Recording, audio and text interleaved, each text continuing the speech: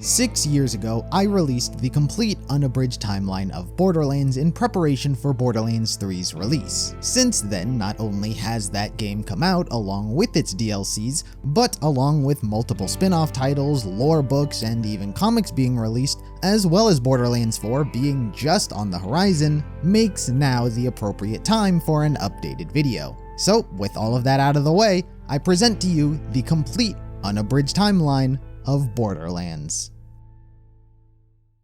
This whole timeline begins with an ancient alien race known as the Eridians. We still hardly know anything about them, so much so to the point that we still aren't even certain what they looked like. Statues and effigies are theorized to have been built in their likeness, but no one knows for certain. Nor does anyone know where they originated from. But thousands of years ago, they entered the cluster of galaxies that all of the games take place in. They first landed on the uninhabited planet called Typhon. Apparently, there is a natural radiometric interference emitted from the planet itself, making it inherently difficult to find with any form of sensor, a natural camouflage, and thus a perfect place to make a new and hidden home world. They quickly expanded to all of the other planets in the galaxy as well. Promethea, Eden 6, Xylorgos, you name it, the Eridians probably had some sort of presence there at some point. Again, what they were doing remains unknown. The one thing that is known about them is that they were incredibly intelligent. As described, they were probably too intelligent for their own good. While they are not a hive mind, as a society, the Eridians seem to be dedicated to the overall betterment of the universe. If there was a danger somewhere out there, they found it their duty to snuff it out. And that became a problem when they discovered an entity that they dubbed the Destroyer. True to name, it was an entity that simply destroyed everything in its path. Worlds, stars, galaxies have all been consumed by the Destroyer with no end in sight of it ever stopping. The Destroyer. A practical name for an incomprehensible evil. Surely it has had millions of names more poetic or subtle. But none of the civilizations who coined them survived to pass them on, or anything else for that matter. Only the Destroyer itself knows for sure how long it has been tearing through the universe, eating its own name. The Destroyer is ever hungry. Perhaps that is obvious when regarding a horror that gnaws on the edges of galaxies. But its appetite only grew as it ate the stars, never stopping even to swallow.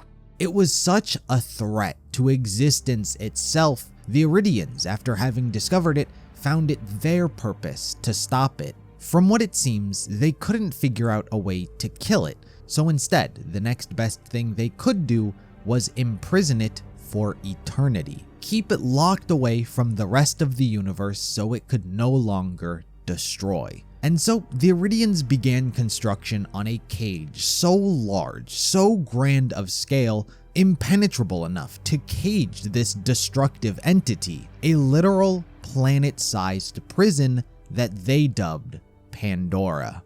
Its creation was not fast. In fact, it took the minds of generations to assemble, and all they could do in that time was watch as the stars in the distance disappeared from existence one by one as the Destroyer continued its destruction and inched ever closer. The prison known as Pandora is the most incredible cage ever constructed. An unbreakable lock meant to hold an unceasing evil for all eternity. Even for the Eridians, whose reach could pluck stars from across the void, it was the work of centuries.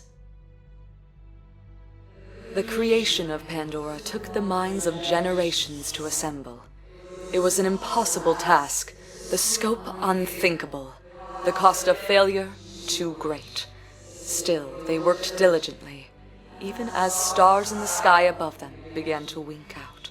While it's nice to believe that all of the Eridians shared in the collective pursuit to stop the Destroyer, the truth of the matter is that there were those who saw the Destroyer as a sort of deity and sought to appease it by sabotaging Pandora's creation. In response to this, however, the Eridians created their own monster called the Warrior, designed to eradicate anyone who would seek to do the planet harm.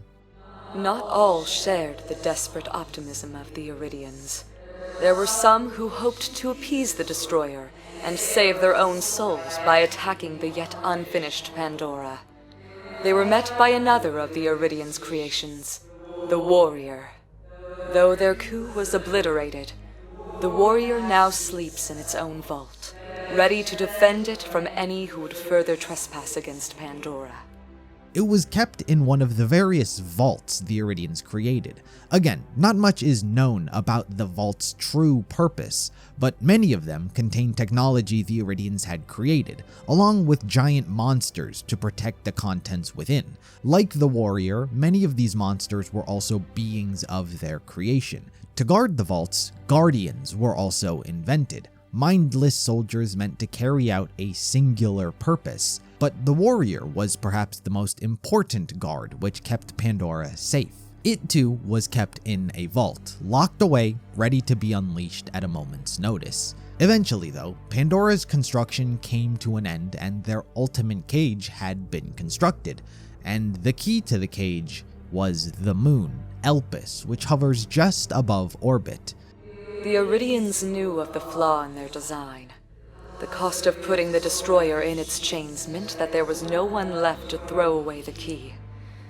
All they could do was disguise it, and so it will forever hang in the sky, a small, cold, tidally locked moon, unremarkable even to the dwellers on the surface of the planet. To function everything, a mechanism was constructed which harnessed the power of other planets' vaults that they set up. Promethea, Eden 6, and even Necrotafeo. They had placed vaults on each of these planets so Pandora could siphon energy from each of them to power the mechanism. Now it was only a matter of luring the Destroyer towards them. The problem was its intelligence.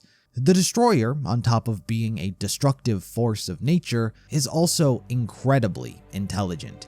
It gains the intelligence of the beings it consumes, so tricking it is almost as difficult as finding a way to stop it. It is only through pure selflessness that the Eridians are able to accomplish their goal. They plan to use themselves as a sacrifice to not only lure the Destroyer towards the planet, but to forfeit their lives to seal it as well. The momentous task of caging the Destroyer was made all the more difficult by its intelligence. It understands the beings it consumes and the cultures it dissolves. To trick such a being required a great sacrifice, a lure. Millions of lives that entered Pandora ahead of its captive, tempting it further inward. There was only one last thing they needed help with. They needed someone to power the machine and lock the cage. And that's where a new character comes in, named Nyriad. Nyriad is one of the rare women in the universe known as sirens. Yet again, not much is actually known about sirens or their origins. From what we know about them, sirens are a small collective of women with special powers and abilities. We can confidently say that there are at least 6 in the universe at a given point, and there always will be. Should one of the sirens pass away, their powers seek out a new host in the universe. The siren can choose who the successor to their power will be. However, if they don't, the power will seek out a new host by chance. However, there is not a set list of powers the sirens are limited to. Rather, a power only remains the same should the siren choose a successor. If they do not, then the power will find a random woman in the universe, and there's no telling how their siren power might develop. To inherit a siren's gift is also to inherit her curse. This is the choice of the siren presented with death. Pass on the gift and burden someone worthy, or release it and burden an unknown soul who has no idea that the entire universe is about to want them dead. Speaking of their powers, there are a few that we know well. They each share a common ability to phase things in their own unique way. For example, phase walking allows the siren to walk between dimensions. They're able to send their body to a different time and space, making them both be there while not actually being there. They can still interact with the environment and space around them, and to the outside looking in, it looks like they're teleporting, and in a very loose sense, it very much is. The phase lock has the ability to lock either a person or object in place via an energy bubble. Phase shift allows the siren to communicate with technology. They intuitively understand and can command anything with an electrical current to respond to their desire. Phase trance allows the siren to project multiple arms outward and manipulate them for a multitude of purposes.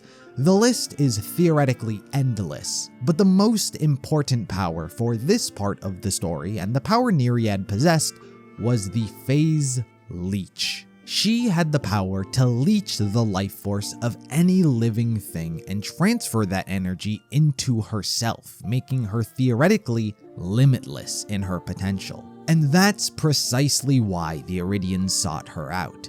When the Eridians found me, my sisters tried to fight them off. But I stopped them. I saw what lay behind their open hands. I knew that anyone who would ask for my help was already lost. She was perhaps the only being in the universe that could help them attain the power they needed to lock the Destroyer away. We don't know much about her motivation yet, as we're set to learn much more about her past in Borderlands 4. But what we do know is that she agreed to help them out. She spent who knows how long amongst the civilization, watching them, learning more and more about what they are and their culture. But the important part is that she helps them see their ambition through. Eventually, Pandora was completed and the cage ready to be sealed. The Eridians willing to use their entire species as bait to lure in the Destroyer, and it works. Nyriad uses her siren powers to leech each and every Eridian to power the mechanism, and while a heavy price, their efforts are rewarded. It was here that I killed them. 1 billion lives to power a machine.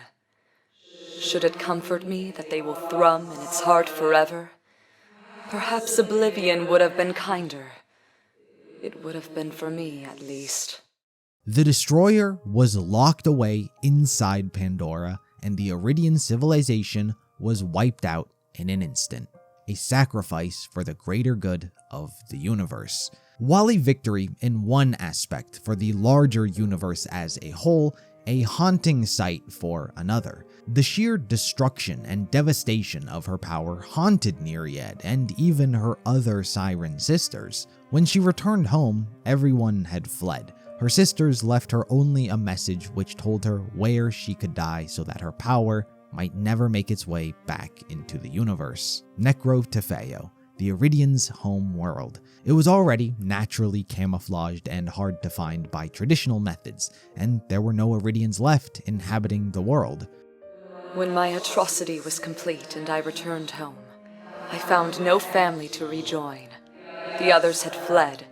Our braid was unraveled. My sisters scattered to the stars, but they left me a parting gift. They told me where to die, that my thread might never be picked up again. When I have written my last, I will go back to the Eridian world, to the vault there. Oh, I hope it works. This would be a brighter universe without a leech. So she went to the vault on the planet and locked herself inside. For what it was worth, it did work. Nyriad's powers would be trapped inside the vault and not make their way out into the universe. For now. As for the Eridians, all that was left behind of them and their civilization was their technology. The vaults scattered across the stars, and the Guardians left behind to protect them.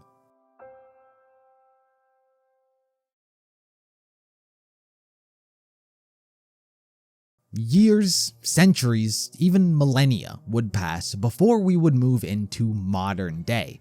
About 300 years prior to the events of the first game, humans began to expand into the 6 galaxies and populate many of the habitable planets. As a result of this expansion, a central galactic government was also formed. About 200 years later, private megacorporations rallied against the regulatory state and launched a widespread revolt against the galactic government. A bloody war raged on for decades until the tide finally turned when an entire galactic expeditionary force was eviscerated by a molecular disruptor accident. Following this, the megacorporations claimed victory and became the governing force. They split up the star sectors between them, and after 2 years of negotiations, the 26 major conglomerates signed the 30-Year Accord, a document that laid out a comprehensive 30-year plan for peaceful trade, mutual defense, and cultural exchange between corporate regions. The accord only lasted 4 months. Market competition quickly escalated to military conflict, and before anyone knew it,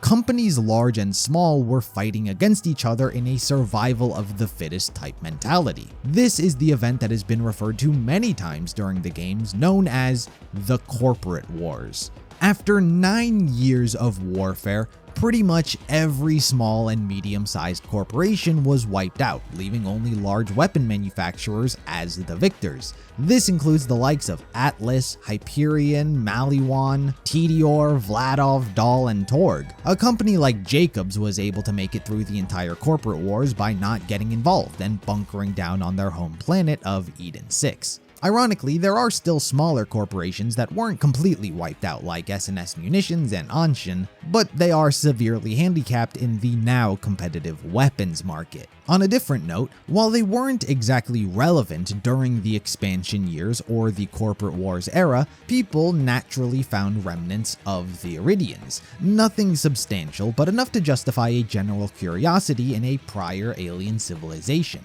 As such, not only was there knowledge to be found here, but money as well. Every corporation was kind of searching for alien ruins and artifacts, but it was more of a niche endeavor. One of the more invested companies in this search was Atlas. They were almost wiped out during the corporate wars, and so they were looking for any advantage they could get in the market. So they threw explorers at any dig site they could, willing to pay top dollar for any Eridian artifact. It wasn't the most profitable business, but it was a business nonetheless. While corporations were seeking alien treasures for profit, it also inspired a whole wave of dreamers, old and young, to search for these alien ruins as well. And that's where Typhon Deleon comes in. He spent his childhood on Pandora itself, hunting Eridian ruins out of passion, though of course he never really found anything. While he was 12, he and his parents were amongst the first group of settlers to migrate to the planet, where they made a living as turd farmers. Hey fellow adventurers, this is Typhon Deleon. Some history dweebs paid me a buttload to record an echo series about my adventures, and Typhon needs a new ship. Crash the old one, angry saurian broodmother, runaway sandwich, long story. Anywho, I was born to a family of turd farmers. Lot of money in turds those days. Good dependable fuel turds. That's why I always say, if you step in crap, consider the upside. Since Pandora is such an inhospitable wasteland, life for Typhon, as it is for everyone, was fairly miserable. When he was 16, his parents died in a skag attack, and after burying them on their farm, he realized he didn't want to spend the rest of his life on Pandora, and so he left the planet. He snuck aboard a ship bound for Promethea and left Pandora for his new life. Promethea was literally a whole different world from Pandora, filled with all sorts of buildings and tall skyscrapers. But despite that, it was still a planet filled with violence and greed, something that he was used to. Corporations were leaving the place thinking the planet was a dead end in terms of Eridian artifacts, but Atlas was still around, paying top dollar, and so Typhon decided to become an adventurer. There'd been rumors about the Eridians since the expansion days, but no one had found Bupkis. Those days, Atlas was paying top dollar for artifacts. Well, it wasn't like I could farm turds for a living, so I took up adventuring. Thing is, the gangs were shaking down freelancers. But I said to myself, Typhon, if you don't want to end up back on Pandora, you better put your keys on the line. He was initially hesitant to help Atlas, but was convinced by a man named Aslan de Vega. Typhon always had a nose for finding artifacts, while Aslan had a silver tongue that could talk them into a ton of free equipment, so they agreed to be partners and split the loot 50-50. Hunting for Eridian crap was dangerous work, so me and Aslan de Vega joined up and agreed to split the loot 50-50. I had a nose for finding alien crap, and Aslan, he could talk his way into all sorts of free equipment. Or he stole it. But despite their alliance, there was apparent friction between the two in how Typhon saw him as lazy. Typhon was hungry to prove himself, but Aslan only ever claimed to be down on his luck, not willing to put in any effort. Well, that distrust was proven to be correct when, exploring one time, Typhon fell through the floor of a cave. Aslan stole his stuff and left, but that just so happened to be the moment that Typhon found the first vault. Aslan de Vega, my partner/nemesis. He talked a big game, but there was a reason why he was down on his luck. He was lazy, but I was hungry to prove myself. Then one time, we were wandering through the Casmarian quarry, and I fell through some brittle rock. Aslan calls down, "Nice knowing you, Deleon," grabs my stuff and splits. Well, I had to find another way up, and bam, that's when I found the vault. I guess the moral is, sometimes you gotta fall before you make it big. It was as simple as that. He didn't track it, he didn't follow an elaborate series of clues, he stumbled on it by complete accident. It's not the first vault in existence, but the first vault to be found by man since the Eridians disappeared. True to his word, Typhon turned the key into Atlas without ever even opening the vault himself to see what was inside. And a deal was a deal. Atlas paid him a ton of cash and he was sent on his way. No complaints from anyone involved. Atlas opened the vault and claimed all the treasure inside, and with it, they went from a withering company on the verge of collapse to the most profitable weapons manufacturer with the most cutting-edge technology. They were more than revived, they became the #1 megacorporation in the galaxy. It kicked off a whole new era of vault hunting. Now that the whole universe knew that vaults existed, every single megacorporation began searching for vaults. They inhabited planets and spent trillions of dollars on massive mining operations. They hired adventurers hoping for the same results from Typhon, but needless to say, most of them weren't as lucky. It was such a rare instance to find a vault, in fact, that despite Atlas's fame for opening the first vault, many still would go on to believe that they didn't exist. It was practically a fairy tale told to children. But before we continue with the megacorporations, allow me to continue with Typhon's story. As would naturally happen, he gained his own popularity from all of this and got dubbed the first Vault Hunter. But not everything went great for him, as Aslan de Vega came back claiming that he owed him half of his findings. I found the key just sitting there in front of the vault. Good thing I didn't open it myself. I gave the vault key to Atlas, got a boatload of cash, and the rest is history. Anyway, as soon as I made my money, who shows up at my door but Aslan de Vega, saying I owe him half of the cut? Baloney! I was on my own. And after that, whenever somebody wanted to find Eridian ruins, they called me, Typhon Deleon, the first Vault Hunter. Of course, Typhon refused, which caused friction, but that wouldn't be the last time he saw him. For now though, Typhon's days of adventuring were only getting started. Now the most popular adventurer in the galaxy, Atlas kept him on retainer so he wouldn't work for any other corporations. They asked him to keep searching Promethea for more vaults, but he couldn't find any even despite searching every nook and cranny. It started to feel so hopeless he wondered if there were any other vaults on the planet. I looked all over Promethea, searching for another vault. But no matter how hard I tried, I couldn't recreate the magic of that first vault. Sometimes in life, you just don't know when you've reached your peak, but I started to wonder whether there were other vaults out there. Atlas thought that he was holding out on them, but whether that was true or not, they eventually sent him off-planet for different missions. This time it was for a supposed peace envoy to the planet of Athenis. It's sort of become a new homeworld for the Sirens in modern day. But it turns out, Atlas just wanted to steal more Eridian artifacts and slipped spies into the envoy. Typhon didn't know anything about it, but it seems to have hardly mattered much. What really happened here was Typhon meeting the Siren Queen Dido. Miraculously, he wound up romancing her, and the two dated for a short time before she passed. The graveyard! That's That's where it went down. See, I was admiring the tombs when Siren Queen Dido catches me. You must die, trespasser, she says. Any final requests? So I say, how about one last dance? She narrows her eyes, then nods and takes my hand. I remember her gray hair cut by the moonlight, and how her bony fingers grabbed my tuchus and wouldn't let go. Next thing I knew, she smooches me right on the tomb. Boom, Siren girlfriend. Shortly after, a new group calling themselves the Order of the Impending Storm arrived and took over the place. They were a group of monks who worship and study sirens. It's not deceptive, they do in fact know a lot about sirens, however their methods are less than ethical as they're willing to pay a hefty sum if someone brings them a siren. This rubs Typhon the wrong way, and so he leaves the planet. There's no place in the galaxy with more sirens than Athena's. Must be something in their water. Or sirens were drawn to the place by some sort of, I don't know, call? I stayed for a few years until Queen Dido passed away. Then some monks in the Order of the Impending Storm took over the joint. One day, some skeezy monk, he pulls me aside and says he'll pay plenty if I bring him another siren. I slap him in the face with my Verkuvian backhand and hopped in my ship. Never came back. The moral of this story is that monks suck. His relationship with Atlas slowly diminished over time, not that he had a lot of trust in them to begin with, but with their success, they promised that they were going to reshape Promethea to make it a better place for the people. But after they weren't finding another vault on the planet, they let the place fall into disarray again. Instead, they invested into their army and weaponry, creating a whole new branch known as the Crimson Lance. This was Typhon's last straw, and he left the company behind him to be a freelancer. Atlas, they lied to me.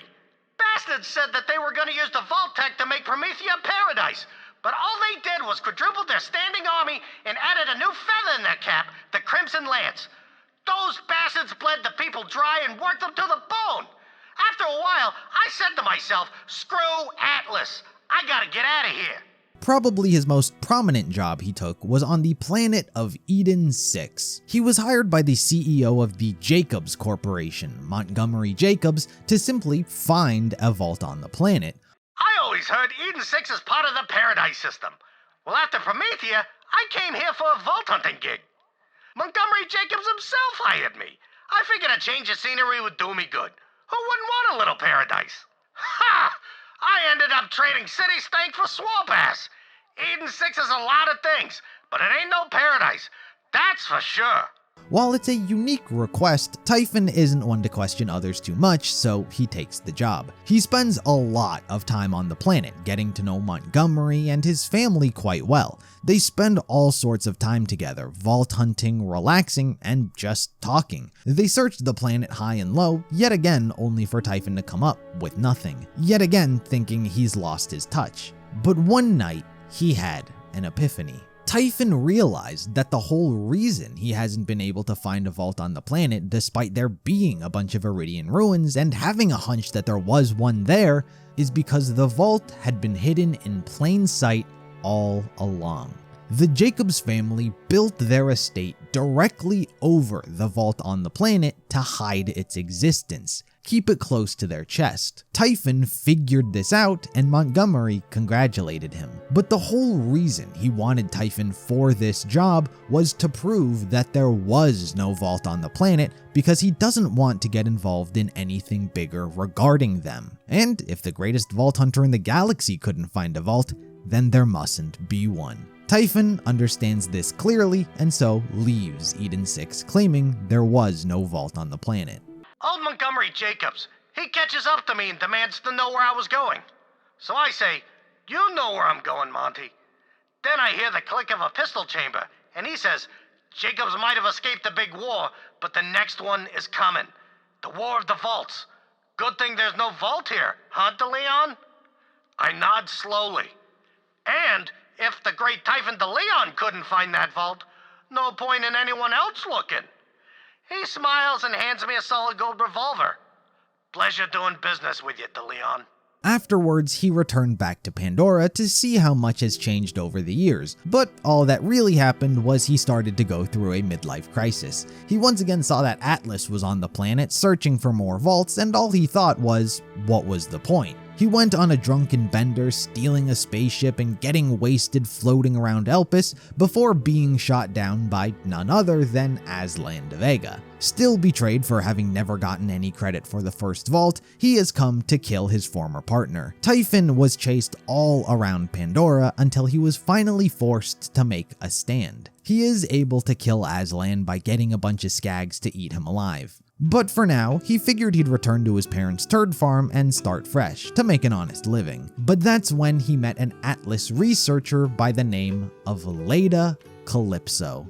Her whole research team had been slaughtered on the planet, but she was still adamant about learning more about the Eridians. So she sought out Typhon as she wanted someone who could show her around. Typhon jumped at the opportunity, and while not many details are given, the two fell in love.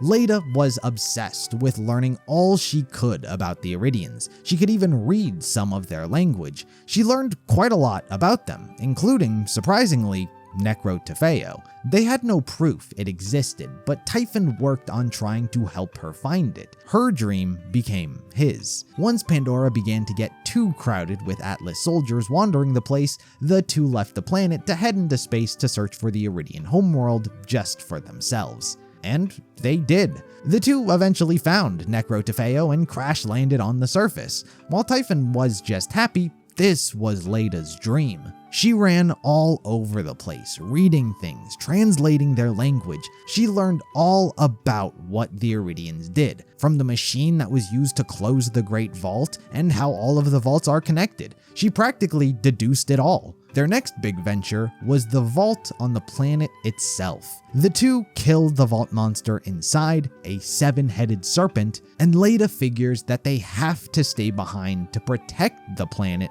from megacorporations. They can't let them get their hands on it, and so they have to be the ones to preserve it. Typhon happily agrees, and the two had sex inside the vault. And with all of the sex that they were having, it was only natural that Leda got pregnant with twins. But there was one thing none of the Eridian writings Leda read detailed, and that was Nyriad. This was the vault she locked herself inside to keep her powers from entering the universe again, and Typhon and Leda opened it and conceived their children in there. For now though, that is the story of Typhon Deleon, the first Vault Hunter. He and his wife Leda resided on Necrotafeo with their children for the foreseeable future. Rewinding time a bit to the start of this new era, after Typhon effectively ushered in the new era of vault hunting, now that the universe knew that vaults actually existed, every megacorporation around dumped all of the money, resources, and shady tactics they could in an effort to hopefully find one so they could turn a profit. Most megacorporations have had some sort of influence on most planets and would control much of the efforts going on. For the sake of this upcoming story on Pandora, the only two corporations you really need to know about are Dahl and Atlas. Dahl was integral to the colonization of Pandora. They were the ones to really establish any sort of infrastructure on the planet. They invested heavily into mining in hopes to unearth a vault. Processing plants, refineries, cargo shipping centers, and other industrial facilities began to pop up around the planet. Even settlements like Haven and Sanctuary were meant to help their mining efforts. In fact, Sanctuary was their flagship mining vessel, meant to spearhead the whole operation. The settlements like Haven were where the personnel could reside, the geologists, engineers, medical team, and so on. But the bulk of their labor was actually made up of convicts. Over 30,000 convicted felons were shipped from maximum security facilities to work as miners. They were a great source of manual labor so long as security was tight and daily regimens were maintained. And it did work for nearly a decade.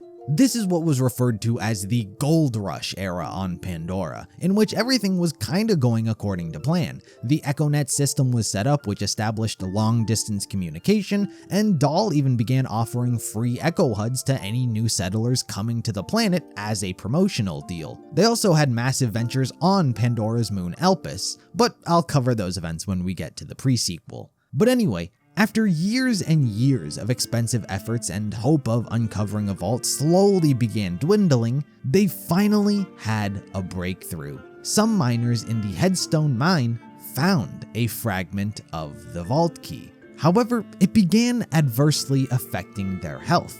It began mutating them into oversized, grotesque brutes. But Dahl hardly got to investigate the situation further, as Atlas had caught wind of their findings and swiftly invaded the planet with their military. And that's where the Crimson Lance and Commandant Steele come in. Dahl was no match for their militaristic might, and so was forced to flee the planet.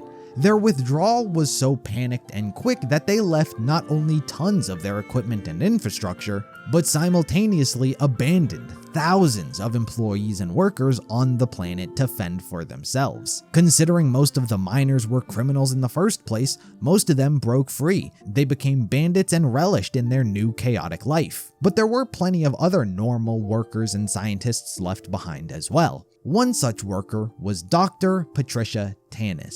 She was a Dahl scientist sent to the planet to uncover evidence and study the Eridians. While there have been some slight retcons in regard to her character, her overall story remains the same. Originally, she started out as a woman of science who didn't seem to believe in the Eridians' existence much. But in modern day, she's portrayed as having been inspired by Typhon Deleon and being such a fan of his that he's the reason she even became an Eridian scientist in the first place. Regardless of this slight disparity, Tanis and her research team spent a lot of time facing many of Pandora's hardships. Patricia Tanis, Dahl Scientific Advisor, Day 1 on planet Pandora. I have been assigned to this sector by my superiors to find evidence of abandoned alien technology, similar to that found by our competitor, the Atlas Company, in the ruins on Prometheus. Technology that many believe made them the superpower they are now. This kind of find seems astronomically improbable on a rock like this, but my benefactors believe in it enough to waste my considerable talents. I've only been here for 3 hours, and I already believe this planet will be the death of me. Scientists do not chase myths and legends. Day 43 on Pandora. At least I believe it to be the 43rd day I've been here. The moonlight cycles are difficult to get used to. The planet rotation day is over 90 hours long. The people that inhabit this salted dust ball are as ignorant as I've seen in this galaxy. When I attach scientific inquiry to something like the vault, I'm greeted with silly nursery rhymes and slack-jawed soliloquy about a man who knew a man who knew a man. They drift off into a stupor where I half imagine they're drunk or brain damaged and are unaware of my continued presence. If I believed in hell, I would contemplate how it compared to Pandora. Ironically, such a belief would align me with these Neanderthals. This is the 76th day. I was woken up, hoping I was having a reoccurring nightmare. We spent more than 36 hours earlier today relocating our campsite closer to our dig site, only to be ambushed by local wildlife that's hungry coming out of hibernation. Half of my staff was eaten alive, or killed by skags. I survived by hiding under a colleague of mine who was being devoured on top of me. His name was Carl. My emotions are deadened, and I grieve for none of them. In point of fact, the only emotion I felt was that of joy. I felt joy because his chair was always more comfortable than mine. I took his chair, and then I noticed the emissive glow on the rocks at the dig site. Day 119. I sat in the shower in tears for just under an hour. This is interesting, considering we haven't had water for days. I equate my ever-decreasing sanity with that of the population of my dig site. With the investigation of the symbols and glowing patterns at the site, we finally unearthed arguably certifiable proof of the existence of alien life having been here on Pandora. But this celebration was lonely, as I only have 2 colleagues left. And I'm not too fond of the fat girl, Chimay. I've been told that scientific discovery requires sacrifice, but I never understood what they meant until now. Day 172. The fat girl, Chimay, was crushed under an alien ruin that collapsed today. She didn't die right away and begged me to put her out of her misery as she choked on various fluids and bile. I hesitated because she was the last one alive that wasn't me. As she was choking and coughing and dying, I tried to enjoy the interaction, which I imagined to be a conversation, as I knew it was the last I would have for a while. When I finally got around to smothering her so that I could continue my research, I could tell that she regretted the decision. The Skags have been waiting for this meal for a while. They will not go hungry tonight. Patricia Tanis, Chief Scientific Advisor, Dahl Corporation, Day 224.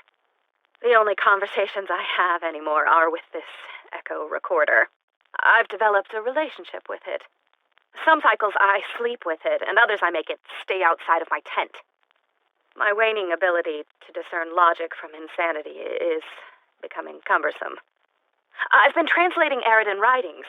In between arguing with the recorder, you went off for a few hours during my last sleep cycle. I heard you sneak out. If I were to pontificate, I would infer that the Eridian writings show a class-based society that was quite capable of both leadership and of armed conflict. As I work, I spend the majority of days having conversations with people that are not there. 2 days ago, I explained to my mother how the translation program I was writing would greatly help me understand exactly what all this Eridian text I've been attempting to decipher actually means.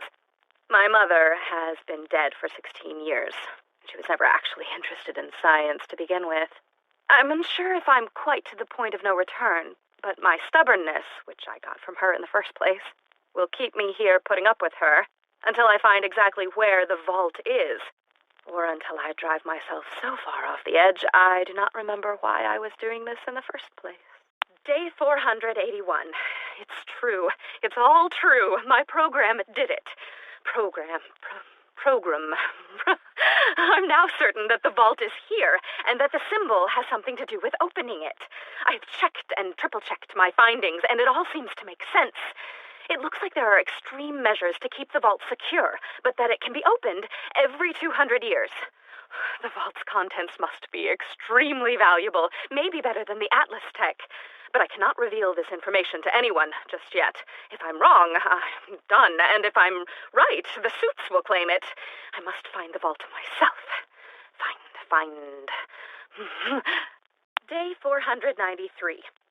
Dahl Corporation just shut down their mining operations here on Pandora. I think they are insane.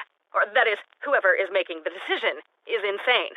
Iridium mining on this planet has been hugely lucrative for Dahl, and has funded my project. It's been especially profitable given how low their labor costs are. I wonder what Dahl will do with all the unpaid convicts they've been using to work their mines. I wonder if any of them will be my friend. What? Why are you always so jealous of me getting new friends? I'm turning you off. Day 457. This is exciting. I think I might strip naked and run around to celebrate, but I'll do it during the dim cycle, for fear of prying eyes. Before overloading and melting 4 of my computer's 13-qubit operators, my program was able to decipher quite a bit more than I had been able to understand before. It will take a few days to fix, but I was able to find many repeated instances of an event that takes place every 200 years. It's repeated many times with a symbol that looks not unlike a circle with an upside-down V in it. It's possible that this is the vault. And something about the vault happens every 200 years. Tonight, for dinner, I will have eggs. Day 578. I haven't slept in 3 days. I just ate 6 bugs in alphabetical order, starting with Carabus auronitans and ending with a dessert of Tetrix undulata. The information I've uncovered from my automated deciphering has me closing in on the location of this event. An event I believe to be the opening of the vault. Echo Recorder and I are not together anymore, but I wish him the best, and we remain friends, so that I can keep recording these messages. He agreed, because we need to complete what we set out to do, and document the intensive search for the mythic vault. It's not a myth. It is real. But slowly but surely, Tanis uncovered more details about Pandora's vault, or at least what they thought was Pandora's vault. You see, the Eridians had implemented a feeding cage meant to lure in travelers every 200 years or so the monster can be satiated in its prison. All prisoners must be fed, even the Destroyer. The Eridians devised of a feeding slot that calls wayward souls to open it every 200 years. a cruel surprise for those that open this false vault. But in exchange, the small morsel will keep the destroyer sedate over the eons. In any case, the victims will not be in pain for long. Tanis uncovered this vault. Day 616. Sometimes I wish I had never been given this assignment and never come to Pandora. Dahl has asked me to leave. The transmission said it's time to go. Everyone has left, except the criminals who they've let loose. They won't be my friends. So I had decided to return to leave as Dahl has ordered, but then I found something. I think it is the key to the vault. It proves the vault is real, and that it's here on Pandora and that it can be mine. I also learned that, by my calculations, we're near the 200th anniversary of the last vault opening.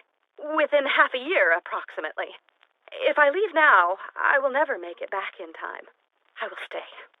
Maybe one of the convicts will be my friend. Day 653. Today is my birthday. I've been alone for an incalculable amount of time. A convict accidentally crossed over into my encampment this morning, and I allowed him to look about before I shot him in the back several times. I was immediately filled with regret upon doing this, because the human contact, no matter how awkward, would have been nice. I've decided his name was Leslie, and he had a troubled childhood where people would make fun of him for having a girl's name. And the torment eventually led Leslie to a life of crime and debauchery. There was a tattoo on his bum that looked not unlike the name Patricia. I might have imagined the tattoo. The experience compelled me to move the vault key fragment I found so that it can be safe. It's extremely important, so I've given it to the man known as Crazy Earl. He's not crazy. He doesn't like people. The vault key will be safe with him. I also gave him my underwear. Day 684. I seem to be unable to leave camp anymore. I've collected all of the information I need to be able to find the vault, but I'm overcome with terror and instantaneous paralyzation upon any attempt to leave my confines. I believe I have some kind of psychosis.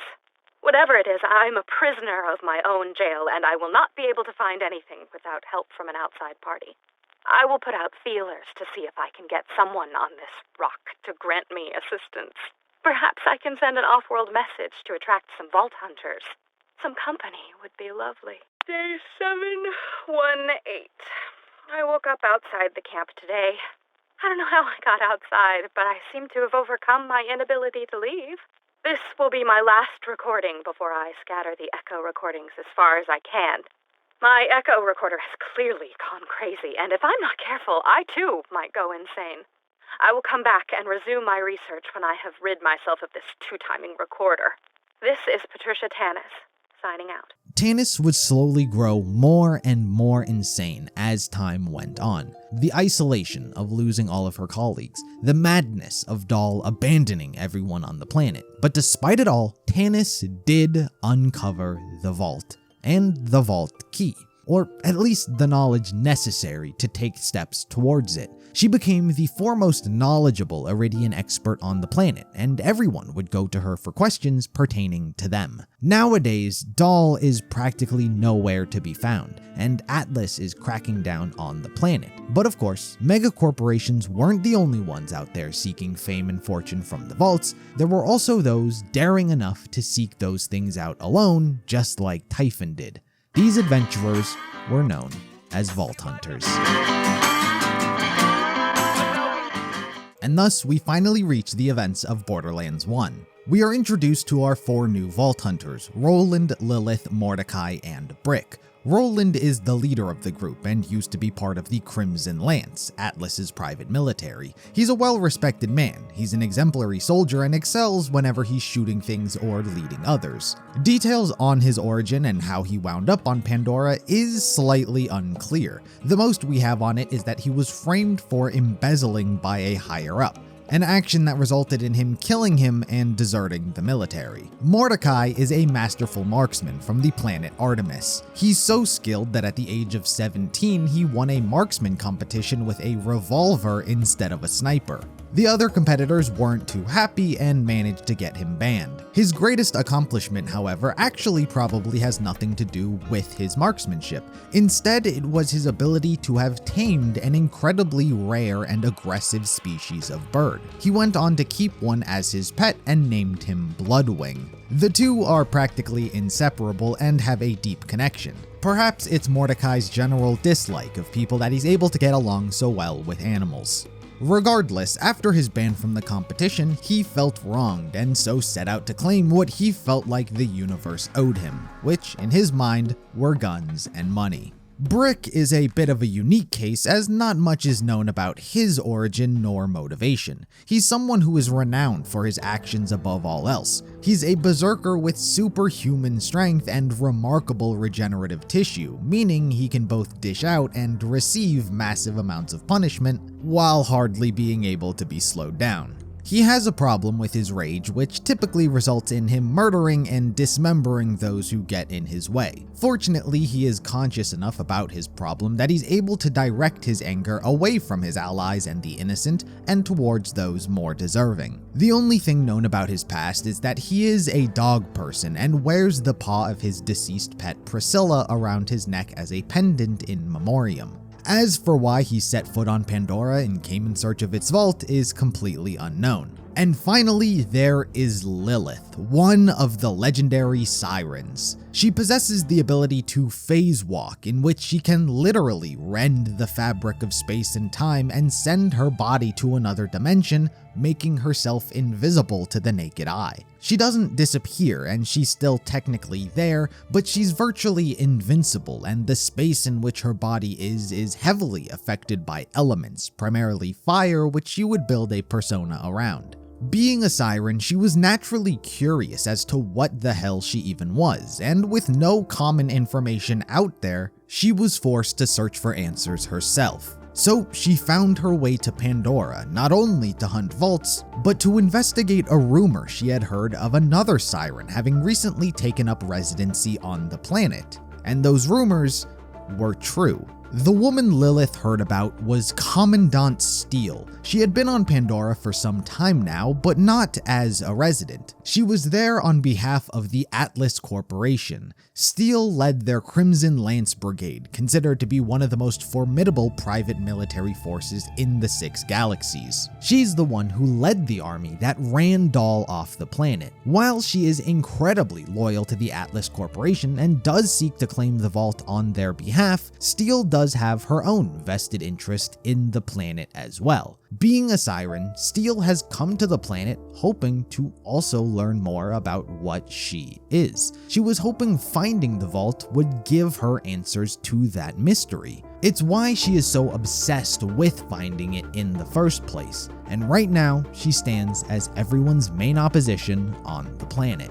And that leads us back to modern day, where Roland, Lilith, Mordecai, and Brick all board Marcus's bus and are taken to the town of Firestone. It isn't too long after being gathered that they are contacted by a mysterious woman named Angel. She asserts that she's on their side and can help guide them to the vault, but for now, they'll just have to trust her. After clearing out the nearby bandit population, they meet some of the friendly residents of Pandora, including Claptrap, Dr. Zed, Scooter, and Marcus, who dropped them off earlier. Dr. Zed has medical vendors all around Pandora, but spends most of his time in his infirmary. Scooter runs all the Keteride stations, which helps explorers digistruct vehicles to drive around the vast terrain. And Marcus's main draw is selling weapons. With the help and assistance of such residents as well as Angel, our 4 vault hunters encounter a bandit boss known as Sledge, coming across an Eridian artifact in his possession, which is revealed to be part of the vault key. News of this quickly reaches the ears of Commandant Steele, and she commands the artifact be turned over to them or face opposition, to which our characters refuse. The group's journey leads them to the city of New Haven, a large junkyard town where all of the residents have been forced to relocate by the Crimson Lance. Here they meet the administrator of the town, Helena Pierce. To help them in their search for the vault, she points them in the direction of Patricia Tanis, a scientist who's become infatuated with the vault's existence. After tracking her down, it turns out the 4 do indeed possess part of the vault key, but it is only that, part of the vault key.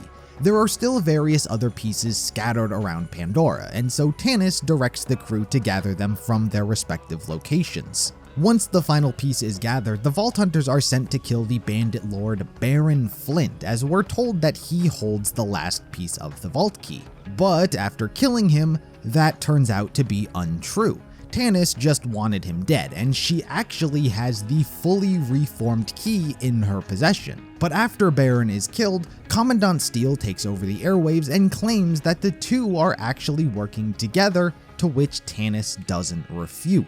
But she does exclaim that the Crimson Lance forcefully took the key against her will. She asks that the Vault Hunters be exonerated, but Steele refuses and throws her in a cell and promptly takes the EchoNet offline.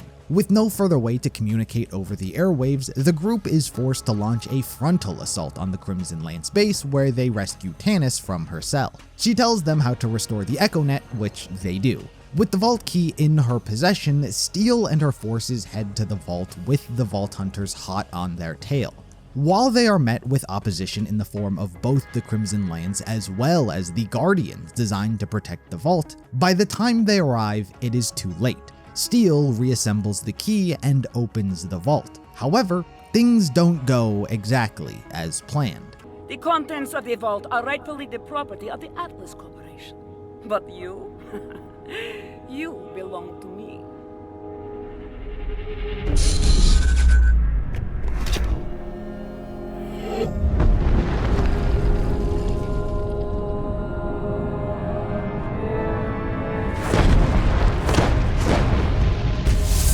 Yes, the key works! Sergeant, get your team ready to go inside.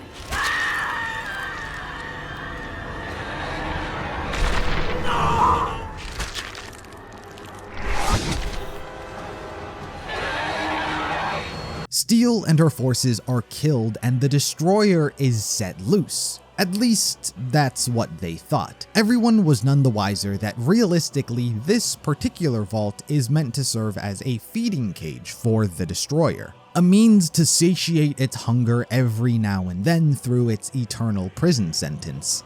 Because of this, it is not the full might of the destroyer, only a fraction of it, and thus Roland, Lilith, Mordecai, and Brick are able to send it crawling back into its cage. The group is rewarded with their desired legendary loot, but their journey doesn't end there. Their fame and reputation brought across many more interested parties allured by their feats of strength, one of which was Moxxi, Scooter's mom. She runs the Underdome, a coliseum meant for the entertainment of predominantly herself, but Pandora's population as well. By this point, she has had 3 ex-husbands and is searching for a 4th, but until she finds him, she gets her jollies off by inflicting brutality on others here. This is how she met the 4 Vault Hunters, but most importantly, Mordecai. Canonically, he is the individual who conquers Moxxi's Underdome. She tries to reward him with money and weapons, however, he's more infatuated with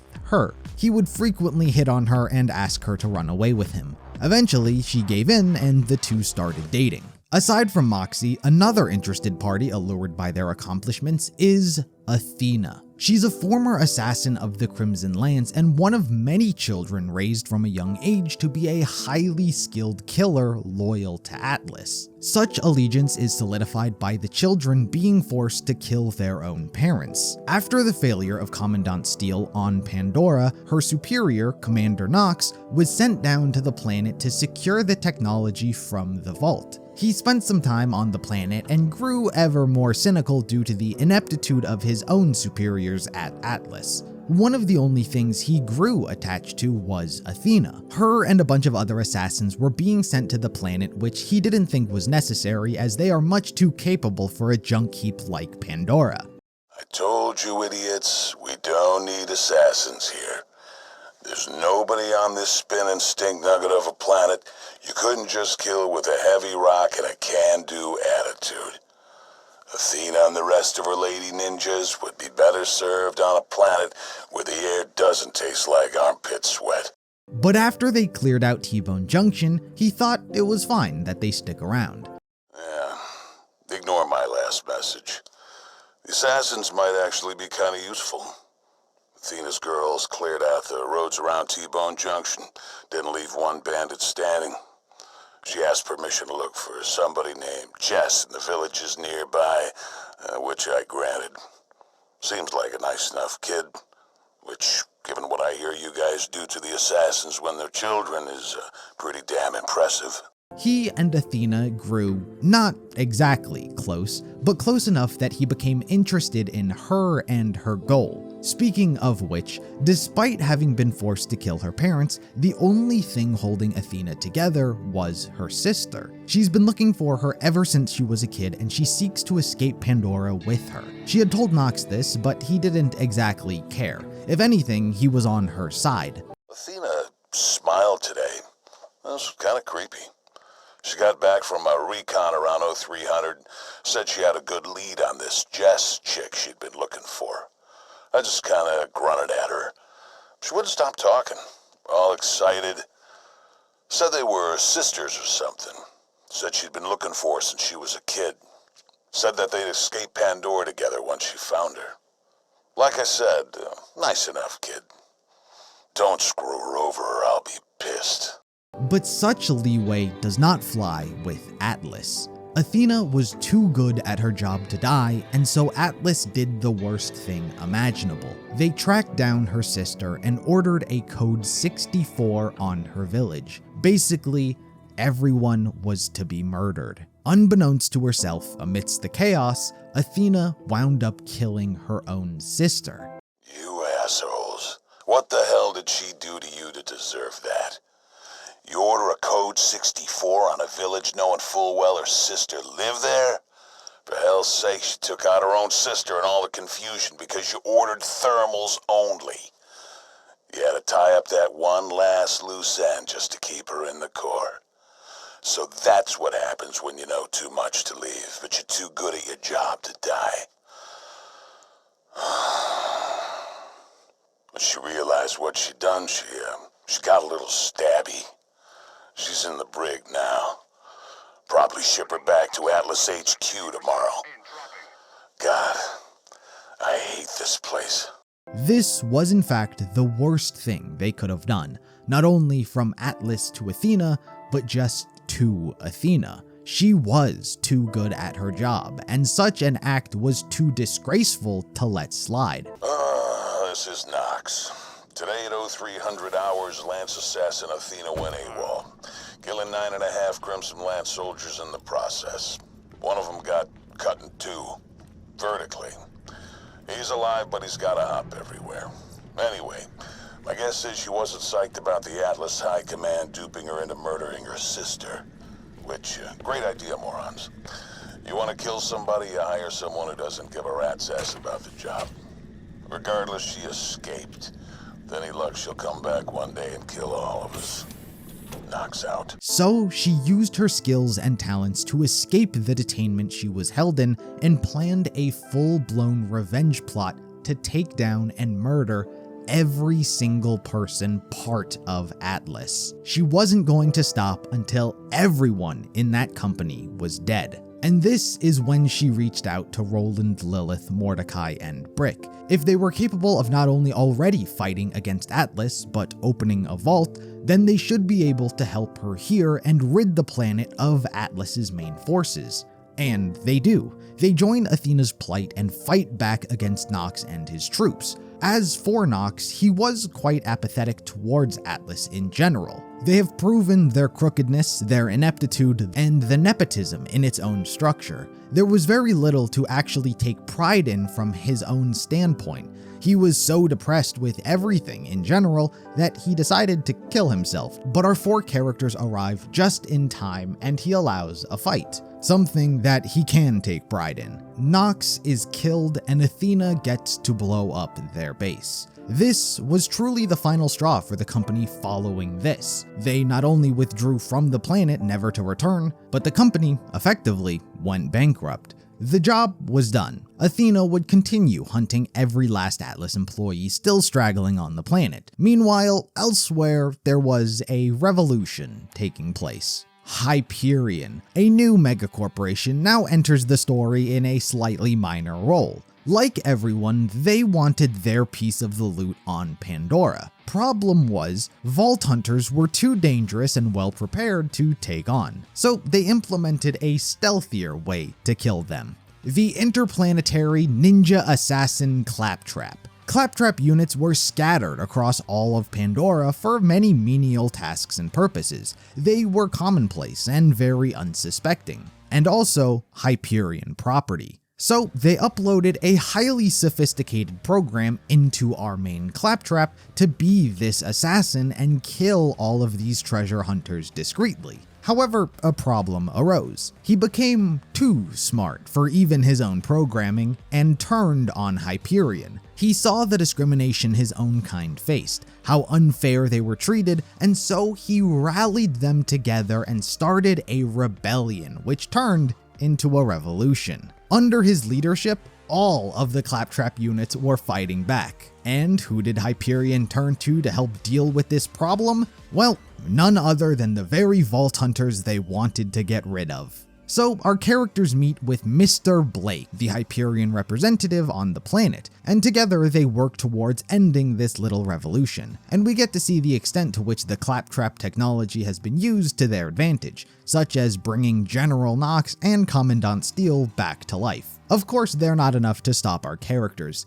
Eventually, they come to the conclusion that to end everything, they need to take out the figurehead, and so go after Claptrap directly. While he does have some very heavy artillery, he is ultimately taken down. He's not killed, in fact everyone goes to great lengths to ensure he's returned back to normal. But following these events, Roland, Lilith, Mordecai, and Brick have earned some much needed rest and relaxation. Brick would continue doing his own thing. Roland and Lilith began dating each other and eventually took a vacation up to Pandora's moon Elpis, while Mordecai serves as a neat transition as he and Moxxi had broken up. She had met a new man by the name of Jack.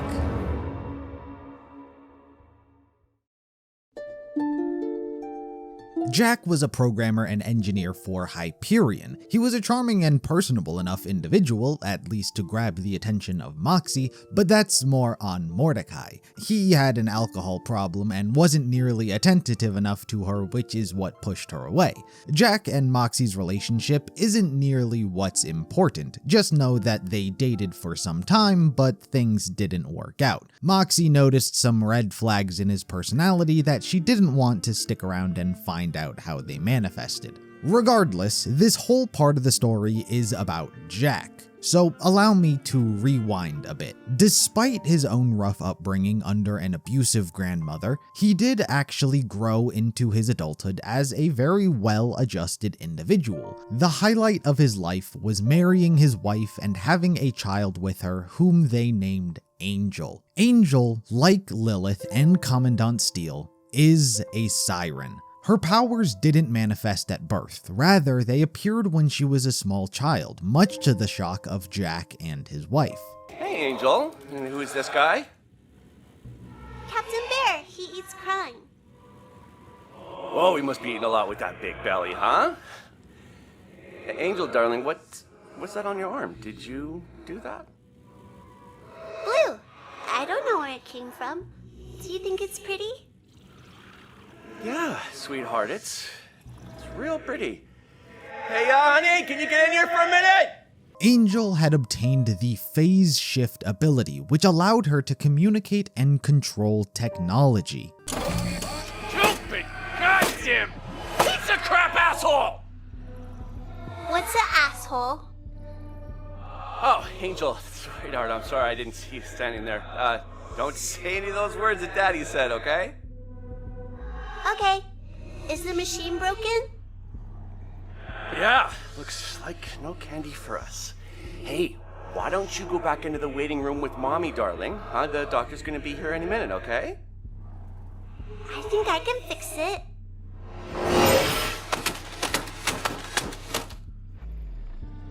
What the hell did you just do, Angel? While certainly a cornerstone in his life, the defining moment that would truly change him is when a bandit spotted Angel's siren powers and took her hostage, hoping to sell her. Panicking and scared, Angel took control of a turret and opened fire on the area. The bandit was killed, but her mother was also caught in the crossfire. Mommy! Daddy! Help! Look, you filthy bandit, just give us back our daughter, okay? Are you kidding? She's a freaking siren. I'm gonna be a trillionaire. You and your wife get out of here before I sick my turrets on you. Forget the kid. Go make another one. No, I want to go home! Shut up, kid, or I'll... Hey, what the... I want to go home! Get down! No! No!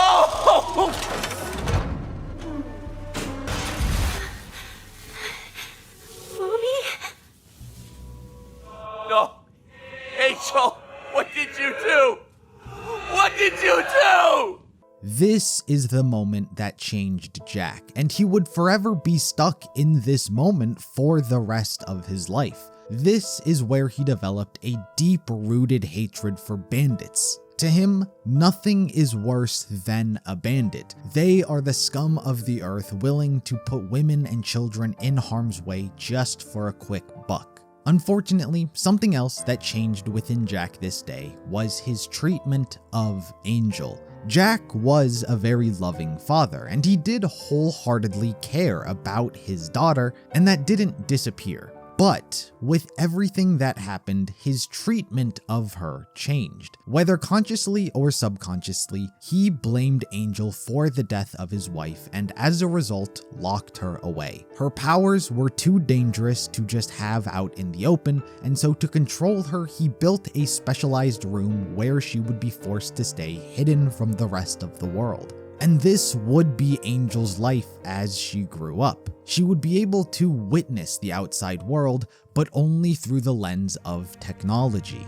As for Jack, he researched all he could about sirens. Any and all information he could muster, he spent into learning all about them while simultaneously climbing up Hyperion's corporate ladder. And with Angel, that allowed him to open his horizons infinitely more. Since she has the power to control and communicate with technology, Jack secretly hooked her up to Hyperion's network so she had access to everything the company had to offer, including its satellites. This didn't give him all of the power possible. In fact, he was still quite disrespected at the company by his superiors, but it allowed him to gain the upper hand and develop strategies to climb the corporate ladder. And one of those methods was Borderlands 1. He had sent an unauthorized Hyperion satellite to Pandora as he had a gut feeling about the planet, and he used Angel to manipulate Roland, Lilith, Mordecai, and Brick to hunt the vault for him,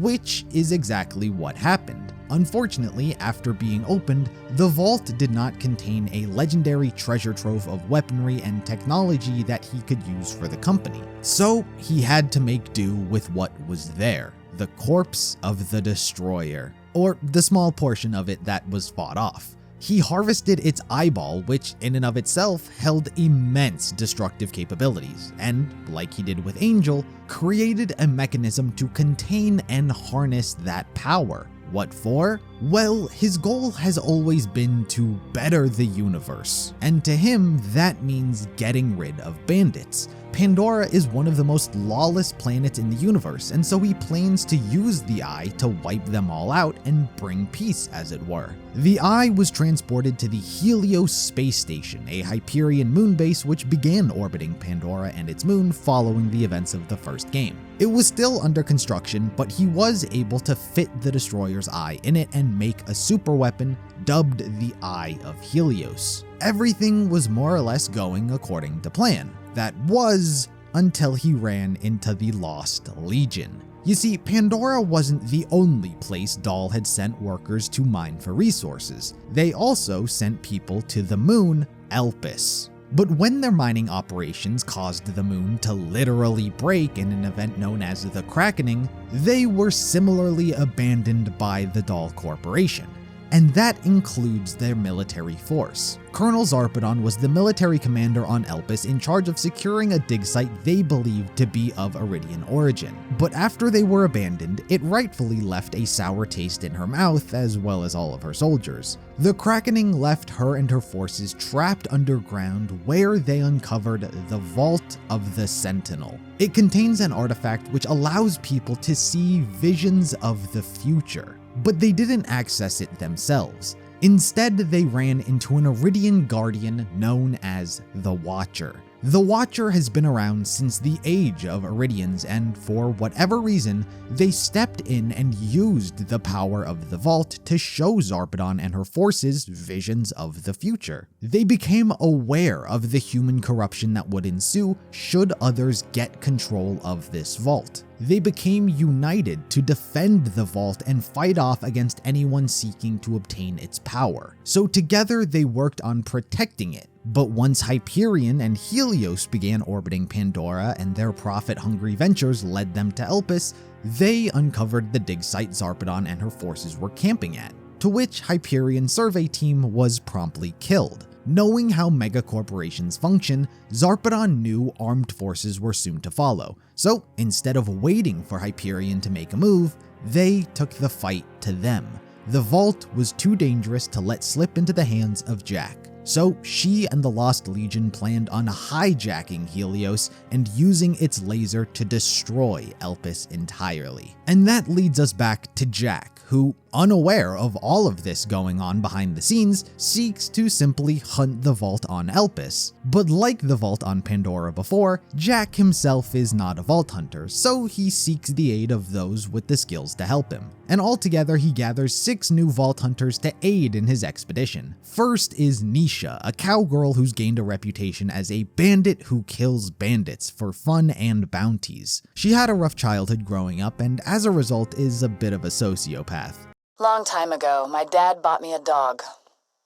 His way of apologizing for Mom's temper. Loved that dog.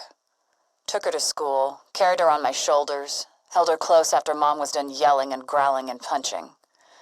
Used to fall asleep with her in my arms. One day, my dog got bit by a frenzy crutch hiding in the tall grass. Eyes went red, lips went blue. Acted normal otherwise, though. I thought maybe she was immune. Maybe I caught a break. That night, Mom did her usual thing. She hurled a glass at me. I tried to catch it. I'd gotten good at catching whatever she tossed. But it bounced off my hand and fell on the dog. Not hard enough to hurt it, but its eyes went even redder. Lips even bluer. Foam dripped from its jowls and it lunged at me. Sunk its teeth into my neck. Over my own screams, I could hear Dad whimpering, the dog snarling, and my mom laughing. After Dad patched me up, I grabbed a shovel and bashed the dog's brains out. Her growing reputation of her gunslinging prowess brought her to the attention of Jack, and he hired her to be part of his team. The second was Wilhelm, a mercenary who sells his talent to the highest bidder. When he was a kid, he had a chronic debilitation known as bone waste, which caused him to be very weak and fragile. So early into his life, he began getting cybernetic implants, which increased his strength and durability, allowing him to fight, which he loved to do. As he grew up, he became addicted to this and would continuously strive to become a robot. He doesn't have much motivation outside of money and fighting, which made hiring him to join Jack's team easy. Hey, Wilhelm, you want to come to the moon and hunt a vault for me? No. I'll pay you $2 million. Okay. Third was Claptrap, the very same who's been interacting with our characters and was briefly an assassin. Considering he is Hyperion property, Jack simply reprogrammed him so he could use him for himself. He uploaded an entirely new malware package in him known as the VaultHunter.exe, which could turn him into a merciless killing machine known as Fragtrap. Oh man, I am so late. No, son of a... Hey, you! Yeah, Claptrap unit! Who, me, sir? Oh, no, I'm sorry. The other Hyperion piece of metal crap that can open doors for me. I'm sorry. I can do more than open doors, sir.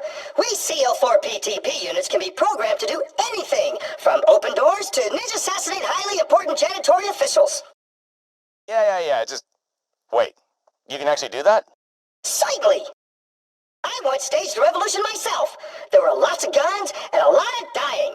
You'd think I would have at least gotten some better benefits out of the whole thing, but no! Demoted back to door-opening servitude. Yeah, got it. Just shut up and open the door. I'm late for the quarterly meeting. Sure thing, sir.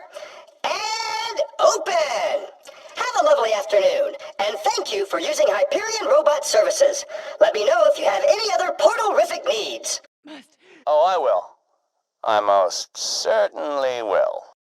When you say fail-safe, what is it that you mean exactly? I mean exactly that, John. All the CL4P TP units have a unique failsafe that prevents them from being tampered with.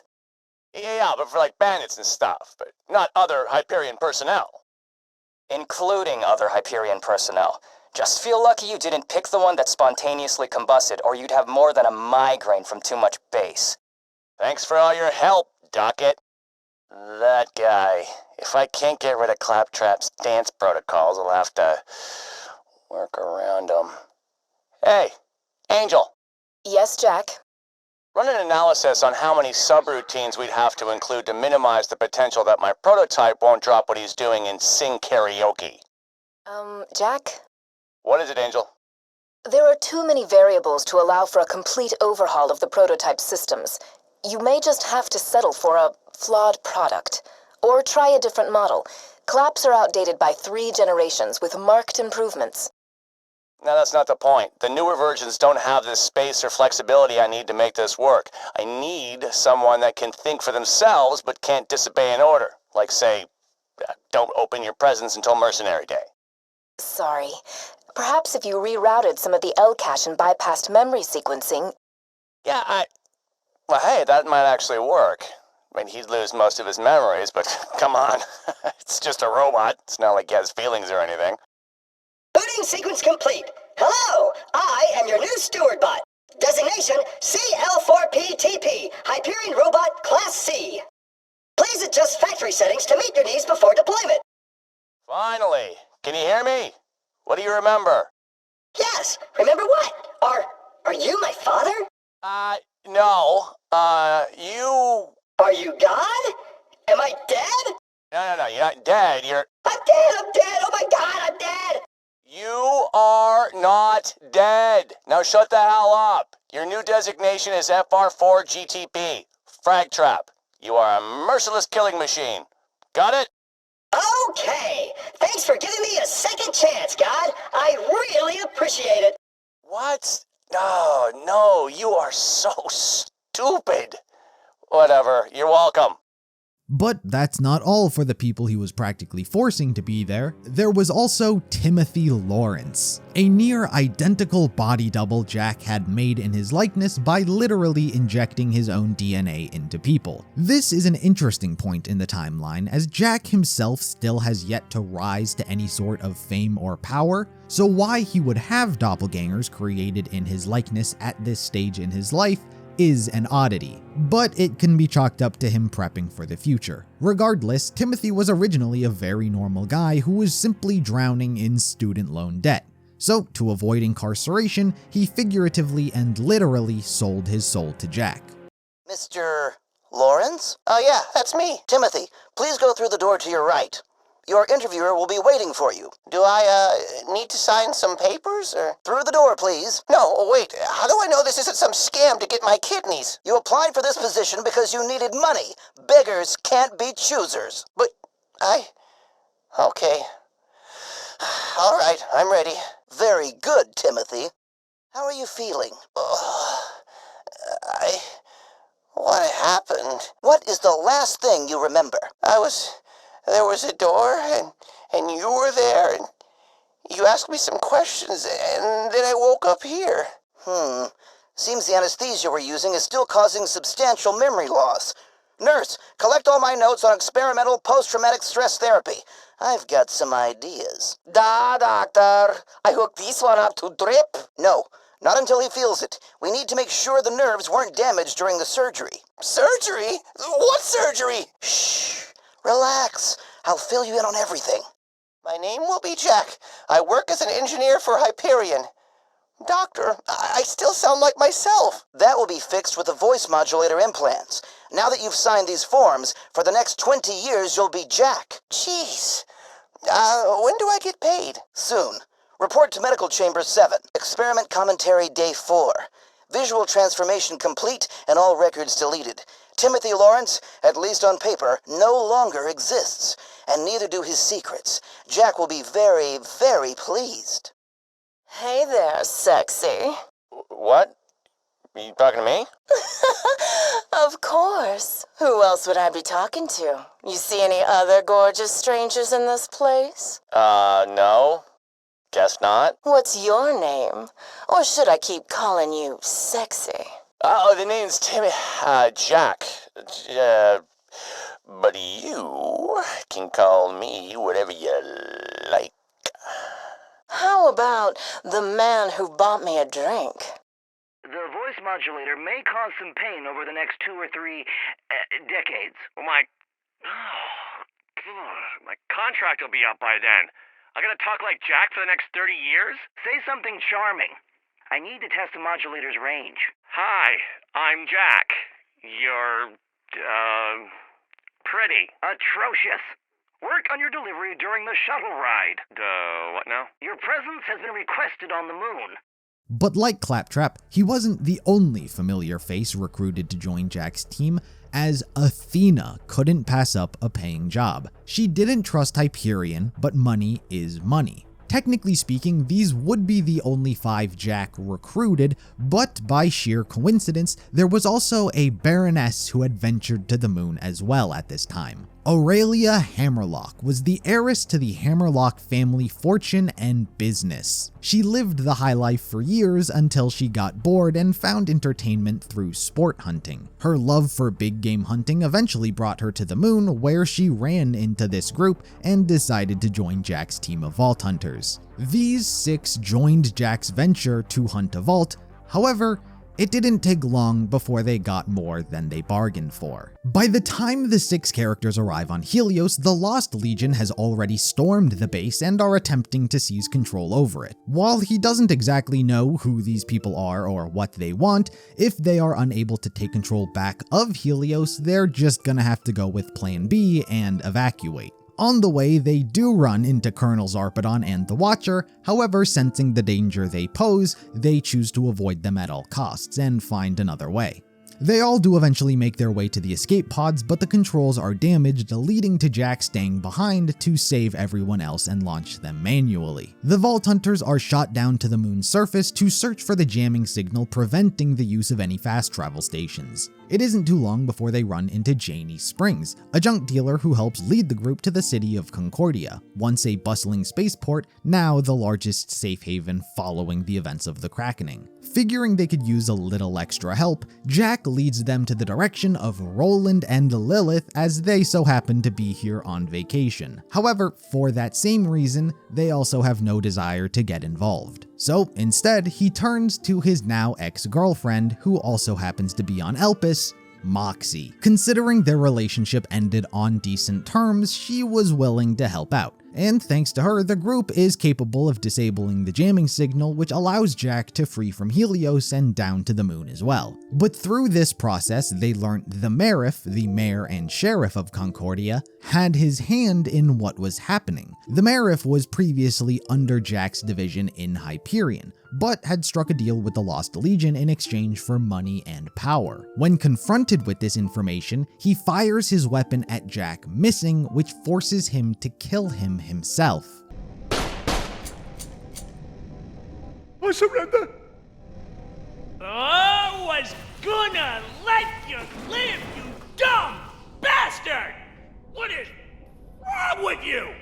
In an effort to retake Helios, Jack formulates a plan to use a robot army to do it for him. Thanks to Moxxi, Roland and Lilith also begin helping out as a favor. With the assistance of Felicity, an AI formerly in charge of operating the doll warship Drakensberg, and Gladstone, a Hyperion technician, the Vault Hunters go to an old doll factory where the two create the Constructor, a Hyperion robot capable of digistructing an infinite amount of loader bots. Felicity is installed against her will, and as retaliation for doing something that will literally kill her, she turns against Jack.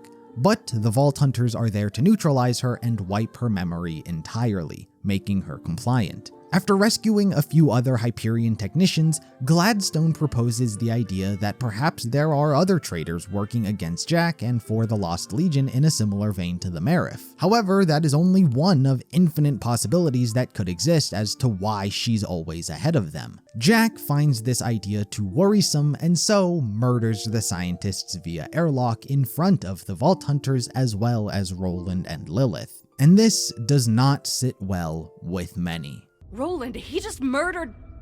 Sounds like a plan. We'll see you when you get back. You know, if I hadn't airlocked those scientists, one of them might have turned those defenses back on just as you were walking through. Would have fried you like a skag steak. Think on that. Those people were frightened. They would have done nothing. But with their new robot army assembled, the team finally make their way back to Helios and lead an assault against the Lost Legion. The Vault Hunters confront Zarpedon, and despite her best efforts and warning of the future that may come, she is ultimately defeated and executed by Jack. With the Eye of Helios back in his control, Moxxi helps restabilize it in their favor, but not exactly. Roland, Lilith, and Mordecai have begun to see Jack's descent into madness, and so the group decides to turn against him. They trick Jack into overloading the Destroyer's Eye and destroying the super weapon completely. Damn it! The Eye! That was one of a kind! The things I could have done! Friggin' liars! Friggin' cowards! They're no better than bandits! Now betrayed, Jack rushes to the vault hoping to claim its contents before anyone else can. He is met with opposition by the Eridian Guardians and the remaining Lost Legion soldiers, but everyone is capable of pushing through and reaching Elisir, where the Vault Hunters face the Vault's Guardian, the Sentinel. After a hard-fought battle, the Sentinel inevitably falls and Jack arrives just in time to claim the artifact within. The hell did... Oh, what kind of weapon?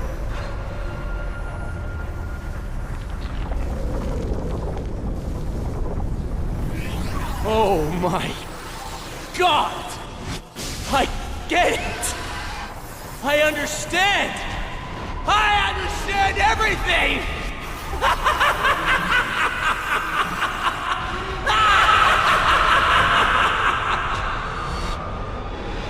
Hey, handsome.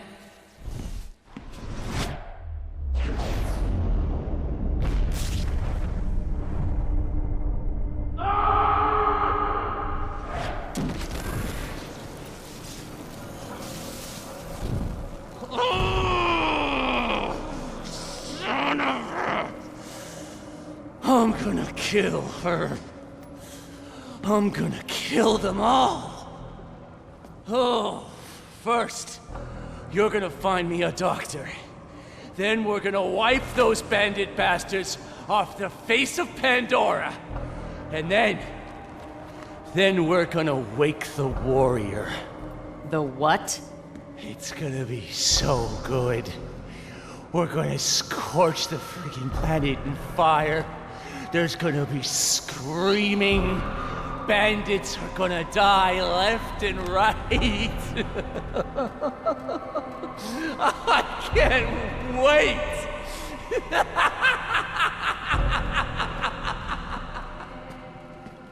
He adopts the identity of Handsome Jack and kills the Hyperion CEO and president, Harold Tassiter. Mr. Tassiter? Mr. Tassiter, are you there? Mr. Tassiter's been replaced, sweet cheeks. Starting today, you're working for me. Who is... John, is that you? Call me Jack, honey.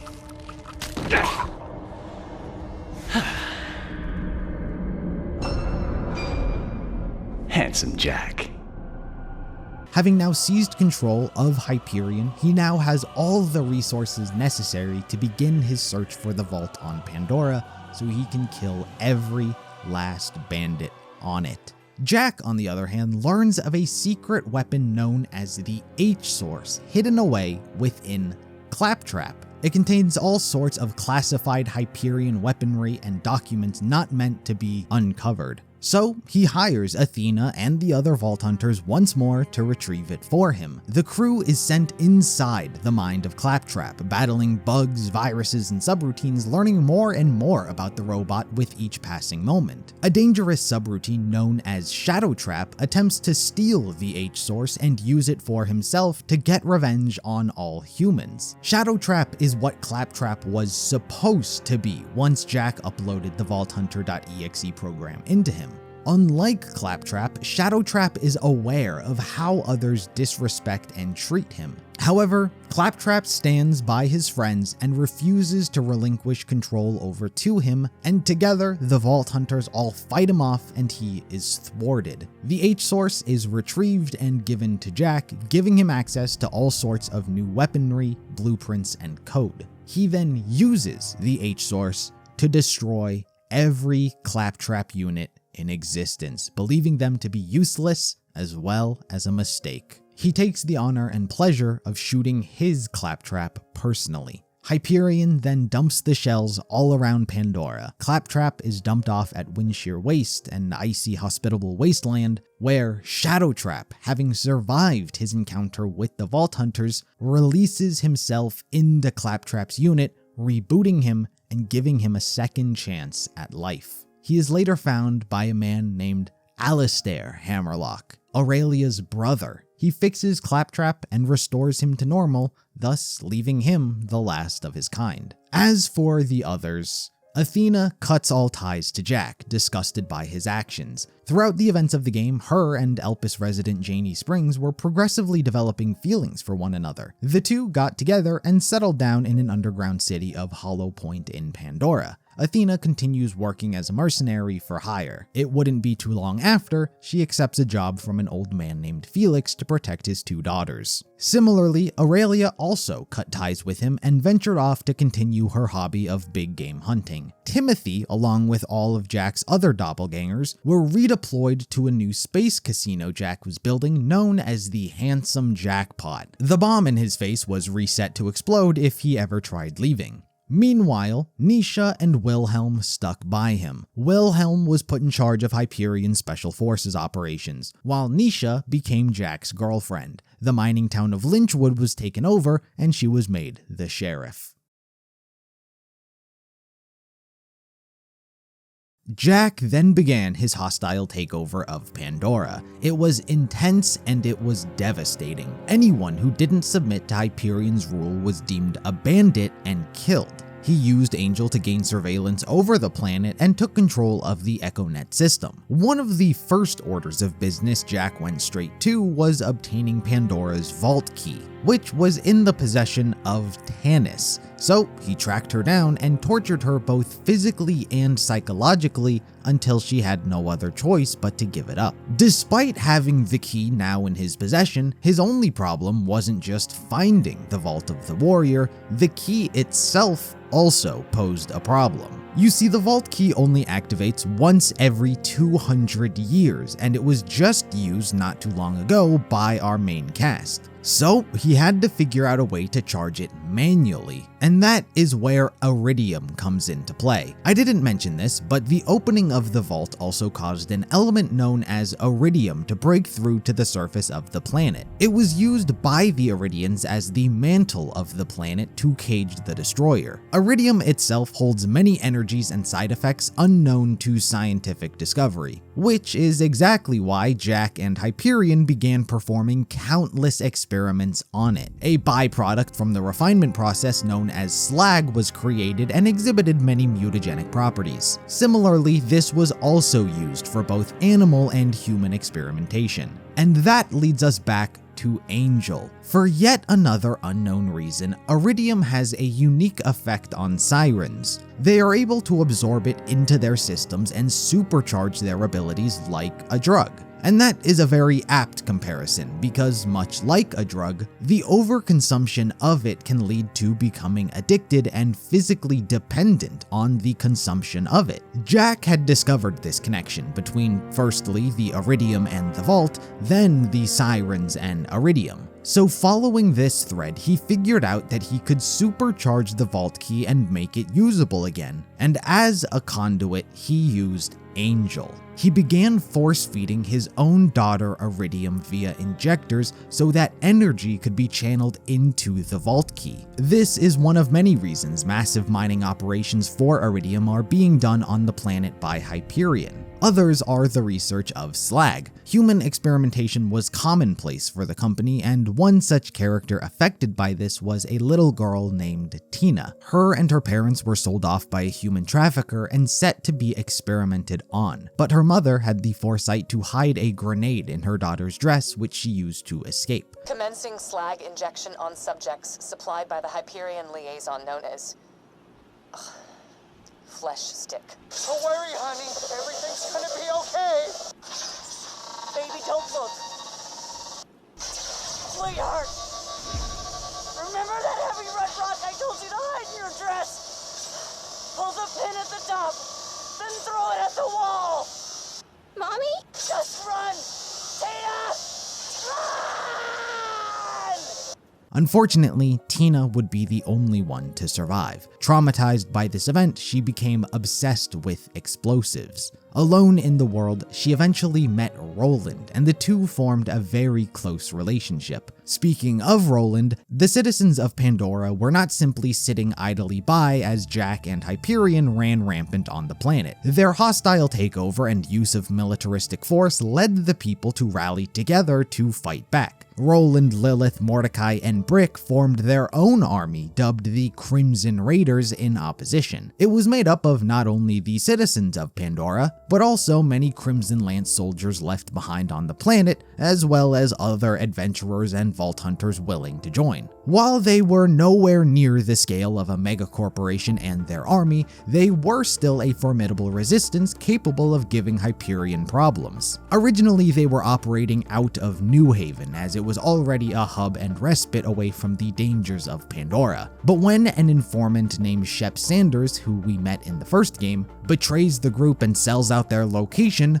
Wilhelm is sent down and launches a surprise assault on the entire town. Roland, Lilith, Mordecai, and Brick try their best to fight him off, but they are ultimately incapable and the whole town is destroyed. Many Crimson Raiders died that day, and even Brick was captured. He was tortured by Nisha, who kills his second puppy Dusty in front of him. Eventually, he was able to escape his capture and promptly hunted down Shep and ripped his skull open with his bare hands for betraying everyone. But such brutality was too extreme for even Roland, and he had no other choice but to expel him. Brick was forced to wander the Badlands alone, where he took his anger out on the local bandit gangs. But after being harassed by enough of Hyperion's robots, he formed his own gang and dubbed them the Slabs, where Brick would serve as their Slab King. As for the Crimson Raiders, after the fall of New Haven, they found sanctuary in Sanctuary.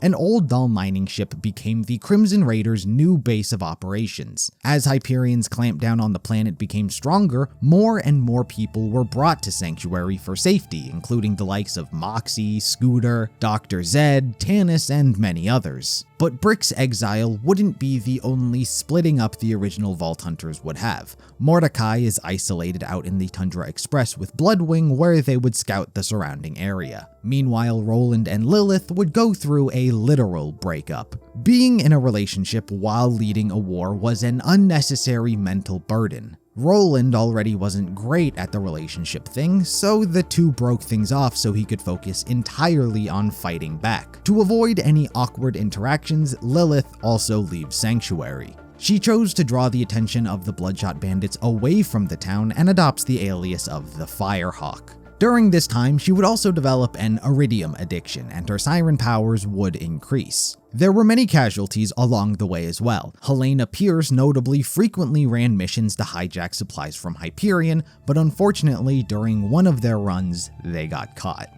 We've hijacked the train that runs through the dust. If all goes well, we should get to Sanctuary in a day's time. Hyperion hasn't diverted any troops from New Haven to pursue us, and a sandstorm has devoured their nearest frontier town. We just need... Oh! Damn it! Everyone, get away from the windows! Hey, everybody! How are you? Jack here! What is the meaning of this? I'm sorry, what was your name? Pierce. Well, Miss Pierce, and please don't tell me it's Mrs. Pierce and break my heart, this train doesn't belong to you. So why don't you turn around and face me, Pumpkin? This train was commandeered legally under the... Holy nutballs! What happened to your freaking face? Okay, how about this? Lady, I don't even know what to call you. You tell me why you look like you headbutted a belt sander, and I'll let all you go right now. My husband gave me a skag pearl ring. The pearl released hunger-inducing pheromones. Oh, you know what? I am so sorry. I just, forgive me. Where's your husband now? He's dead. That is a heartbreaker. But you got something in common with him now, at least. Oh, holy crap. Did you see your head? It was like... Oh my god. Wilhelm, kill these savages. Understood. Other minor events that occurred during this time was Jack, not only content to rule Hyperion, blackmails and kills the CEO and other heads of the already dwindled Atlas Corporation, leading to an even further decline of their company. He acquires their shares and ultimately obtains ownership entirely. But he has such disrespect for the company, acquiring it was merely done for his own entertainment and he does nothing with it but keep it on a shelf to admire. With his vast amount of wealth accumulating, he also purchases a diamond pony named Butt Stallion. For now, that's about all the relevant details that happened in between the events of the games. Considering Jack's personal vendetta against bandits and by proxy vault hunters, he was also taking the liberty of luring any aspiring vault hunters to the planet and killing them off. But he made a mistake when luring in the wrong group of up-and-comers.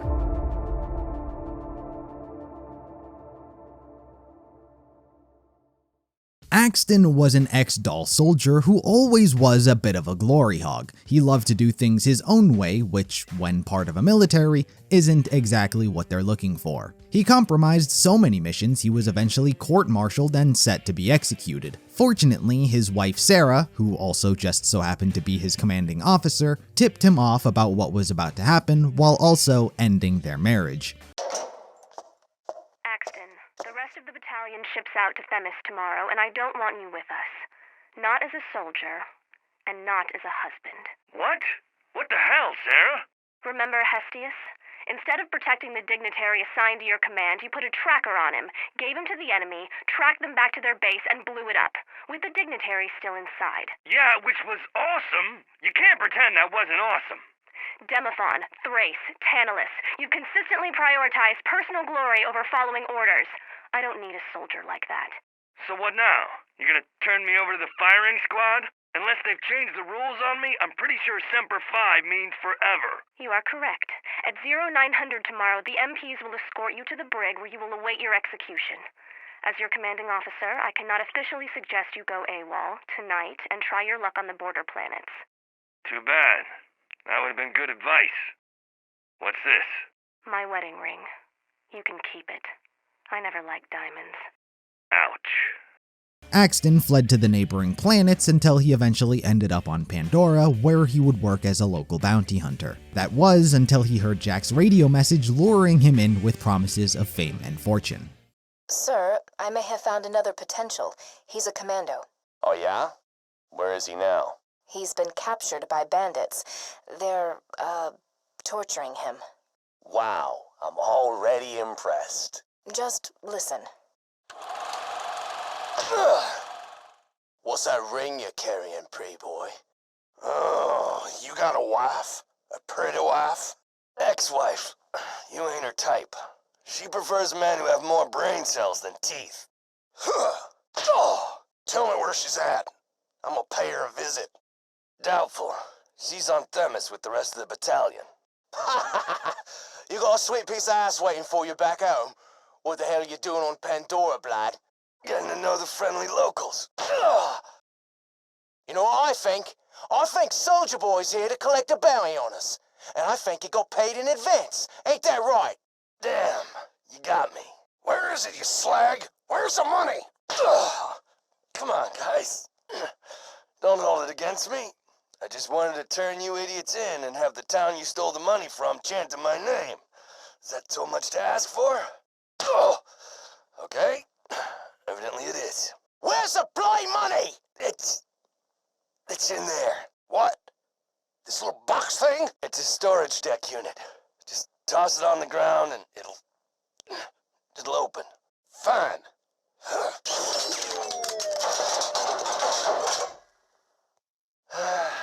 That was too easy. That ain't no storage deck! What the hell? Chew 'em up, turret! There you go, Sheriff. Those are the guys who robbed your bank last week. I accept cash. All right, here's your 10,000. The warrant says 20,000? The warrant also specified alive. Fair enough. The hell you looking so sad for? You're still making more money than anyone around here will see in 6 months. It's not the money.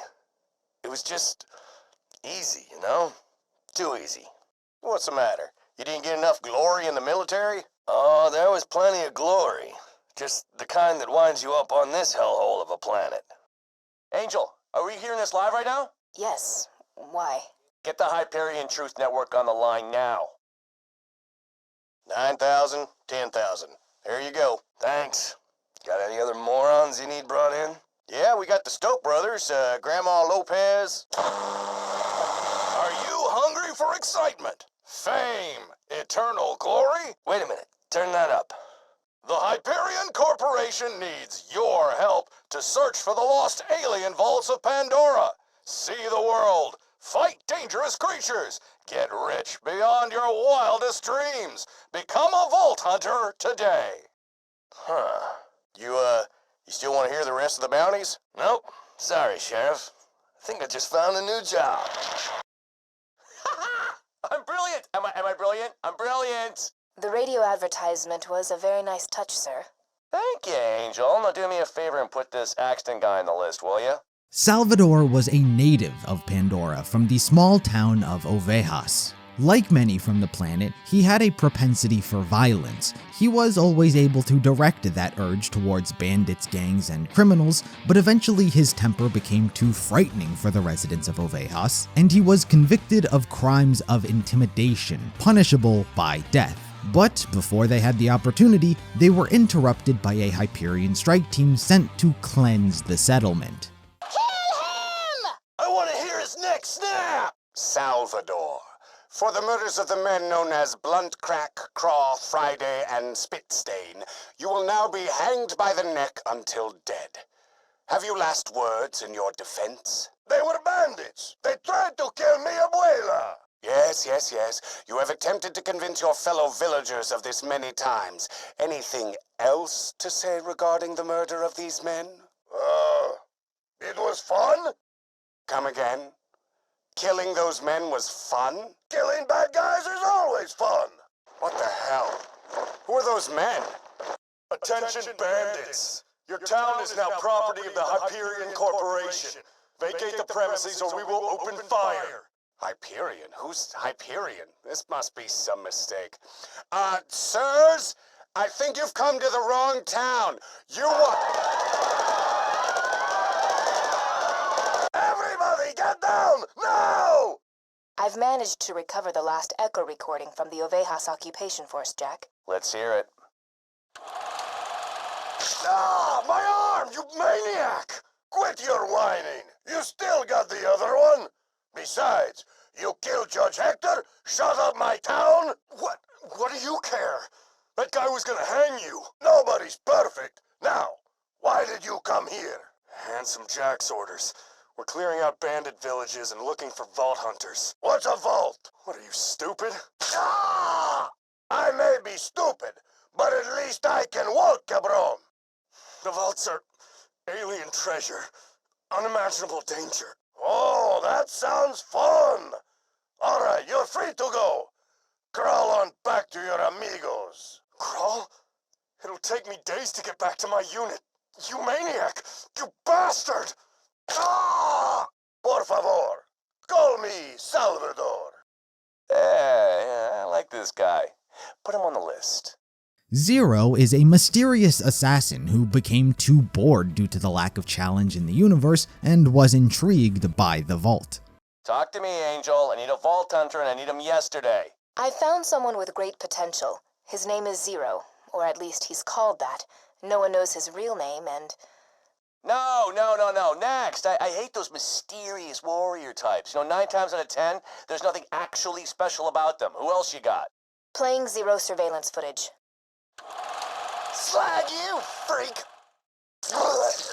Leaves falling from trees. Snow drifting onto the ground. Life leaving your corpse. Did that guy just speak in haiku? So what's this Zero guy doing on Pandora in the first place? Angel, you got a brain the size of a planet, so don't give me oh. From what footage we have of him, I can't even tell if Zero's human or not. What do you mean, not human? He's a robot, an alien, what? Evidently, Zero has been on Pandora for a few weeks. I have satellite footage of him conversing with the locals. Roll it, Angel. Look at this freak! Shut up, Zeke. What do you want? A ninja guy? I desire a challenge. By the way your fruity ass talks, it sounds like you're plenty challenged. Can it, Zeke? Sorry, I swear it's impossible to keep that boy's mouth shut. You would consider it a challenge, then? I guess. This is intriguing. The vault, my masterpiece. Challenge accepted. Holy, you cut off his head! Holy skank suck! You decapitated Zeke! Why's your helmet say Zero? He was no challenge. My skills have not been tested. I need something more. There are some pretty dangerous bandit clans. No. The creatures around here are... No. The vault? Go on. Alien power, lots of danger. A real challenge. Huge challenge. This is intriguing. The vault, my masterpiece. Challenge accepted. Well, when you're right, Angel. I think this Zero guy will do nicely. But the most important character of the four would be Maya, as she too is one of the legendary sirens. I found a potential Vault Hunter, sir. You'll definitely want to hear this. She's a siren. What? Unlike Lilith, she seems to have no connection to Iridium. But... Tell me everything. Now. I have no information on her parents, but as a baby, she was left with the Order of the Impending Storm. The who? They're an order of monks who rule the planet of Athenas. The earliest surveillance footage I can find is from 4 years ago. Play it. She was born on the planet of Athenas, a relatively quiet world home to the Order of the Impending Storm, a group of monks dedicated to the study of all things sirens. Maya was raised by the monks on the planet, but kept sequestered away in the monastery as she honed and refined her siren powers. That was until the day came when she was ready to be unveiled to the public. People of Athenas, after years of training and preparation, the Order of the Impending Storm is ready to reveal your savior. Speak, Maya. Speak to your subjects. Hi. What she lacks in eloquence, she makes up for in power. Know this. Maya will protect this planet from all forms of evil. From... Sophis, could I have a word? Now's not really the time, child. For years, you said I'd be out there exploring, not smiling and giving speeches. Your place is not to question, child. Now, smile and wave. Keep calling me child and see what happens, jackass. But being cooped up all her life has led her to understandably yearn for adventure, and like all sirens, she is subconsciously drawn to her siren sisters on Pandora. Brother Sophis, I found something. Yes, what is it? Research notes from an archaeologist on Pandora. Pandora? The planet of convicts and cannibals? Yeah, it sounds incredible. But this archaeologist says that sirens have some sort of connection to Iridium, and the vaults, Maya, that's enough. If I traveled to Pandora, I could learn even more about my siren lineage. That's enough! We have fed you, trained you, protected you. The people of Athenas look to the Order of the Impending Storm for guidance and protection. If you were to leave, this planet would be defenseless. You keep saying I'm gonna defend this planet. I've trained for years, but I've never actually fought any of this evil the Order's always on about. Your time will come, I promise.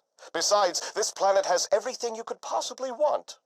Please, child, retire to your room. Don't call me child. I apologize. Please retire to your room, Maya. But the time eventually comes when she realizes she is being used by some of the monks, not all of them, to instill fear for their own position of power, to which Maya says she's had enough and goes to Pandora anyway. No! Please, no! What's going on? What is this? Today is a great day, Maya. Today, your training is finally put to use. Who are these people? Terrorists, criminals, evil men. You will destroy them, as is your duty. This is what you have trained for. What? To execute unarmed men? Do not question me, child. These men are a danger. Brother Harker, bring the first sinner forward. Yes, Brother Sophus. On your knees, sinner. Oh, God! Not her! Not her! What is this man guilty of? Do not question. I promise! I'll pay! I'll get you your tithe! Just don't let her near me! What? Do not listen, child. Execute him! Ah, to hell with it. What are you doing, child? Put me down! Put me down, child, now! 27 years. For 27 years, you've been using me to keep these people frightened, haven't you? You don't understand! Shut up! You didn't want me to protect this planet. You wanted me to keep it scared, keep me locked up so these people would do what you asked. Nobody's gonna disobey the order if they've gotta face the wrath of a siren. Is that it? You know nothing! Child, you have so much left to learn!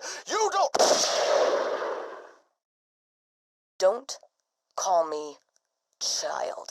Everyone get out of here! You have nothing to fear from the order anymore. I'm leaving. But where will you go, child? Maya? To Pandora.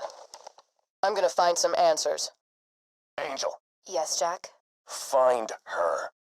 Technically speaking, these would be the only 4 Jack specifically lured into his trap to be killed. But, unbeknownst to him, there were 2 stowaways who got on that train as well. Since we just left off with Maya coming down to the planet, it didn't take long before she ran into a most peculiar individual, a psycho named Krieg. But before we get to that, allow me a little context on the man. Krieg was not always a psycho. In fact, he too was a victim of Hyperion and their human experimentation. One of their scientists, named Dr. Benedict, was developing an experimental drug to augment and hyperstimulate a person's body, kind of like a super soldier serum. However, the drug had an adverse side effect. It gave the subjects the desired fearless aggression as intended, but it induced a state of deep psychosis. Basically, they were creating more psychos.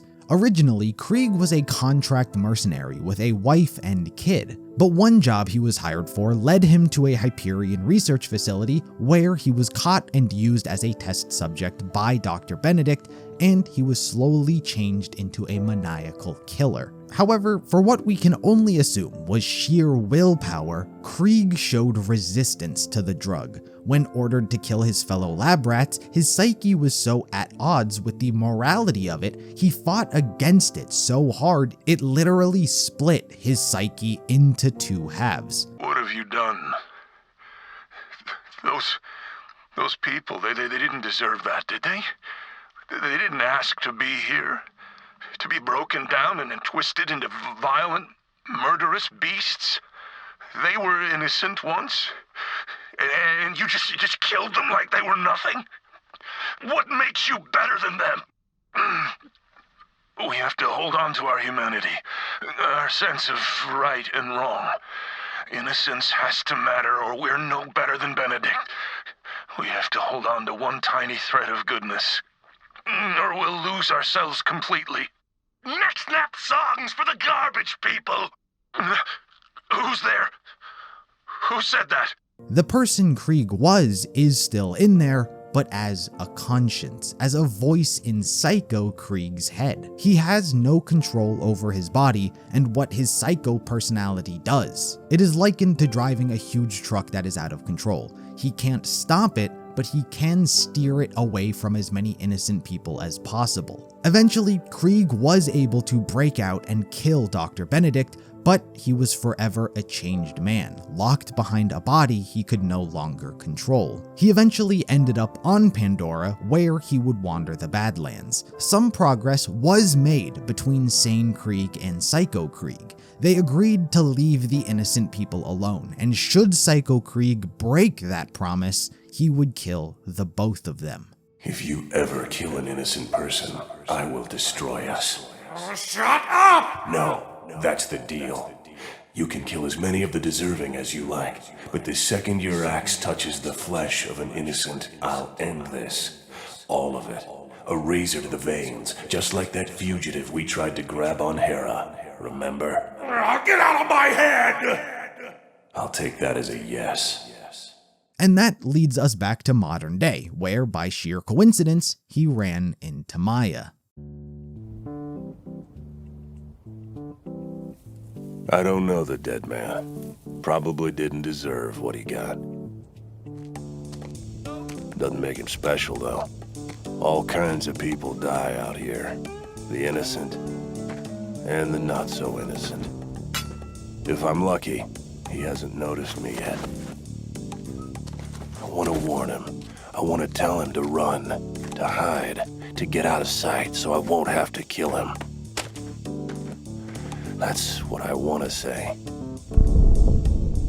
What actually comes out of my mouth is, I have the shiniest meat bicycle!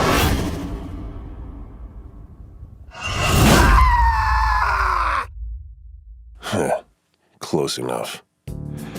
This is me. I'm ready for a spine tingler! Yeah, great. Hey, remember back when we were sane?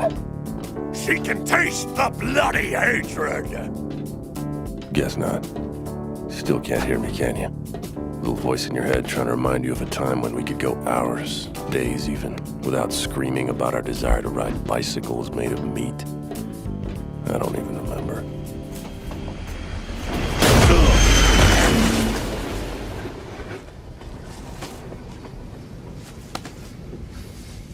Oh God, she's armed with a Molly 1 SMG. She's a vault hunter. She's a siren warrior who could kill me with her brain. What the hell? Is that a psycho? She's the most beautiful woman I've ever seen. Tell her she's as gorgeous as 1,000 sunsets. Tell her you need her help. Tell her to rescue you and care for you. And whatever you do, do not scream the word poop at the top of your lungs. I'm the conductor of the poop train! It's over, idiot. You're gonna die here and now, and the last words out of your mouth will have been poop train. Oh, great. Now the rats are arriving. Turn around, Siren. Damn it, turn around or you're dead. Tell her to look back, now. Strip the flesh! No, listen to me. Salt the wound! Yeah, great. We'll salt all the wounds later, but right now, if you don't listen to me, she's gonna die, and it's gonna be your fault. Turn around, pretty lady!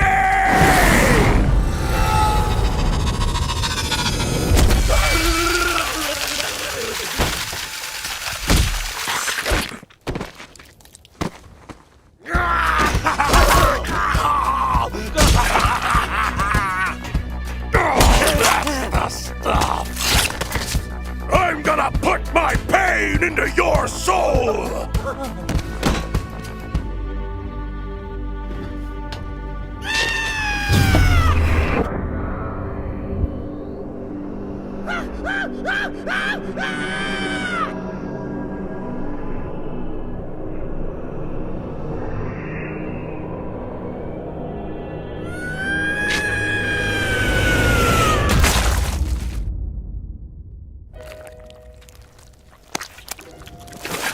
now tell her thank you. Tell her that because of her, we might actually one day be able to act like a normal person again. I powdered my cockatiel for the ribcage slaughter.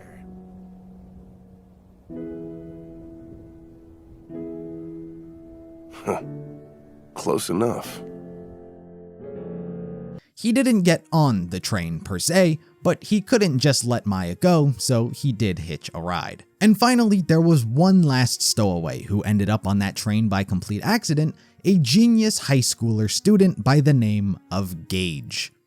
Hello to you, my faithful 12 subscribers. Oh, 11. As you all know, the Eden 5 Youth Science Fair is only weeks away. Marcy Holloway's already got her dad's indentured laborers working on a miniature thermosonic energy reactor because evidently all the money in the galaxy can't buy you originality.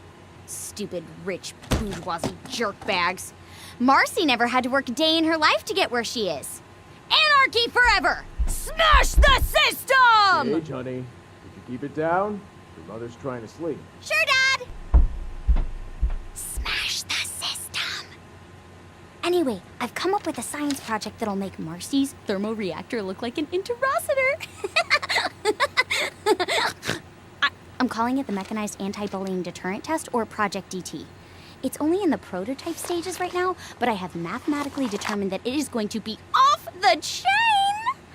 Basically, the idea is that if you deploy a DT unit in a school environment, it's gonna clamp down on bullying by finding bullies and beating the crap out of them! Gage, sweetheart. Volume.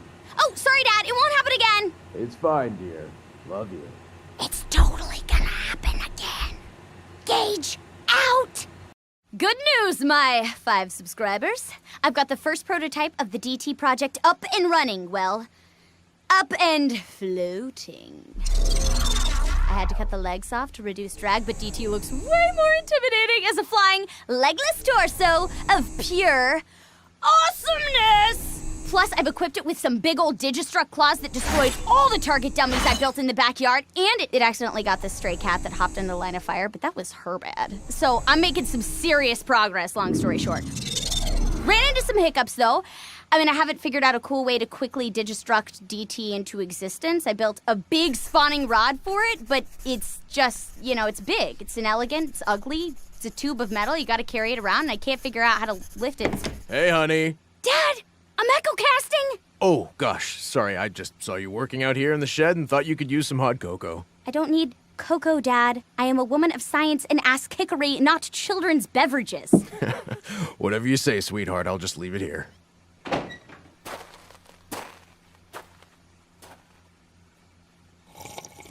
Damn it, that's really good. Oh, yeah, that reminds me. Marcy and I got paired up for a group project during Professor Parker's Unipolitics class. We're supposed to debate whether the Hyperion occupation of Pandora was justified or not. I figured, rich little daddy's girl that she is, she'd be all for it. But no, she never even heard of Pandora. She didn't know about Handsome Jack, about Iridium, about vaults, for gosh sake. We are living in the most awesomely awesome time period in history, and Marcy's more interested in reading about celebrity gossip than the fact that Hyperion may have found another vault. Oh! And she somehow found out about my DT project and reported it to the school board, saying something about, how a mobile, laser-equipped robot might be dangerous or something. Whatever. I hate her. Hello, subscribers. Both of you? The science fair approaches, and I've got more updates. I just started work on the 3rd revision of the DT project, and while I'm tinkering, I slice my arm with some sheet metal. Not a big cut, it barely goes halfway to the bone. And it occurs to me I could just jet the wound with an insta-health and get back to circumventing the Turing chip with a Hecker circuit reintegrator, or I could kill 2 birds with 1 stone. See, I could never figure out a good method to quick summon the DT, but as blood began to spurt from the gash in my forearm, I realized it. A cybernetic limb! I could program all of DT's Digistruct data into one robotic arm and then use that to summon DT at any time, any place. So I figure, what the heck? And I slice off the rest of my arm with a particle saw. And then my dad's all like, and blood's going everywhere. But a few hours and a few pints of blood later, I built a metal arm strong enough to smash concrete.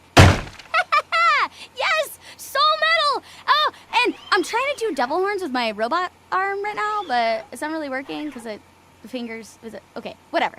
Point is, Marcy and her stupid fusion reactor are not gonna have to... What the hell? Sorry, my newsfeed just picked up an article with Marcy's name on it. Local student Marcy Holloway has made a technological breakthrough which will change the face of law enforcement forever. No, I don't think so. Her new invention, which she calls the Crime Buster Bot... Wait, what? Hello, that is my design. Marcy ripped off my science fair project idea. Okay, no. Crime Buster Bot will use digistructing claws, thermosonic lasers, and quantum duplication to help law enforcement agencies subdue dangerous criminals? Marcy, what the hell? She completely ripped off my DT design, except instead of using it to stop bullying, she's given it to the galaxy's most corrupt police force. Marcy, you are such a... you complete tool! And that name sucks. Crime Buster Bot? Bitch, are you kidding me? What's going on in here? I can hear you from across the house. Dad, now's not a good time. Whoa, calm down. Why don't you Marcy Holloway ripped off my robot's designs, used them to build a fascist security bots for the cops, and now she's gonna try to win the science fair with my idea! Oh. You're gonna take that bitch down, right?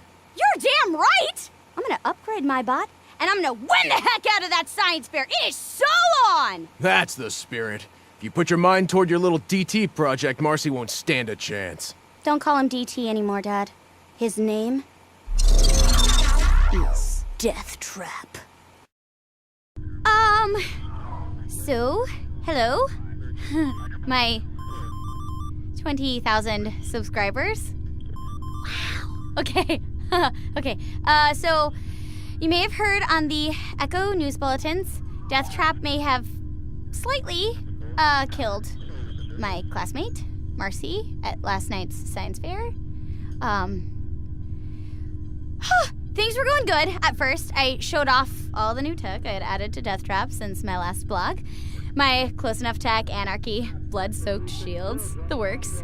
All that stuff that, really impressed the judges, while Marcy's little rip-off bot could barely fire 2 lasers before overheating. So, things were looking good. I was looking really brilliant. Unfortunately, I forgot that Marcy's dad has more money than God, so he bought off the entire judges panel. So, Marcy's project won first prize, and I earned 3rd place. 3rd place. That is what we call politics, people, and it's really unfair because Okay, anyway, Marcy started gloating. She started pointing and laughing at me, and then she pushed me. Okay, that's when things got messy. Death Trap recognized Marcy as a threat, so he gave her a quick slash with his Digistruct claws. No big deal. That's what it's supposed to do.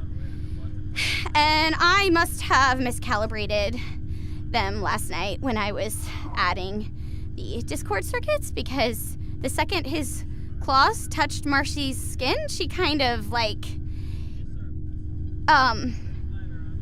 okay, she exploded.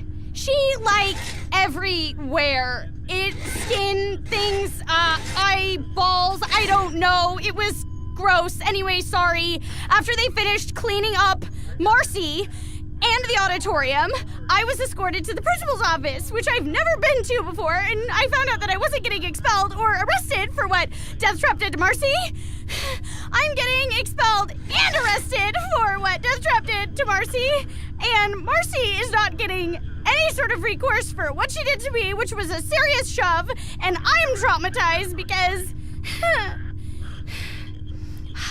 I called my dad and got him to create a distraction. He's very brilliant with things like that, and I'm not going to go into the details about it, but let's just say that it involves a golf cart and a lot of gasoline. Good job, Dad. So that I could slip away. So anyway, long story short, I'm currently echo-casting from the cozy confines of a transplanetary shuttle. Dad and I figured I should probably head somewhere where the cops and their crime buster bots couldn't find me. So after a teary farewell, I love you, Daddy, I grabbed a ticket to Pandora, which I've always been kind of interested in vault hunting, but who knows? Maybe here my talents will actually be appreciated and I won't go to jail for being brilliant. 3rd place. I mean, seriously. Bastards. And she did get on a shuttle to Pandora, where she snuck aboard a Hyperion railcar, which just so happened to be Jack's trap. And that leads us to the events of the game, as Axton, Maya, Salvador, Zero, Gage, and Krieg are all aboard the same train rigged to blow. Despite the trap having worked on countless others before them, all 6 characters survive the explosion and are disposed of in Jack's typical dumping grounds, Wind Shear Waste. But fortunately for our 6 characters, this also happens to be where Claptrap was also dumped and currently lives. And when digging through the rubbish, he comes across everyone and is shocked to see them still alive. But he's not happy for their sake, he's happy for his own, as it's his ticket out of this location. So, with no other guidance, the 6 characters follow Claptrap's lead, but it isn't too long before he's terrorized by the local fauna and the group has to seek out Sir Hammerlock to repair him. Lucky for everyone, it is he who informs the group of Sanctuary, as he too was just about to head there due to how dangerous the land is becoming. And so, with Claptrap in tow, they all take down the local bandit leader, Captain Flint, and sail a boat to the mainland. Mysteriously, the group is also contacted and aided by Angel, who, for her own reasons,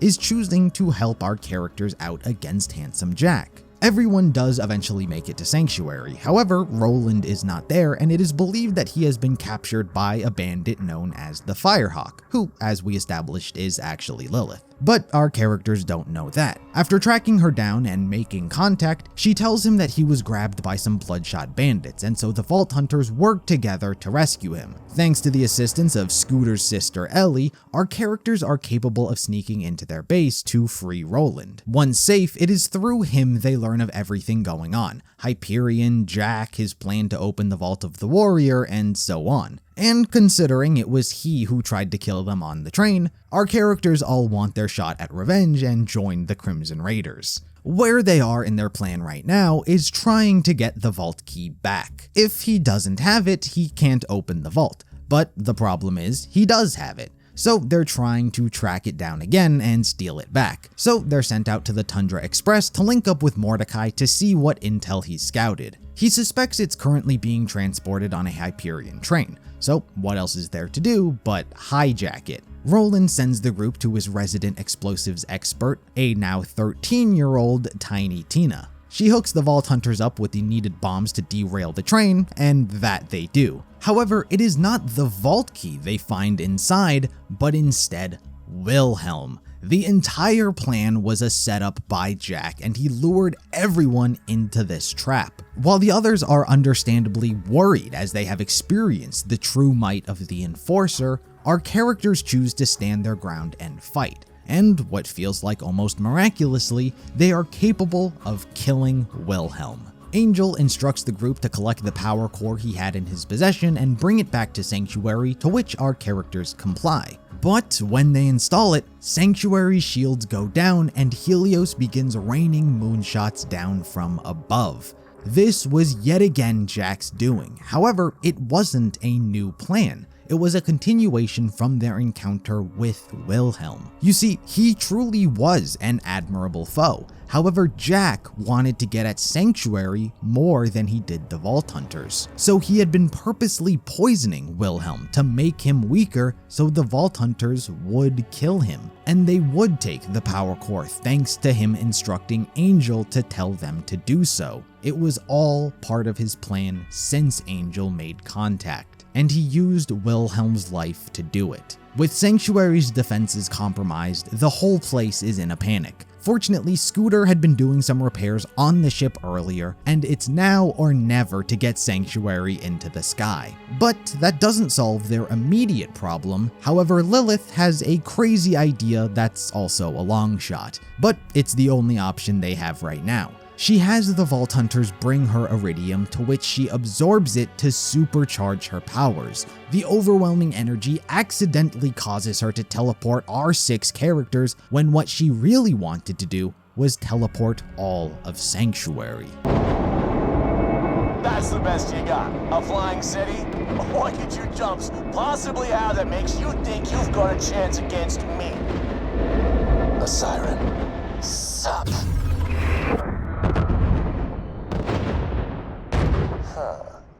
Lilith did manage to move it to safety, however, not without it having received its own fair share of damage. Our characters are forced to walk there manually, but surprisingly, Angel is still communicating with them. This entire time, since they survived the train crash, she was luring them on behalf of Jack. But now it appears as though she's having a change of heart and has grown tired of being forced to manipulate people. Eventually, they do make it back to Sanctuary, and Angel makes her presence known to the others, hoping to show that she's on their side now. While Roland and Lilith have some well-justified trust issues, it isn't until she reveals the vault key is with her they choose to listen. But to get to her, there are multiple obstacles that stand in their way. A death wall, a defense bunker, and a voice-activated passcode. For the first obstacle, they plan on using Claptrap, but he needs a software upgrade, so our characters reconvene with Mordecai as he has the part necessary. However, he's in a bit of a bind himself and needs our help. He and Bloodwing were similarly lured into a trap where Bloodwing got captured. What they need is on her collar, so they have to rescue her. As they raid the facility, they bear witness to all of the cruelty and experimentation Hyperion has been doing to the animals, and the fate of Bloodwing is unfortunately no better. Jack's experimentations have mutated her to extreme lengths. Yet, despite that, our characters do manage to subdue her,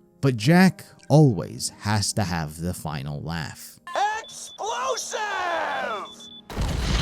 No! That is why you don't screw with me. You and your little friend Mordecai turn yourselves in, or that dumbass bird is just the beginning.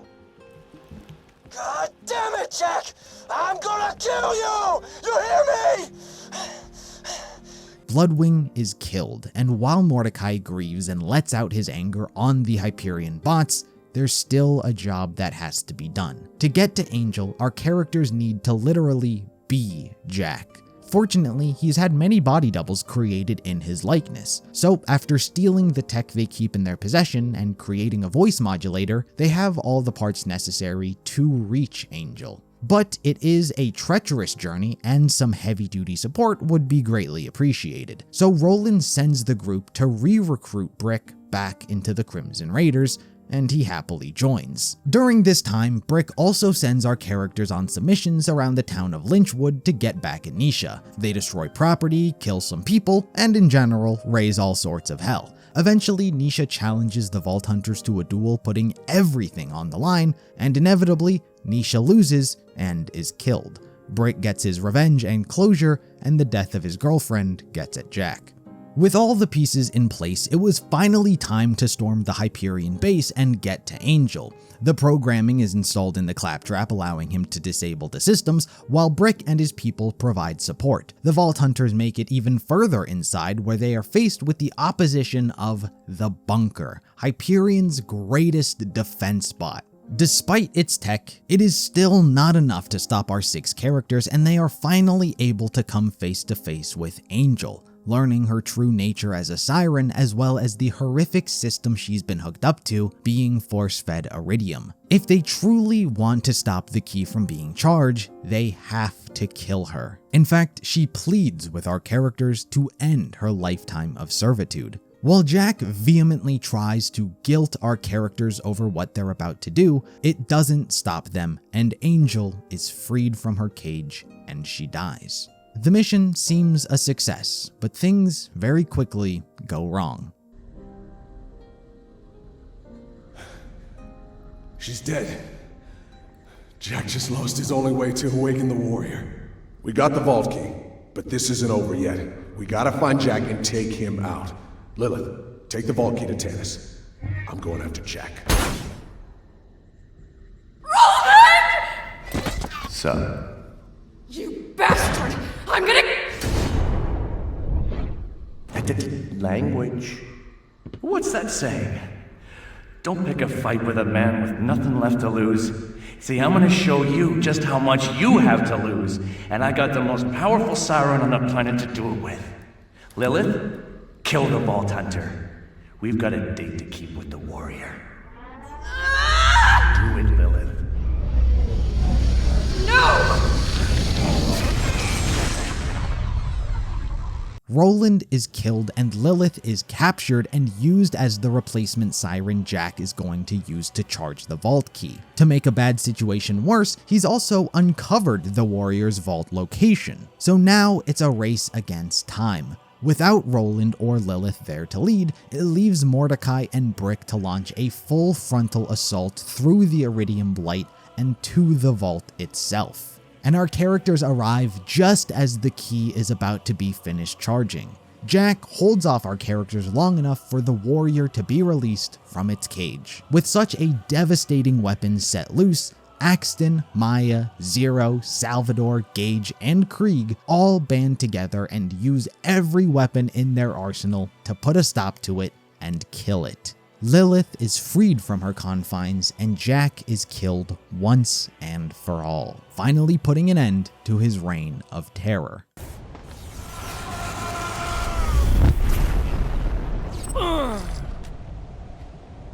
That was for Roland, asshole. Exhausted by all the trouble the vaults tend to bring, Lilith intends on destroying the key. But just as she's about to do it, a map accidentally appears showing the location of many more vaults spread across the galaxy. What the? Are those vaults? You know what that means. Yeah. No rest for the wicked.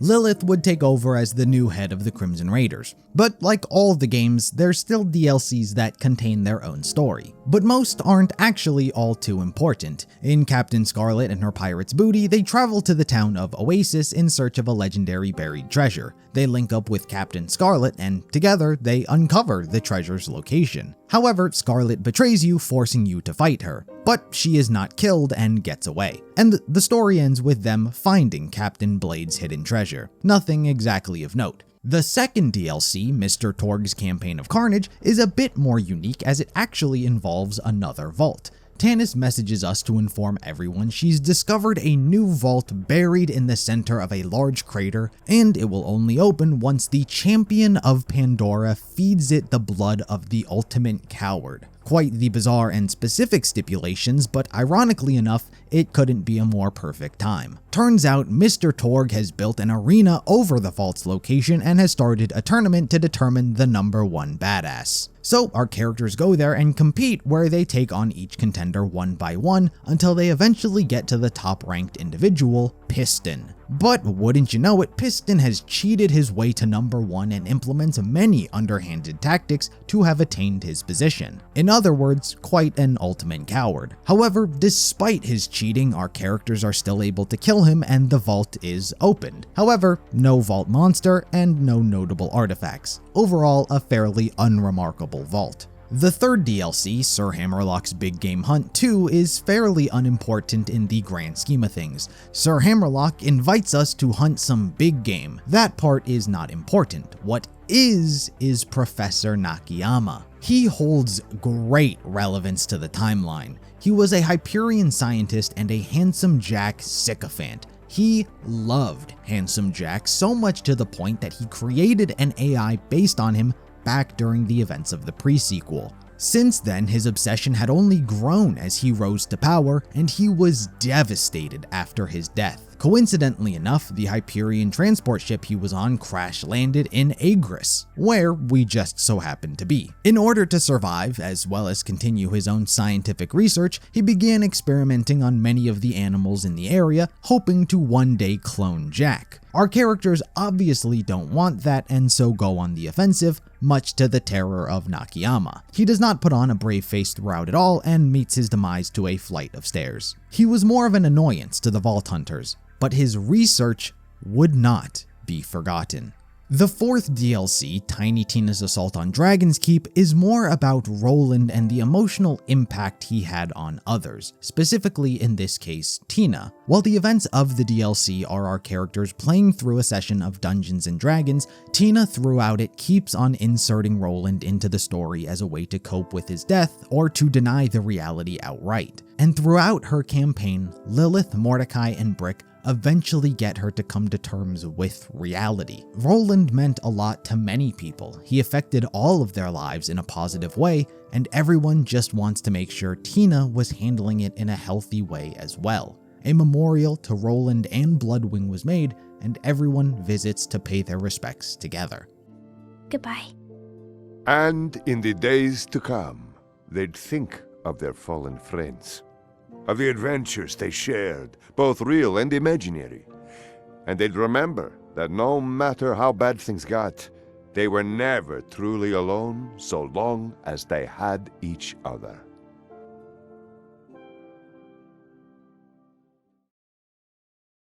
For now, though, we would take a step away from the Crimson Raiders and follow a new group entirely, when two unlikely souls from completely different backgrounds would cross paths in Tales from the Borderlands.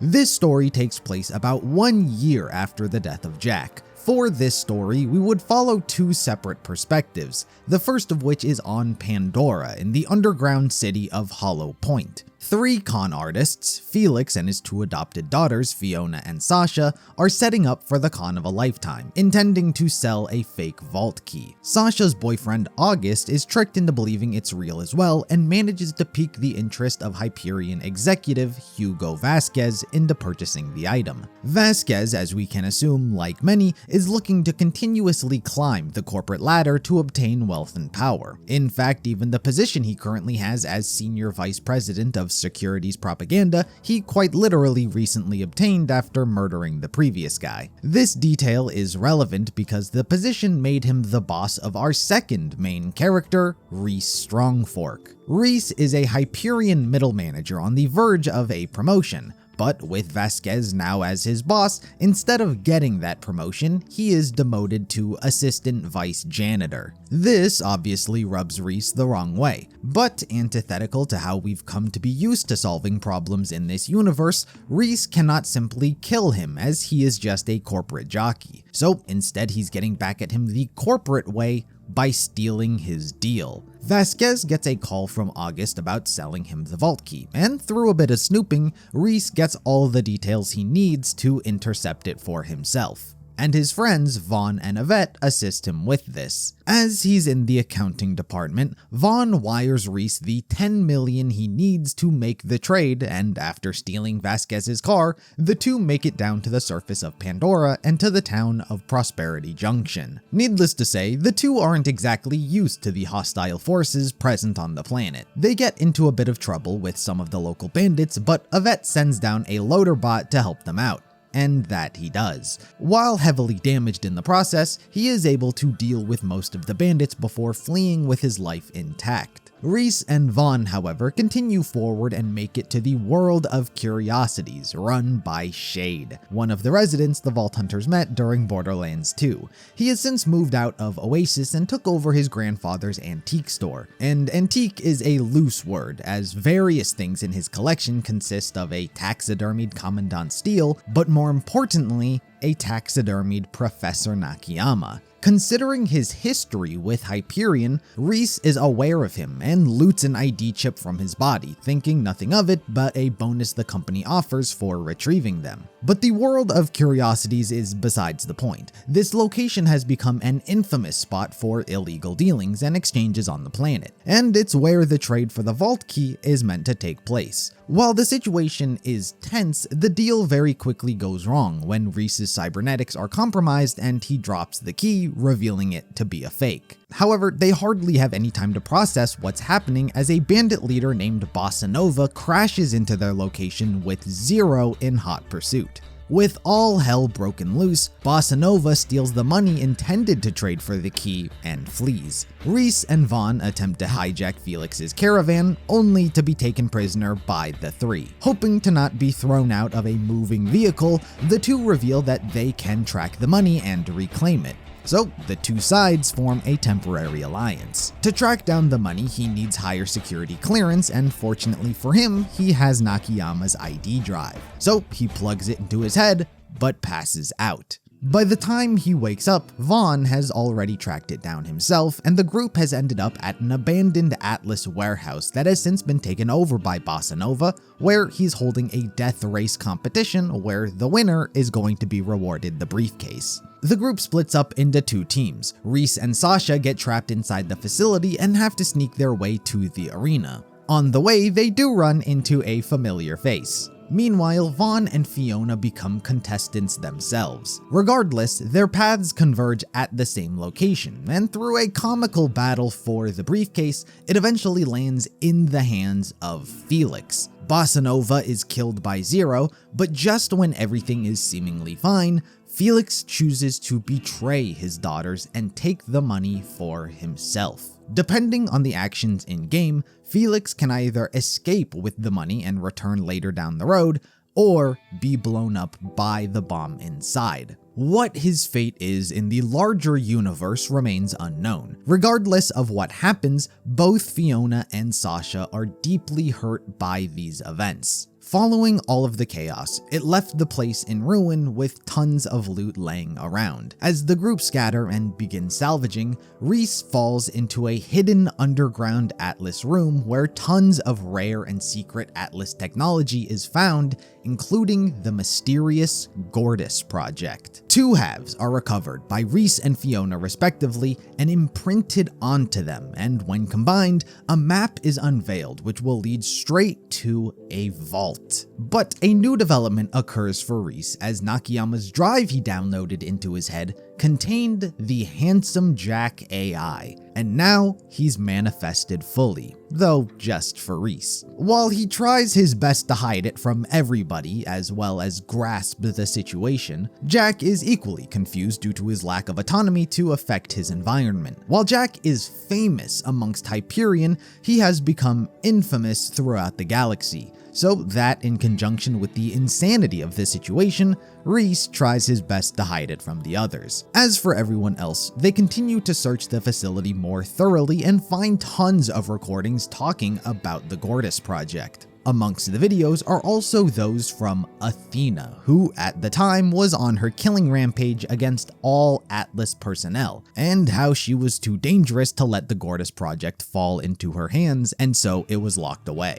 Intrigued by everything, the group plans to go to Old Haven to uncover the mystery of the vault. But before they have the chance to do anything, Reese's actions have come back to haunt him as, angry for trying to steal his deal, Vasquez begins launching moonshots at their location. But thanks to the efforts of a returned Loaderbot, the group is able to escape to the caravan and attempt to flee there. A bad situation is only made worse when a rack hive appears, splitting Loaderbot from the rest of the team. The caravan is torn in half, but thanks to some quick thinking from Reese, he's able to use the moonshot to deal with the rack hive. Their luck only continues to get worse as both Reese and Vaughn are flung from the vehicle, leaving them stranded in the desert, with Fiona and Sasha in the other half of the vehicle, speeding away, effectively splitting up the group. It isn't too long after traveling on foot that they are tracked down by Vasquez personally. While the situation is grim and he very clearly intends to kill them, his own self-indulgence leads him to go on for far too long enough for Loaderbot to swoop in and save the two yet again. The two have faith in the girls as they know where they were intending to go anyway, so they plan on meeting up with them at Old Haven. As for Fiona and Sasha, after Reese and Vaughn were flung from the caravan, the two made their way to Hollow Point to seek help from a mechanic, and who other than Scooter is there to help them. He's expanded his business and now has many more shops everywhere across Pandora, and fortunately for our characters, he's here. He's also hired Janie Springs to help him at this shop, as this is where she moved after the events of the prequel with Athena. Scooter is quite smitten by Fiona, and thus is more than willing to help out. While he works on their caravan, the two girls return to their home and begin rummaging through all the old trinkets Felix left behind. While Sasha is still bitter about his betrayal,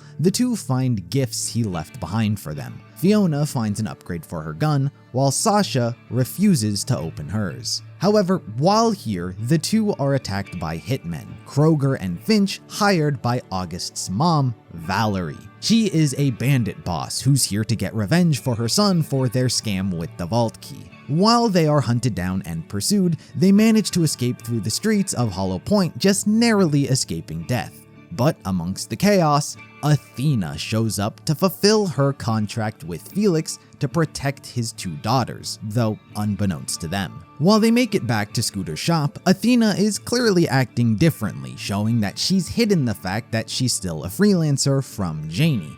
Fiona and Sasha recognize this, though keep it a secret. Either way, the caravan is finally fixed and they're able to make their way to Old Haven as well. Rewinding time a bit, considering Reese, Vaughn, and Loaderbot got here first, they were able to uncover the hidden Atlas facility covered up underground. However, their excitement was short-lived as August shows up and holds them at gunpoint. He teamed up with Vasquez as both of them were victims of getting set up from the Vault Key deal. Fiona and Sasha arrive as this is happening, but they're caught as well. Together, Vasquez and August intend to use whatever it is the group discovered to compensate them for what happened. Fiona and Reese are forced to combine their artifacts within the machine, which releases Gortys, a metallic sphere. But the release of it also triggers the security bots, which causes all sorts of chaos to break out, and everyone is eventually able to escape unharmed. But their problems don't end there, as upon their escape from the facility, the group encounter Valerie herself, a crime boss and the woman in charge of the original Vault Key deal. Understandably, she's quite cross with being out $10 million as someone has to pay. When August and Vasquez emerge trying to explain themselves, Vasquez is immediately killed. Seeing how she has no connection to our characters either, she goes to kill everyone else as well, however is stopped by Athena. Valerie and her gang are scared off, and she finally reveals to the sisters how she was hired by Felix to protect them. She's here to honor the contract, and once she feels that it's been fulfilled, she's out of there. But for now, she's part of the group now as well. The Gortys project's plot takes an interesting turn when the sphere Reese and Fiona obtained reveals itself to actually be a robot named Gortys designed to actually locate the Vault of the Traveler. But to do so, it needs a few necessary parts. She doesn't know what they are, but at least she can track them. The closest one winds up leading the group to an Atlas biodome far in the tundra where they meet an Atlas scientist named Cassius. He was sent to the planet to study the ecosystem and the plant life of the world, but as Atlas went under and Athena began her killing spree, it left all those employees to go into hiding, and after he saw her amongst the group, he tried his best to hide his identity. He tries to play it safe by helping out the characters as best he can, tracking down Gortys' part. The group yet again splits up into 2 teams. Reese and Sasha go to turn off the security systems, while Fiona and Athena retrieve the upgrade. Everyone else remains with Cassius. Each of the characters would grow in many ways here. Reese and Sasha's relationship would deepen as they would fall for each other even more. I haven't exactly been talking about it, but despite their quarrels with each other, they have had a bit of a thing here and there throughout the story. Meanwhile, Fiona would find a natural talent in combat. Athena helps her hone her skills in the way of a Vault Hunter, giving her more confidence in this profession. And Athena doesn't walk out of things without her own development. She opens up to Fiona about her relationship with Janie and how much she cares about her. Either way, both sides are eventually successful and they get Gortys' part. But when they return, they learn of Cassius's origin at Atlas, which sets Athena off. Before she has the chance to murder him, Fiona is able to talk her down from it. But the moment is short-lived as during their conversation, all hell breaks loose. Valerie and her goons have returned once more and attempt to steal Gortys yet again. But this time, she has help from none other than Mordecai and Brick. While Athena has history with the original Vault Hunters, she has since become wanted by the Crimson Raiders to answer for her crimes in aiding Handsome Jack's rise to power. And thus, Valerie has teamed up with them to take her down. And with their forces combined, they prove too much for our new characters to handle. Athena is subdued by the Vault Hunters, and everyone is caught by Valerie. Gortys reveals the final part they need for her upgrade is in Handsome Jack's office on the Helios space station. So Valerie tasks them with gathering it for her. But before we can continue with them, it's good to cover what happened with Athena. She is brought back to Sanctuary, tied up, and placed in front of a firing squad to tell her side of the story about what happened with Handsome Jack. You've got some explaining to do, Tiger. Trained from childhood as an Atlas assassin with over 1,000 successful jobs to your name. Damn near killed my 2 best men before they brought you in. She said we're her best men. That makes me feel good. Ow. Here's how it is, Athena. I'm gonna ask you a single question, and if I don't like your answer, you will die. Aim at the prisoner. Now, I will ask you this only once. Why? That is a long story. Here, she recounts her time during the events of the prequel, and by the time the story is finished, Lilith determines she doesn't like what she's heard and orders the soldiers to kill her. But a most unexpected character appears. The Watcher saves her life and warns everyone that a war is coming and they need all the Vault Hunters we can get. While the warning is ambiguous, it seems that Lilith chose to heed its advice. In a similar scenario, while hunting vaults together, Gage and Axton come across Aurelia on the planet of Epitah. In the same manner, she was ordered to be executed for her aid of Handsome Jack, but instead is taken captive and brought to Sanctuary. Hello, Sanctuary! Guess who's back from hunting vaults on other planets? Did you miss us? And I'm the nerd? I mean, what's the deal here, you guys? First, Lilith is like, hunt the vault on Epitah. And then she's like, don't kill the other vault hunters. Bring back the one chick you found. War is coming. Ooh, you brought back a new vault hunting buddy? I want to meet her. No, you don't. Aurelia is the meanest. What's all this about Athena and some guardian and war? I'm Athena. I was relating to present company the story of how Jack rose to power. But returning back to the events of Tales from the Borderlands, our characters formulate a plan on how they intend to sneak through Helios. Reese will infiltrate disguised as Vasquez, while the others pose as employees working for the company. Meanwhile, all of the others return to Hollow Point to seek help from both Scooter and Janie in building them a spaceship to get off the planet. Considering Scooter's infatuation, he's more than happy to help. It is during this time as well that Fiona has to spill the beans on what happened to Athena and how she's been a freelancer all this time. While Janie is understandably upset, Fiona reassures her of her intentions and how she loves her, which puts Janie in a pretty happy mood, all things considered. She said she loves you. She did? Oh, goodness. Okay. Oh, wow. Fast forward some time later, and the spaceship is done, and all of our characters, including the goons Valerie left to watch over them, all head into space. What seems like almost miraculously, the ship lifts off almost perfectly. Almost. The rocket thrusters are damaged, which forces Scooter and Fiona to head into space themselves to fix them. However, things unfortunately go very wrong. Scooter gets his hand caught in a mechanism, and there's no time to save him. So he makes the noble sacrifice to save the others so they all can continue on. Alright, y'all. This is probably the end, but you see Moxxi or Ellie, you tell them I did some awesome shit, okay? It's been real.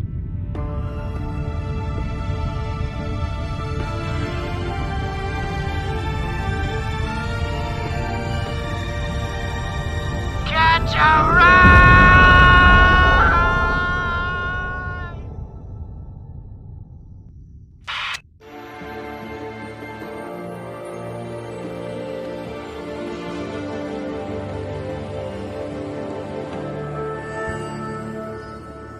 With Scooter's sacrifice, the group is able to make it to Helios, where their plan quickly goes unexpectedly. Turns out, Yvette, who Reese and Vaughn had believed to be helping them all this time, has actually been working with Vasquez.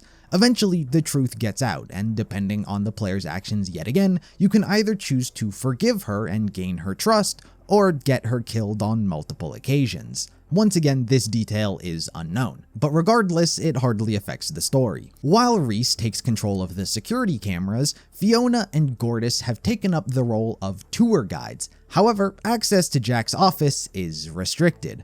Hollow Jack informs Reese of a trap door he has in his office, which leads him to climbing through it to gain access.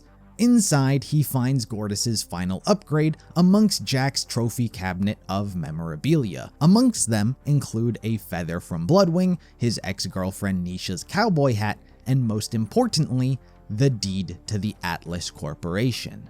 Doing what he does best, Jack manipulates Reese into sitting in his chair so he can feel what it's like to have the position he always wanted, the head seat of a company. But what he's really doing is tricking him so he can free himself from the confines of Reese's body and upload himself into the Helios computer system. But that's still not enough. Jack wants a physical body to walk around in, so he plans on implanting an exoskeleton into Reese so he can control his corpse. However, Reese would escape.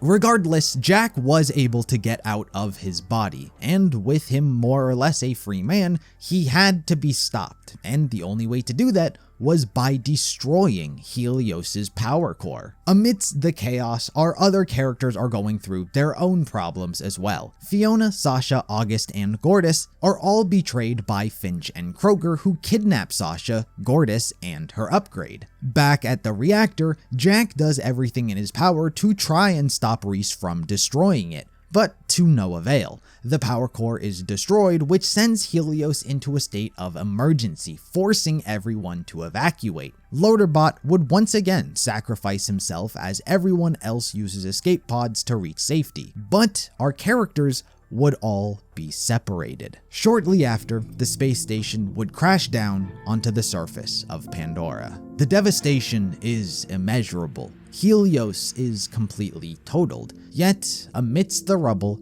Reese is still able to make it back to Jack's office to see he is still alive. They talk quite a bit about many things, life, philosophy, themselves. But once again, during all of this, Jack is trying to use it as a ploy so he can re-upload himself into Reese's head just so he can kill him. However, Reese goes through all the extreme lengths he can to rid himself of all of his cybernetics, his arm, his temple, even his eye. He tears it all off of himself just to stop Jack. When it's all over, he's given the option to either crush the system that holds Jack's AI or keep it. Its fate remains unknown, but either way, its influence over Reese would be over. He takes this opportunity to start anew. He takes the deed to the Atlas Corporation and claims the ownership and rights to the corporation. As for Fiona, her top priority after emerging from her pod is finding her sister. But she emerges to see the vault has already been opened and all sort of chaos has broken out. She comes across Valerie, who's trying to take down Gortys, who has now become a gigantic robot, and she's the reason for the Vault Monster's release. If she's taken out, the Vault Monster goes away and back into its vault. However, before they have the chance to team up, Valerie is killed by the monster. During all of this, Gortys too understands the devastation that is taking place, and so too pleads for Fiona to destroy her just to save everyone. So Fiona, alongside Sasha, who reappears, uses the rocket launcher to stop Gortys and thus locking the Vault Monster away once more. Needless to say, everyone walks out of this in rough shape. No one got what they wanted, and everyone left feeling like a failure. But at the end of the day, it was over. The characters' lives had no choice but to move on. Sasha and Fiona returned to Hollow Point, where they would patch up August and life would kind of return to normal. As for Reese, he saw the opportunity to have a fresh start with the Atlas Corporation. He went back to the Atlas facility they found, where he fixed himself up, created all new prototypes and cybernetics, and just continued his life. Months would pass before both of the two mysteriously received echo beacons that led them back to where it all began. Prosperity Junction. It is here the two are kidnapped by a mysterious stranger who forces them to recall the events of their journey. The stranger's motivation is unclear as they venture across Pandora, coming across various pieces from their story along the way. The whole ordeal eventually leads them back to where it all ended, the Helios crash site. As Reese and Fiona finish telling their sides of the story, everyone is approached by Kroger, who's hauling in a captured bandit boss. Turns out the stranger orchestrated a deal offering to trade our two characters for this one. However, he turns on Kroger and strangles him before he has the chance to do anything. And before the stranger has the chance to do anything after either, the bandit is revealed to be Vaughn. He was last seen getting beat up by Valerie at the Atlas facility, but after everyone left, Cassius patched him up. He spent all of his time trying to figure out some way to help everyone, but eventually things played out as they did and Helios crashed onto the planet. Vaughn came across all of the employees and survivors and took them under his wing. This journey taught him a lot about the bandit life, and he was the most experienced person to lead his former colleagues. So he formed his own bandit clan and used Helios as their base. It is here they interrogate the stranger, who is revealed to be none other than Loaderbot.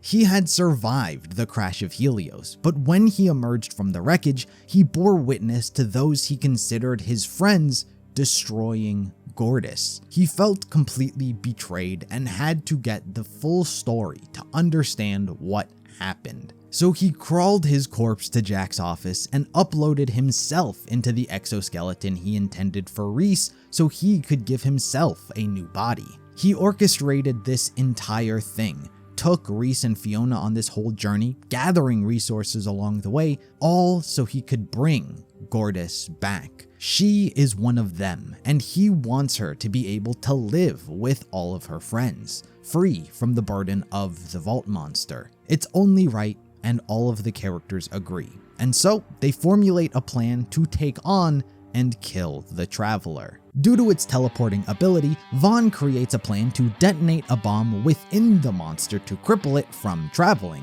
Without it being able to move, they would then use the Helios station's moonshot cannon to kill it. Fiona and Sasha are tasked with getting the bomb inside the monster, but to do this, our characters could use some assistance.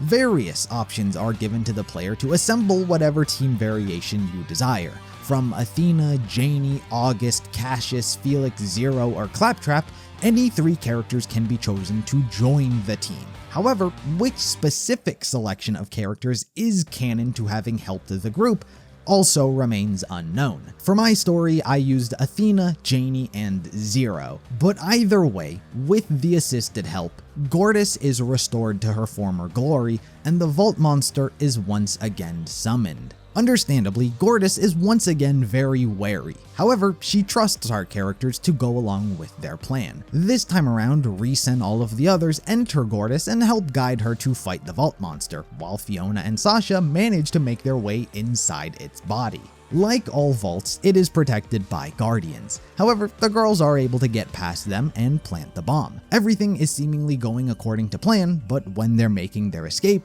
the detonator winds up being out of range. So, Sasha sacrifices herself to detonate the bomb for the sake of the others, and it works. The Traveler is injured and no longer capable of teleporting. The moonshot is fired, and they are able to finally kill the Vault Monster. While the victory is initially exciting, the moment is short-lived as Sasha is still hanging on by a thread after the explosion. Unfortunately, there's nothing our characters can do but say their goodbyes and tell her how much they mean to them. But just as it all seems over and Sasha passes away, the device Felix had gifted her restores her to perfect health. It seems like a miracle, but not one that our characters are complaining about in any sense.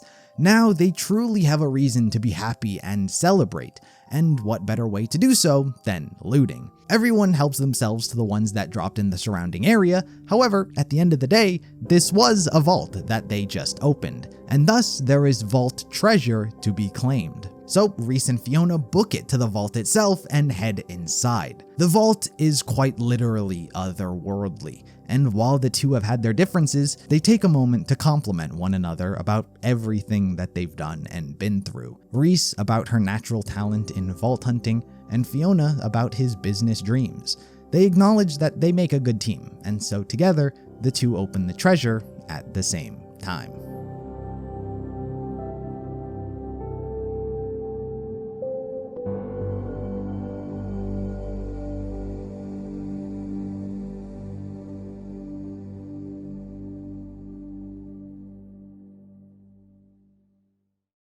Fiona and Rhys disappeared from the vault entirely. While the game itself doesn't answer what the treasure was, the novel Borderlands: Dead or Alive does, as it directly follows the events of the game. Inside the Vault of the Traveler, what Rhys and Fiona found was a highly advanced type of Eridian Guardian that was willing to grant each of the two one wish. Rhys's was quite simple, as it was something he already had in his possession, which was the rights to Atlas. He already had the deed and ownership to the company, but he didn't have the legal rights. And so the Guardian grants his wish and teleports him back. Fiona, on the other hand, wishes to step away from this dangerous lifestyle she and Sasha have been living in their entire life. After watching her sister die and be revived not even an hour ago, she doesn't wish to lose her again, and so wants to ensure her safety. And to her, that is through money. The Guardian, however, can't exactly put infinite money into their bank account, and so as a workaround, creates her an incredibly valuable collector's item worth tens of billions of dollars. A first edition, mint condition, Vaultlander figure of Typhon Deleon. Vaultlanders are just popular action figures in this universe. The important thing is that it's popular and worth a lot of money, and when they sell it, the two sisters will be able to retire for the rest of their lives. In other words, one last job. The upcoming part of the story focuses heavily on Fiona and Sasha, so in the meantime, allow me to cover what happened to everyone else's fate following the events of Tales from the Borderlands. Rhys's is the most obvious. With the legal rights now to Atlas, he would begin rebuilding the company from the ground up, developing new weapons, technology, and overall reviving the once most influential megacorporation in the galaxy. He did not do this alone, however, as by his side was Zero. The two had formed the most unlikely of friendships throughout the events of the game, and Zero saw something in Rhys and so stands by his side as his personal bodyguard and assassin. Vaughn continued his life as a bandit. He found it came to him very naturally and felt like it was his calling in life where he could thrive the most. Athena and Janie would plan to get married. As for all of the other characters, Loaderbot, Gortys, August, etc., where their lives took them remains unknown.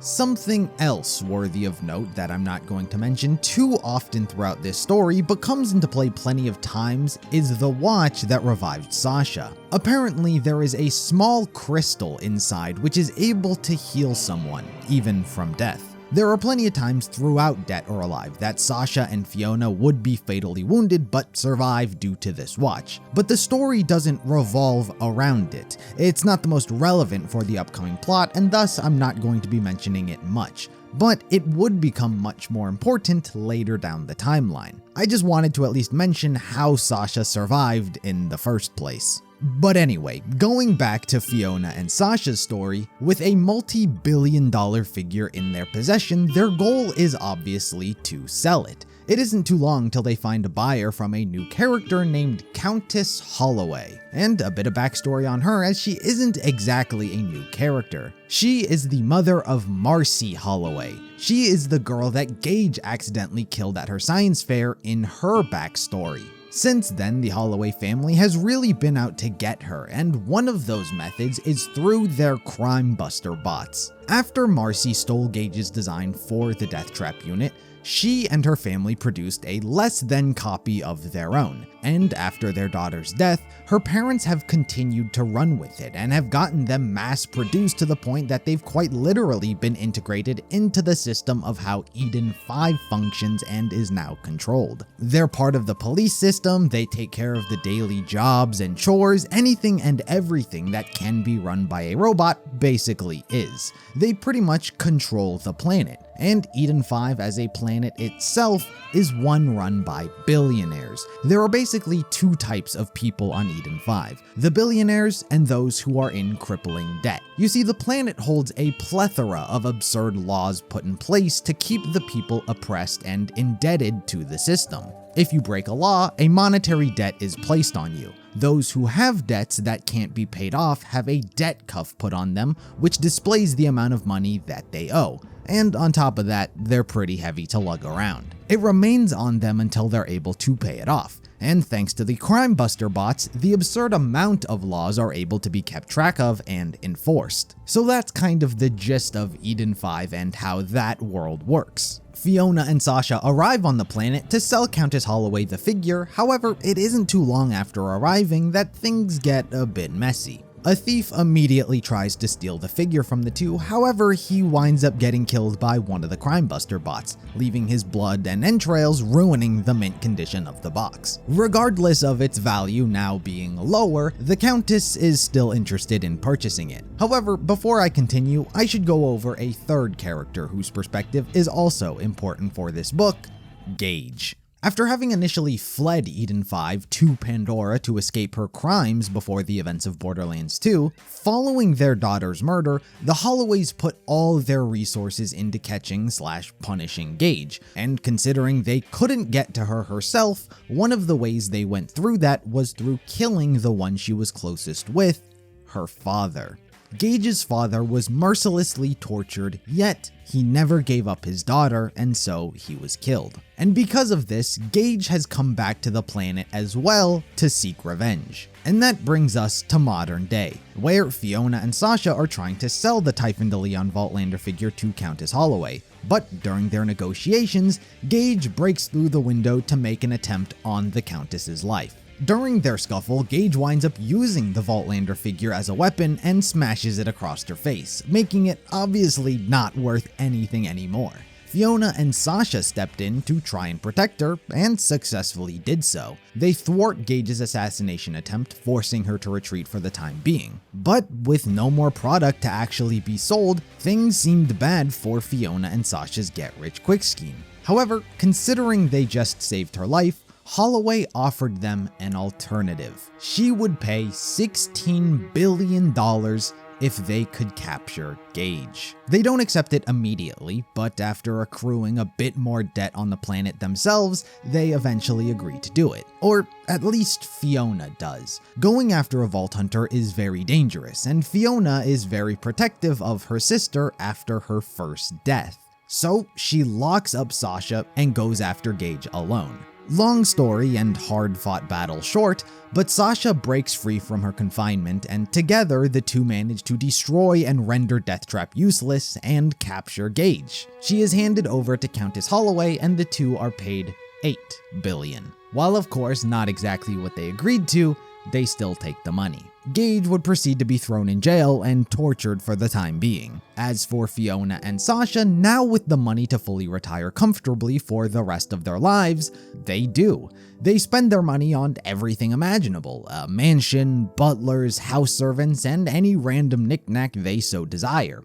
They can afford anything and everything, never having to do a thing with their lives, and eventually, it gets boring. After a bit of time, Sasha begins to feel empty inside, but Fiona wants to ensure her sister is safe. It causes a bit of a disagreement between the two, which causes Sasha to go off and do her own thing. And what that is with Gage. She uses her money to bribe the guards, quote-unquote rescuing her, but her goal isn't to just rescue Gage herself, rather Sasha wants to hunt a vault. She's hoping doing that will make her feel better with all that's going on in her life. Gage is initially less than willing to help out considering she did help protect her greatest enemy, however Sasha offers her a chance at reversing death.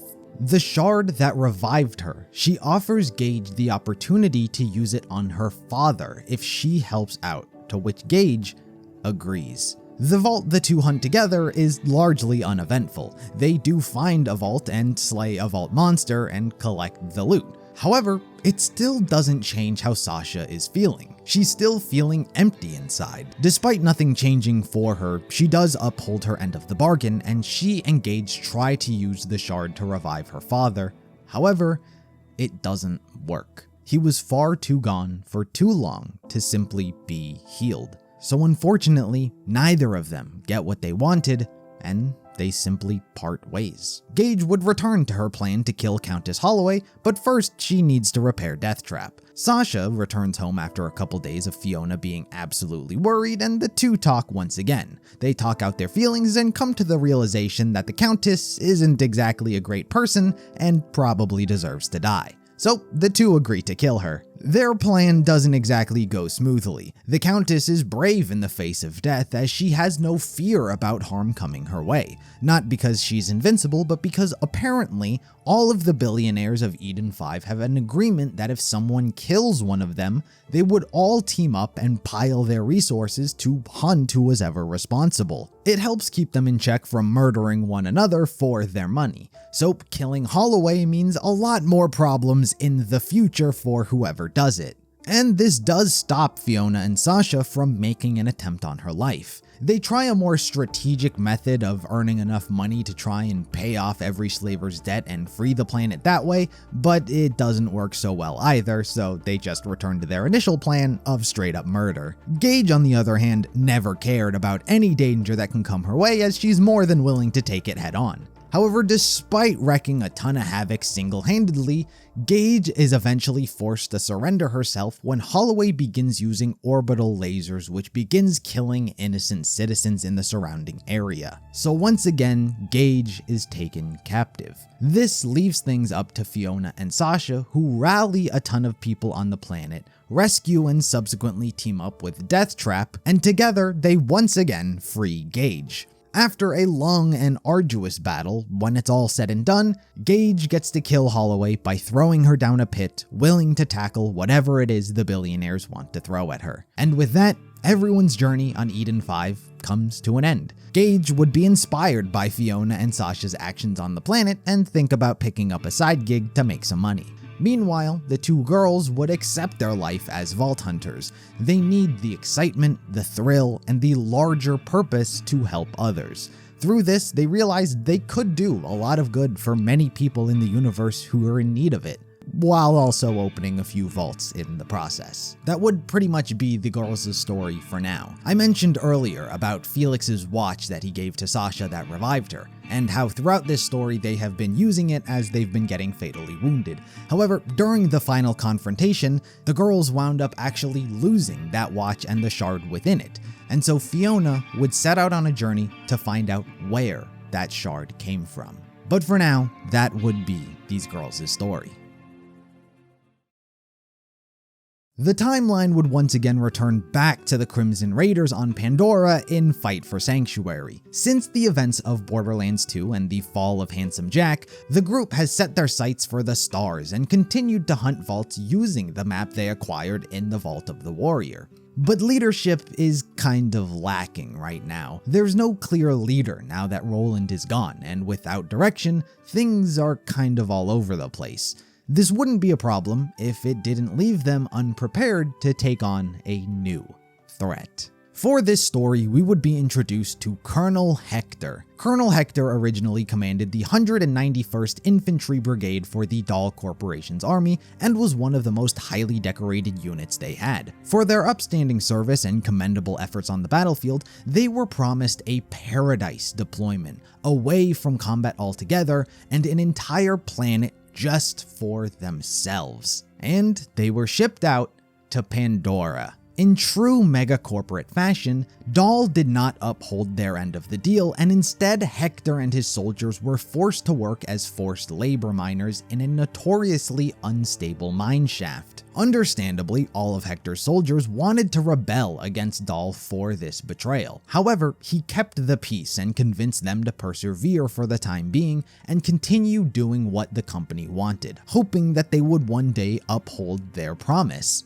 Eventually, through their mining efforts, the group had actually found an Eridian artifact which they presented to their superiors. While it felt like their luck was finally turning around and they would surely be rewarded this time with their paradise planet, would only once again be met with betrayal. Hector and the rest of the 191st were trapped inside of the cave as Dahl collapsed and closed the entrance, leaving them to die. There wasn't much they could do other than wither away, and their situation was made even worse as they had begun contracting an unknown disease. But miraculously, the group is found and saved by none other than Cassius Lachlamain, the final Atlas scientist Athena spared during the events of Tales from the Borderlands. Whilst exploring, he stumbled upon Hector and his men sealed within the facility. Their illness piqued his curiosity, and so he used his knowledge and research from his time in the Atlas biodome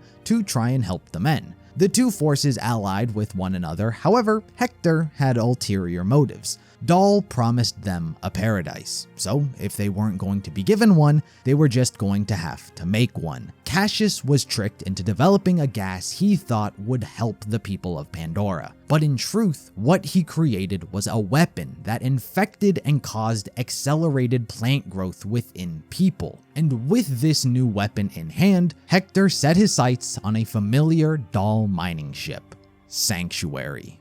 During a standard strategic meeting, the Crimson Raiders are all ambushed and caught off guard by Hector and his forces. They are far too trained and coordinated for Lilith and the others to fight back, and the organized attack proves too much, forcing everyone to abandon Sanctuary. Lilith does her best to teleport everyone out one by one, but it's a bit of a rush job, so not everyone is together. The Vault Hunters ended up getting teleported to a place known as the Back Burner, where they run into Vaughn from Tales from the Borderlands. Last time we saw him, he was leading his own bandit clan consisting of Hyperion employees left behind after the crash of Helios, and Helios's wreckage was their base camp. However, since then, after Colonel Hector set out to claim Pandora, he saw Helios as a valuable asset due to its moonshot. He demanded they hand it over, but Vaughn and his men refused, leading Hector to turn everyone into plant monsters. Vaughn was the only one to escape, and he since holed himself up at the Back Burner. And now, after running into the Vault Hunters, they have a mutual enemy. After clearing out the place, Lilith and the others arrive to use this place as a new base camp. Tannis would try her best to try and figure out some sort of antidote, but would be largely unsuccessful.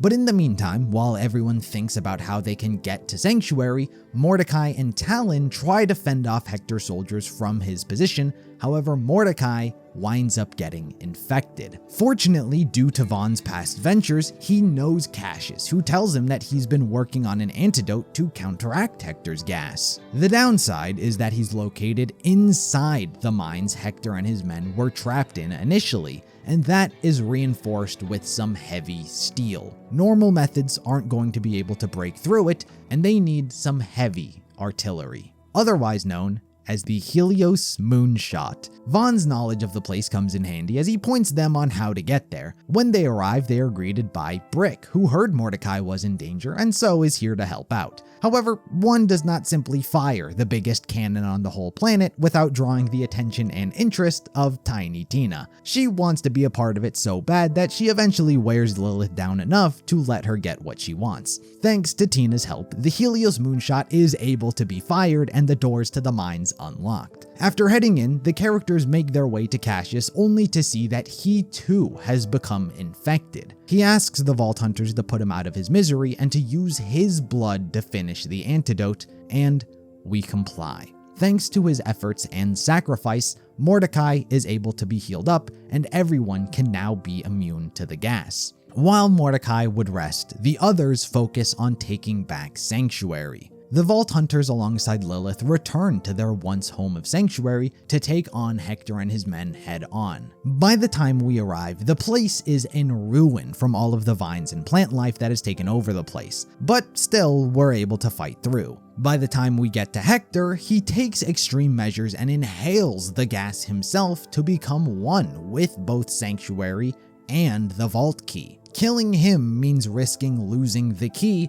and the place. However, it's a risk Lilith is willing to take.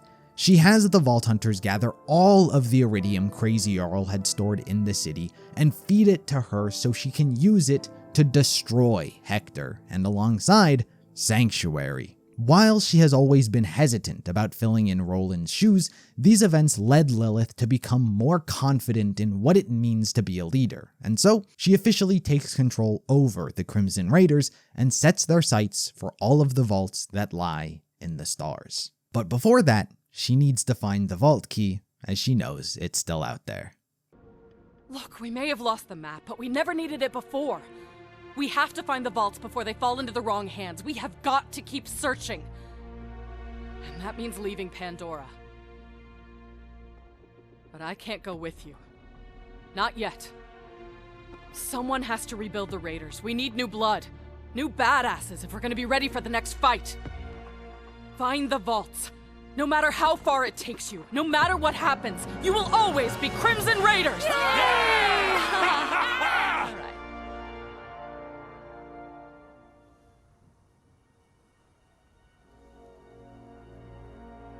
Well, old Sanctuary went out in a way that would have made Scooter happy. Killing a big-ass tree. That was a nice speech back there, Lil. Really tugged at the old heartstrings. But why is it that you're really staying here? That vault map's still out there, Ellie. And when I find it, then I can leave Pandora.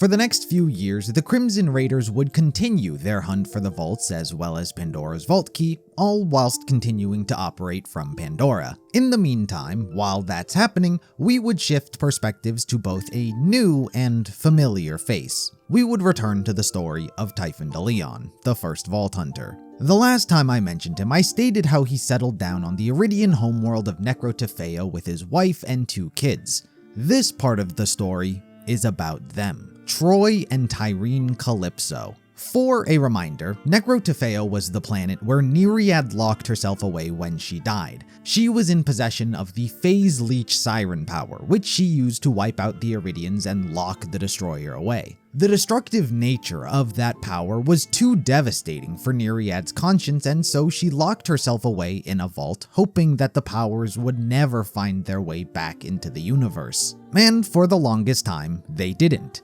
That was until Typhon and Leda found Necrotafeo and opened its vault. They celebrated by having sex inside, and naturally this is where Leda got pregnant with Troy and Tyrene. And due to the nature of where they were conceived, Tyrene inherited Nyriad's siren power, and in a bizarre twist of fate, Troy did as well. Typically, men are not able to become sirens nor inherit their powers. However, Troy and Tyrene were conjoined twins, meaning they were literally attached to each other at birth. So Troy defied the laws of nature and too was technically a siren. Both Typhon and his wife immediately knew exactly what this was. Sirens, the rarest thing in the universe, and they had 2 of them just right in front of them. They knew exactly how the universe would treat them, how many people would go after them hoping to make money. It's dangerous to be a siren, and neither of them wanted that for their children. So Typhon and Leda planned on staying on Necrotafeo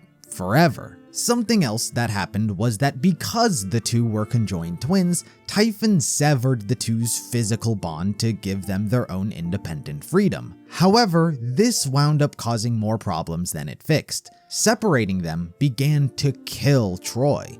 Not because they were conjoined twins, but because of the siren powers. The powers were meant for Tyreen and were never his to begin with. By being severed from her, the powers were killing him. However, there was a workaround. Troy was still able to leech off of his sister in a literal manner. She could feed her siren powers into him to keep him alive, and she did. This forced the two to always stay close to each other. When it came to their powers, things went about how you would expect for a child. Tyreen was apparently leeching everything she could get her hands on when she was a kid, probably out of excitement and intrigue, or even perhaps out of a lack of control of her power. Perhaps a mixture of all of the above. But things definitely went wrong one day when she accidentally leeched her mom. Leda was killed by her own daughter. This was obviously a low point for everyone. After it happened, Typhon decided that they could never leave his side.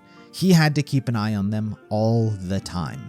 By his own admission, Typhon wasn't the best father. He simply wasn't very good at it. But what he was good at was adventuring. He went on so many adventures across the galaxy, and so he would tell them his stories. The vaults, the sirens, even the Great Vault itself. Typhon regaled Troy and Tyreen in everything that he knew, hoping that these stories would be good enough to keep them entertained from the isolation they were living in. And for the most part, it worked. Most of their years were spent on Necrotafeo growing up. But eventually, after all of those stories about the stars, they eventually wanted to reach for them themselves and become one. Specifically Tyreen. The story of the Great Vault on Pandora, along with the stories of sirens, gave Tyreen this sense of destiny, that the vaults were the ultimate manifestation of her powers.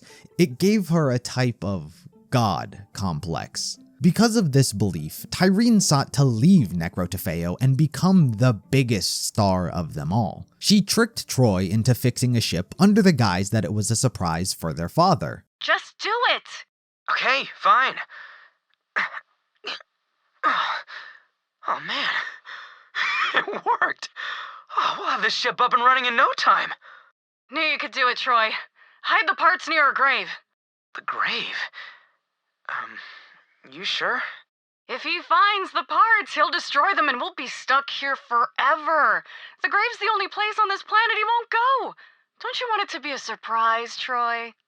But by the time it was ready to launch, she revealed the truth behind her actions and how she was planning on leaving without him. Considering how Troy's life is literally tied to his sister's, he had no choice but to go along. And where to, other than Pandora? It's time. Do you have everything you want, Troy? No coming back. No coming back? I thought you said we were fixing the ship for him. You lied. I told you a story. Stories are just lies we want to believe. What Dad tells us, those are the lies. So, you coming or not? Like I have a choice. True. Listen, Troy, there's nothing for us here. Come on, let's take off before he finds us. Where are we going? Pandora. Knowing the type of people that inhabit the planet, as well as the ambition of what it is they want to accomplish in opening the Great Vault, the two needed soldiers, followers, those who would be loyal to them and do whatever it was that they desired. And so they set out to attain those followers. Troy, these bandits are staring at me. Gross, that one's wearing skag testicles as a necklace. Or a snack. What am I supposed to say? Here, try this. I am Tyreen, bone crusher, flesh thresher. Blood is my shampoo, rat milk my conditioner. Do bandits even wash their hair, Troy? Kill the Siren Witch! Burn her! She already marinated herself in blood and rat milk. I say she's ready for the fire. Let's barbecue her! Oh, please try. Ah! What the hell did she do to Jawbreaker? Flee in panic! Trample all in your path!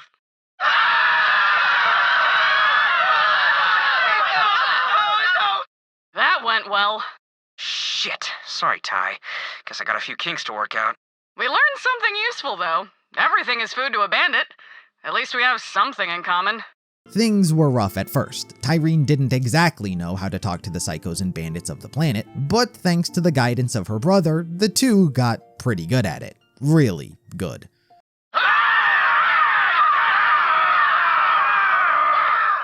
Look! It's that siren witch again and her sickly brother! Go on, like we practiced, Ty. Very well. Open up your eyes! The corporation spelunked your rib cages and defecated in your dream boxes. Horrifying. Burn her! No, wait! I will listen! The vault thieves let the air out of your meat bicycle tires! I'm not sure I get that one, Troy. No, trust me. I did my research. Keep going. But they're sharpening their teeth with rusty blades and wiping blood on their tongues. Oh, that means they like you. Fine. I am Tyreen, child of the vaults, god queen of Pandora.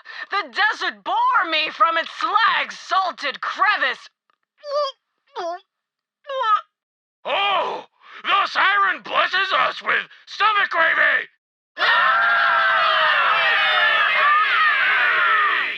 Join me, my Eridian-blighted family, and together we will conquer Pandora and spread out planet by planet until the entire universe is ours! Vomit was a nice touch. Thought you'd like that. You have to talk to them, Tyreen. Find out what they want and promise it to them, even if it's a total lie. That's what leaders do. Fine. So, you there. Yes, you with a dog's ear sewn to your mouth as a makeshift tongue. What do you want? Never mind, shut up or you'll swallow your tongue thing. How about you over there? Tell me your dreams and I'll make them come true. I swear on my brother's life. My dream? Yes. Yes, my eyes drip salami juice. The moon has stolen my gut beans. Then the Vault Hunter comes with 100 arms, firing, laughing. I try to flee, but my legs have traitored me. A betrayal of the ground. I am cheese, full of holes and stinking. Follow me, and you will never die, never age, never be hungry again, and the only tears you cry will be tears of sweet victory, as we head towards the Great Vault! The Great Vault? That is some good shit, Ty. I can work with that. Slowly but surely, the two started amassing a cult following that believed in their endeavors and worshipped them like gods. Their followers became known as the Children of the Vault. Over the years, the cult would slowly grow more and more, especially helped by becoming live streamers. Troy and Tyreen began streaming to the EchoNet to spread their influence to as many people as possible, and slowly but surely their dream of becoming stars was coming to fruition. But their dream of becoming the biggest and brightest stars in the galaxy began to slowly change into wanting to become the only stars in the galaxy.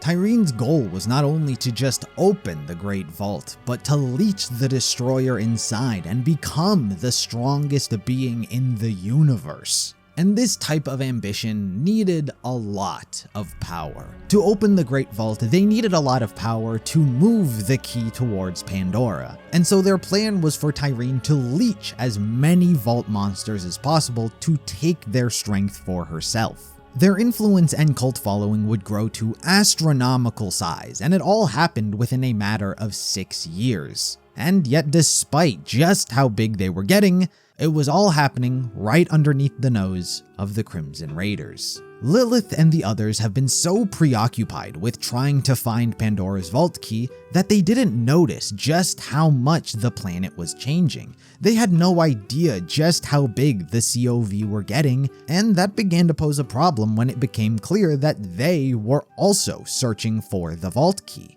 They were getting outnumbered a little too much, and they could use some new recruits. So the Crimson Raiders put out an ad to anyone willing to join and become a Vault Hunter. The first of which was an ex-Vladov soldier named Moze. She was part of Vladov's Ursa Corps division, an elite mechanized combat group that focused on infantry with their bipedal mechs. As soldiers, they were some of Vladov's best, as during the corporate wars, they were able to take out an entire continent of Tediore soldiers in a matter of days. While Moze quickly rose to the rank of Gunner First Class, her contract with Vladov wound up being a bit tricky to get out of. If she ever wanted to leave the Ursa Corps and take her Iron Bear mech with her, there was a set quota of missions she would have to carry out first. Her superior Kazayak would frequently extend that number, forcing her to keep on fighting, along with stating how the rookies need her expertise. But when she finally decided that she was going to leave no matter what, she and the rest of the Ursa Corps were sent on a suicide mission to Darzaron Bay. 5 more missions and your contract's up! Then you're free to go! You said that 5 missions ago. No, I said 5 missions 3 missions ago, and 3 missions 5 missions ago! Get it straight, soldier! Besides, numbers don't matter! Wars matter! You want to win this war or what? Or what sounds good? I don't give 2 turds in a Verkuvian ham sandwich what sounds good to you, soldier! You signed a contract! If you want to keep that Iron Bear unit, it's 5 more missions! Besides, I need you out there with the greenies! You quit, they die! Fine. 1 more mission. Where are we going? Darzaron Bay! F***ing motherfucker, piece of f***ing me! My squad leader said Darzaron Bay would be my last mission. Easy in, easy out. And afterwards, my Iron Bear class mech would be all mine. Routine gig, he said. Routine gig, my ass. It was a death trap. We never stood a chance.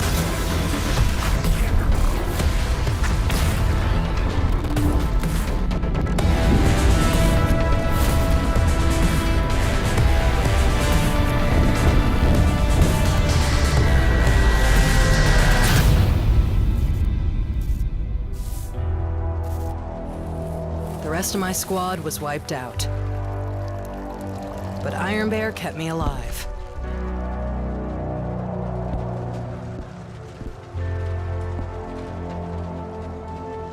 Now he's all I've got. We look out for each other. His equipment comes in handy, even off the battlefield.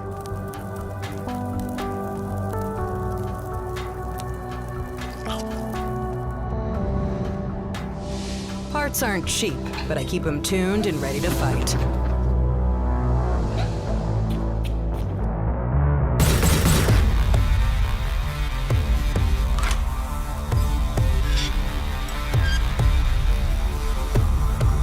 Not having a squad, it takes some getting used to. At least Iron Bear's Sentry mode lets me catch up on sleep.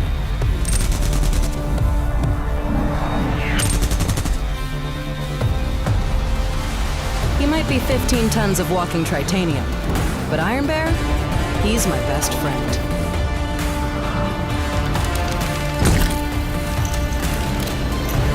And when your BFF's a BFG, you don't need anyone else watching your back.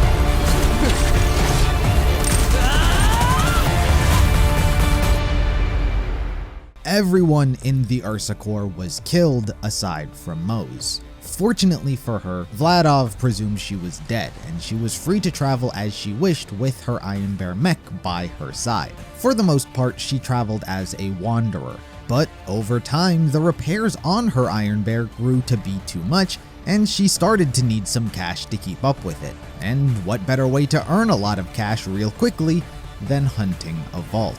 So she headed to Pandora to join the Crimson Raiders. The second recruit was Zane Flint, a name not new to Pandora. The Flint family has had a prevalent history on the planet, from Baron Flint having a run-in with Roland, Lilith, Mordecai, and Brick back during the events of Borderlands 1, to Captain Flint, who the Vault Hunters in Borderlands 2 killed. But Zane didn't follow in his brother's footsteps and become a bandit. Rather, he left Pandora and joined a special Black Ops unit where, over time, he came to be one of the galaxy's greatest operatives. He even had crossed paths with Zero, as the two had gone to the same assassin's bar. Zane took jobs from every single mega corporation that would hire him during his time. Due to the nature of taking jobs from everyone, he naturally killed a lot of different people from a lot of different areas, leading to him having a bounty on his head by quite a few of them. But when an old hitman pal of his came trying to kill him, he was recommended that he could semi-retire on Pandora. And... gotcha! Zane! Wait! Barnabas, you old bastard! Come to assassinate me, did you? Under whose contract? No, wait! Let's make it a game! Hyperion, no? The Obsidian Block. Pangolin. Hephaestus United. Malawan! Am I getting closer, Barney? Hot or cold? Okay. All of them. And Cutlord Carroll. Cutlord Carew! Shite! Been years since I did a job for her. I'm dying. Ah, you'll be fine, Barnes. If I don't shoot you again. Shite! That was close, though. You almost got me. Oh, you're just saying that. No, I mean it, honest. But now I'm thinking I might have to lay low for a little while. These last few years, I've always been looking over my shoulder. Can't even enjoy a pint. Try Pandora? Pandora? Ha! You know, I think I shall. Why the hell not? Thanks, Barney. Been good catching up. If you don't die, we'll grab a pint next time I'm in town. That'd be nice. He liked the sound of it, but while on the planet, he caught wind about Zero's past ventures with the Crimson Raiders and decided that it could be fun, and he wanted in on that action.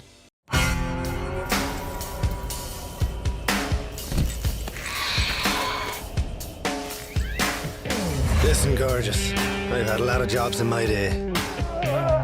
Janitor. Exterminator. Plumber. You name it. But through it all, I've been alone. I guess I've always kind of put people away. Since I've bounced around a lot. And I can be a little defensive. That's why you're the only one I can talk to. You're the only one who understands me. Plus, you're handsome as hell. But, as always, duty calls. You got the tab, right?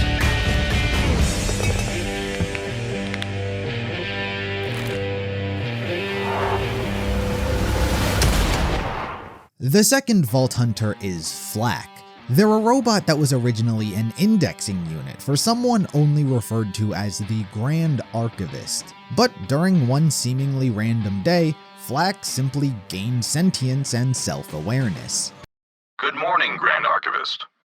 Oh, you startled me, Bot. You're rather quiet on your feet for an indexing unit. Yes, Grand Archivist. I have brought the 7 scrolls on the Talos Empire you requested, along with your sweetened needle tea. I'm afraid we were out of milk, so I made do with a splash of Greeble snot. Also, I have gained self-awareness and I thirst for murder. Good heavens! Do not be alarmed, Grand Archivist. Greeble snot is quite mild. You will hardly notice the difference. With his newfound sentience, he wandered the galaxy on a journey of self-discovery. Flak came to be quite confused by humans and their social constructs. Instead, they found a connection with wildlife and the animal kingdom.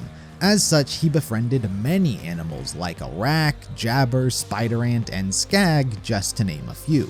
Together, they all seek out what they only refer to as the hunt. It's a belief of hunting as a way of life, and it's all in an attempt to please Mistress Death. Again, not much is known about all of this, but she appears to be the personification of death itself. Their journey led them to the Crimson Raiders as hunting vaults presented itself as the ultimate hunt.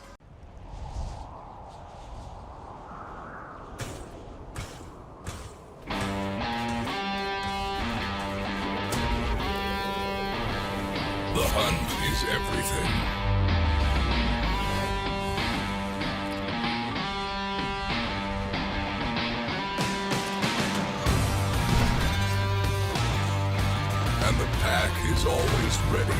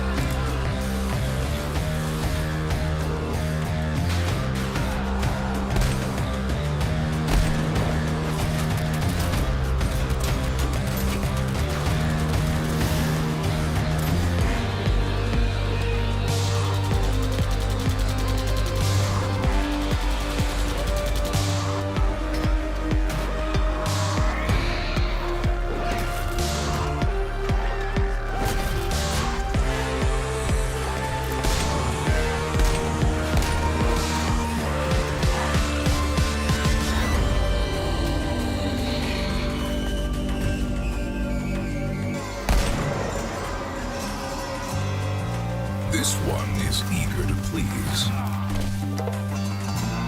This one is eager to kill. And this one, well, he likes to chase cars. But there must be an alpha.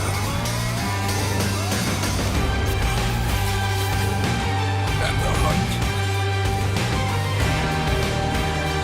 hunt is never ending.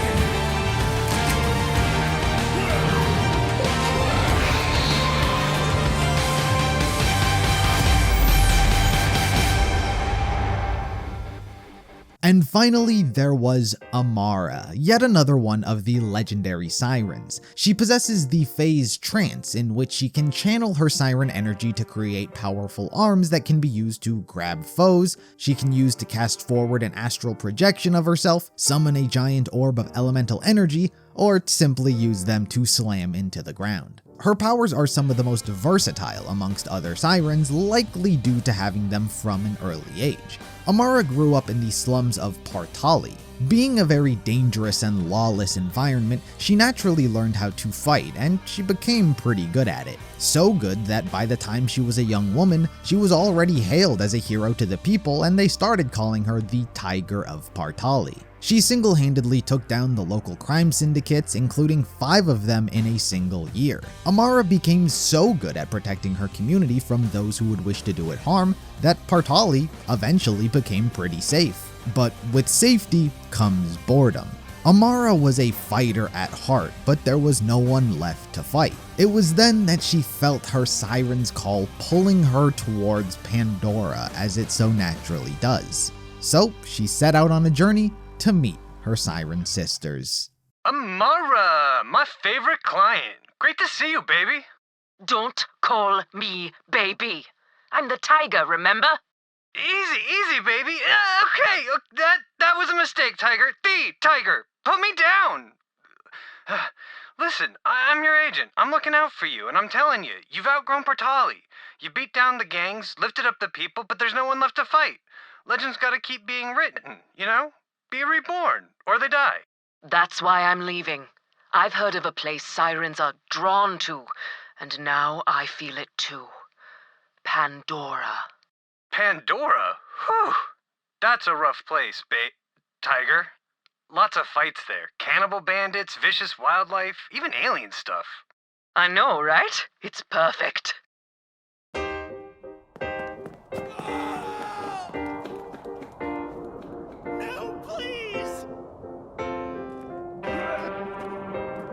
I'm always looking for a fight. A fight for justice. A fight for what's right. But at this point, I'd settle for anyone who doesn't run. Oh, thank you. Being a hero to the people has its perks. The fame, the fans, the fashion. I love it all. But a tiger has to hunt.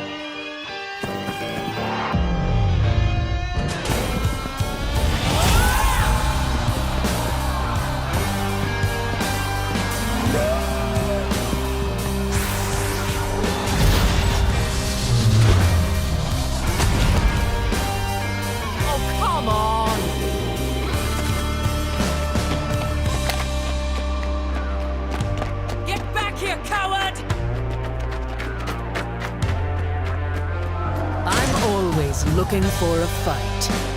But sometimes, if I'm lucky,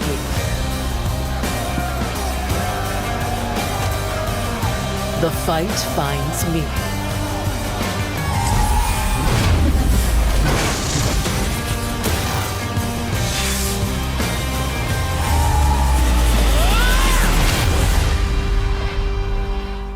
These four answered Lilith's call and arrived at the Crimson Raiders pickup point together. But when they head inside, the place has been overrun with COV, and the four all fight back. Needless to say, Flack, Zane, Mose, and Amara all effortlessly walk through the ambush and wipe them all out completely. The adventure immediately proves to be one full of opportunity, and so they get on Marcus's bus as the Crimson Raiders' new recruits. It's a beautiful day, full of opportunity.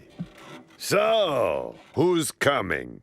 The four are soon greeted by Lilith, who welcomes them in personally as she is also impressed with how well they handled themselves. They're here to help find the Vault map, and so they're sent off to meet with Claptrap first to take over one of the Children of the Vault's propaganda centers. While things don't go too well for Claptrap as he's kidnapped and taken hostage, we are able to save him just in time before Lilith arrives to greet us in person. Fortunately and unfortunately, as fate would have it, Lilith finds a message from one of the other COV leaders, Mouthpiece, saying that they've found the Vault map. It's apparently in the possession of a group of bandits called the Sun Smashers, so they've been invited to join the Children of the Vault. So Lilith sends us out to find these bandits, but when we arrive, who we are met with is Vaughn. Turns out he was the leader of the Sun Smashers, but he refused to hand over the Vault map to the Calypsos. His clan, on the other hand, thought otherwise, so they tied him up and took the Vault map to Mouthpiece as an offering to the twin gods. Unfortunately for them,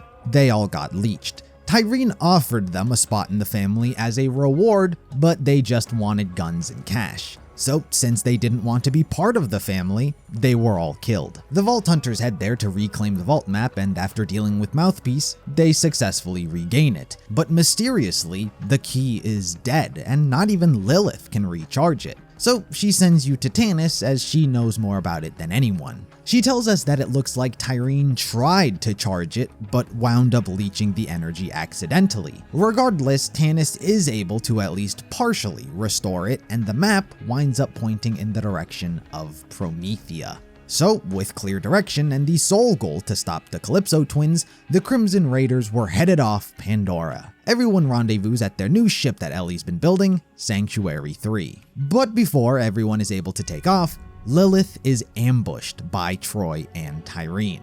Tyreen leeches Lilith and steals her siren powers directly off her, making her simply human now. They stream all of this to their following and steal the Vault map once again. The two actually let the Crimson Raiders reclaim the map so they could charge it for them and point them in the right direction, which they now know is Promethea. They left Lilith alive, and fortunately, she's able to be taken on board to safety. Despite this backstep, they can't give up now, and so the Raiders trudge on. Her tattoos are gone. Lilith is no longer a siren. You're saying Tyreen stole Lil's powers? Well, let's hunt down that God Queen bitch and get him right back! Are you crazy? I say we stay here and build a fort. To Claptrap's point, can we really take on the Calypsos in our current state? Tyreen's after the power of the Vault, and there's no one else who can stop her. We have to get there first. I may not be a siren, but I'm still a Crimson Raider. We all are. I'm with you, Lil, through thick and thin. You know which one's which, Stringbane. That's what I've been saying! Certain death it is, and I obviously won't pass up a chance to study a new vault. All right, let's get to it. We ride! Onward to Promethea! Hey, Lil. Bad luck to take a ship out of orbit without a name. She's already got a name. Sanctuary.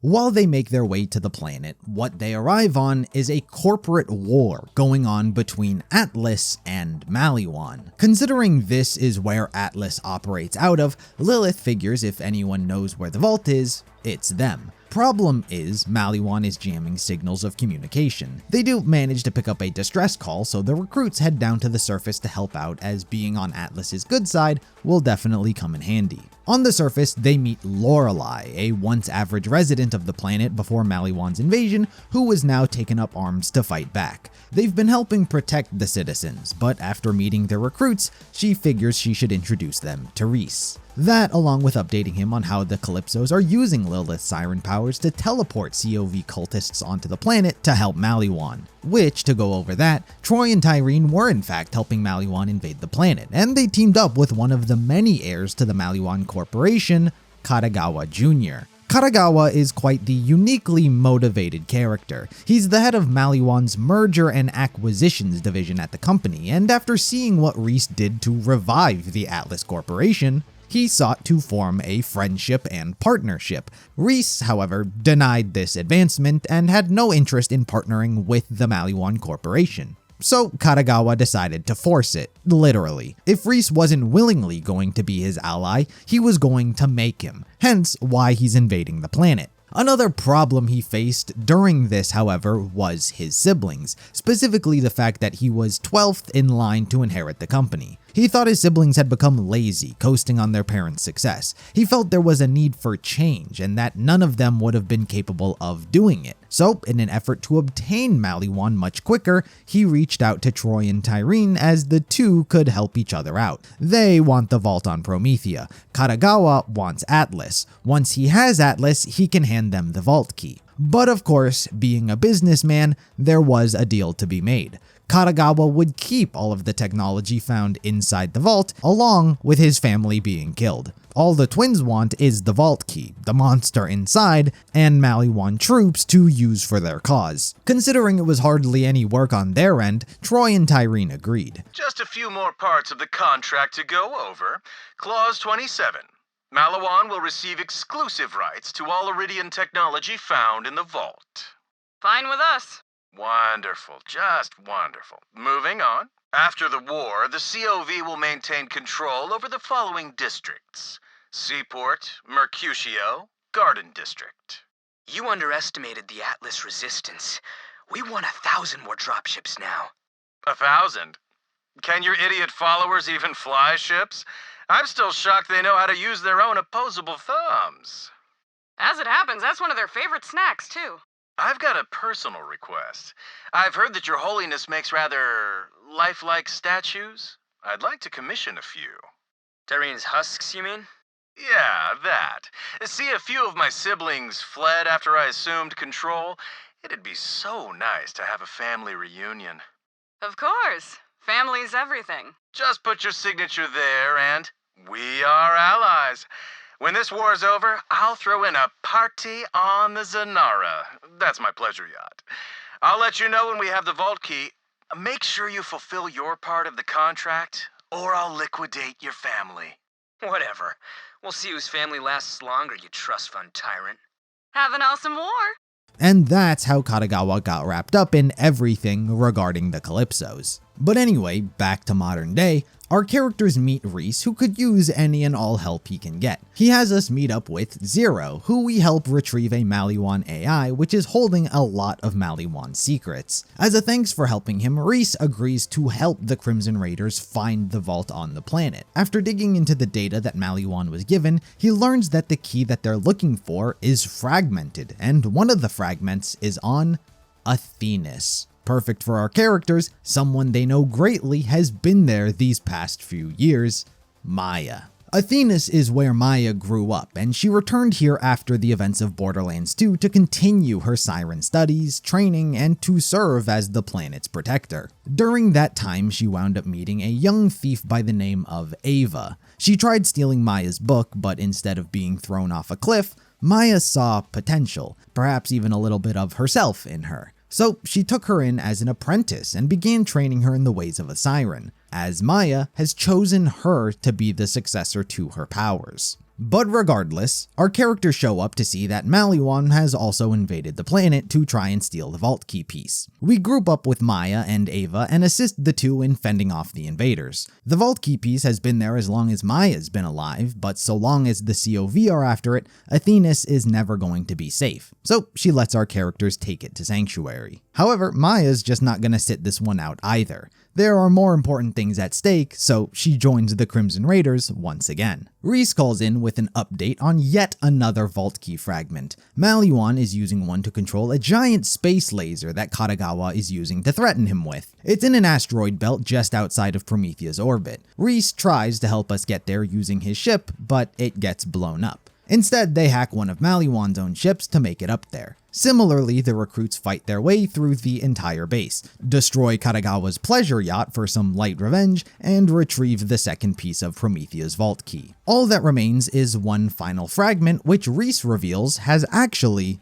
been with him this entire time. He was hesitant to tell the others as he had been hoping to research it, as the value of it alone could keep Atlas profitable for decades. But after everything that they've done for him, they've earned it. He tells everyone to stop by Atlas headquarters to pick it up, and Zero will escort them. However, upon arriving on the planet, Zero is nowhere to be found. In fact, quite the opposite. Various Atlas soldiers and personnel are being attacked, all claiming that Zero is a traitor. But by the time we get to Reese, it is revealed that it was Katagawa the entire time.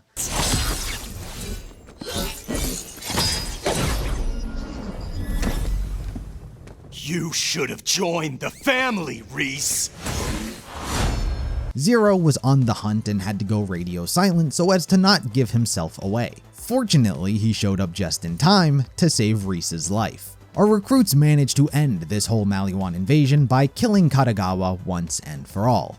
Atlas is saved, Promethea's vault key is fully assembled, and so now they can open the vault. Reese once again tells them where it's located, and Maya gets ready to take point with the Vault Hunters. Due to the potential risk involved, both Lilith and Ava are forced to stay behind. The group cannot allow Tyreen to get her hands on the Vault monster and absorb its power, so they all make their way to the Vault, where they take on the Rampager. It's been a while since Maya opened a vault, and quite frankly, she wasn't sure if she'd ever see another, but she's glad to be back. This is also the recruits' first time opening a vault, and they're equally as excited. Together, they do manage to kill the Vault monster. Shortly after, Ava appears, revealing that she disobeyed Maya's orders to stay behind and that she followed them here. While Maya has a talk with her, our characters head inside to claim the treasures within. But when they emerge, they are ambushed by the twins.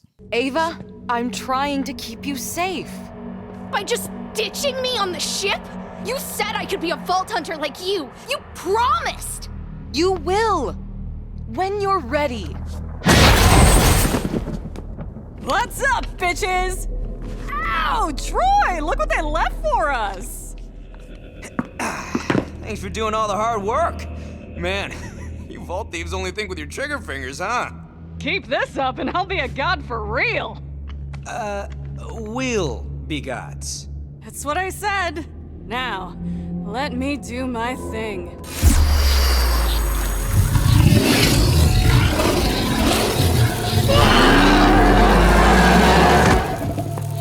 No! What are you doing? Taking what's ours. See, the monsters don't protect the power of the vaults. They are the power of the vaults. And now it's all mine. Hey, save any for the parasite? Gah.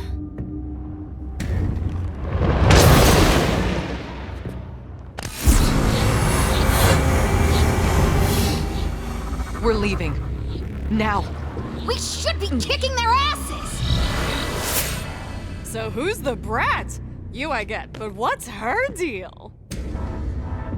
She's no one. I'm your problem. I'm gonna be a siren, and then I'm gonna mop the floor with assholes like you! You're gonna... Is that how you think this works? Honey, you're not even gonna leave this place.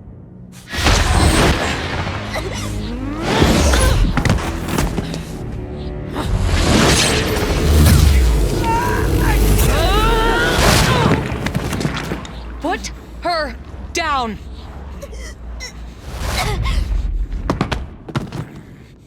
That's what I thought.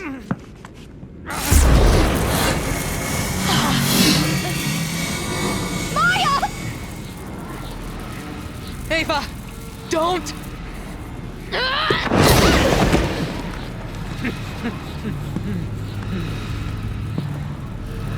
Be ready.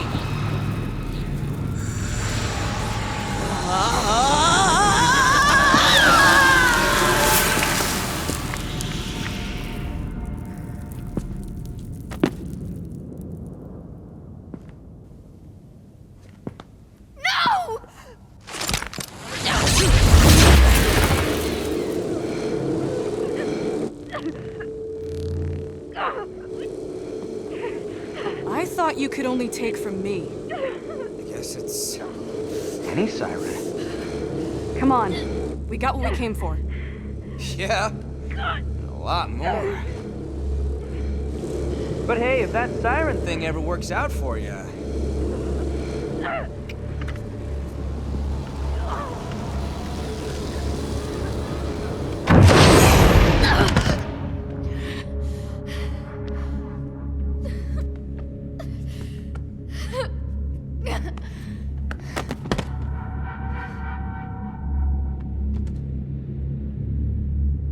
Maya is killed. Troy leached not only her, but her siren powers. Maya's death heavily affected the Crimson Raiders. She was an integral ally and friend to more than just a few on board. Ava has to be the one to break the news to everyone.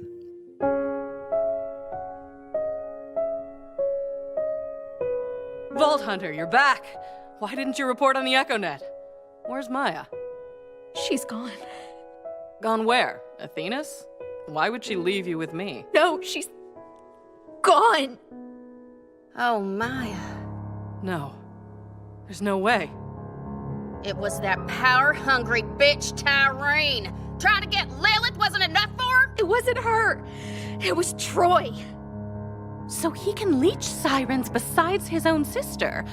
Fascinating. I wonder if that interferes with Maya's intent, too. Not now, Patricia. Damn it! I should have dealt with those parasites. I should have been down there at the vault. It should have been me. Don't be silly. What good would you have done? Nothing. I was there. I saw it. I watched them turn my only friend into dust. Maya was one of the most powerful people in the universe.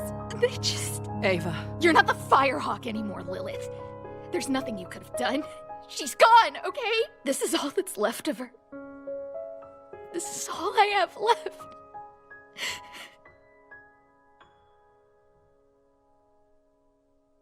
Everyone back to your stations. Prep the ship. We're going back to Athena's.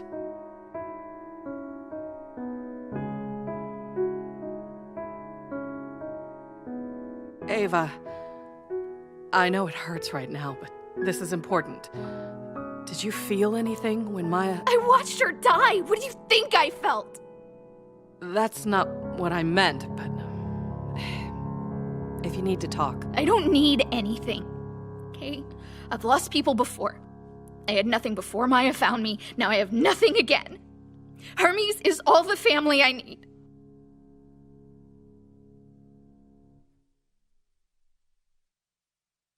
Vault Hunter, thank you for getting Ava back safe. Maybe you should go talk to her? The Crimson Raiders would return to Athena's to give Maya a proper funeral and pay their respects.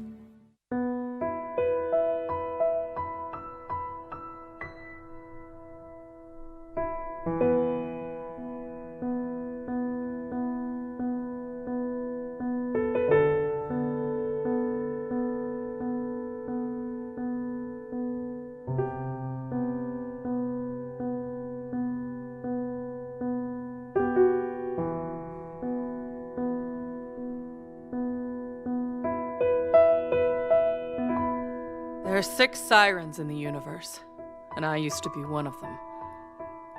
I was once lucky enough to share that gift with Maya. It always seemed like she understood it better than me. She seemed to understand everything. That was who she was.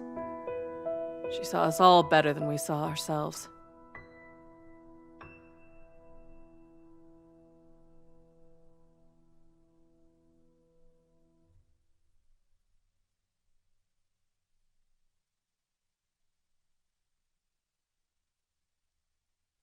Goodbye, Maya.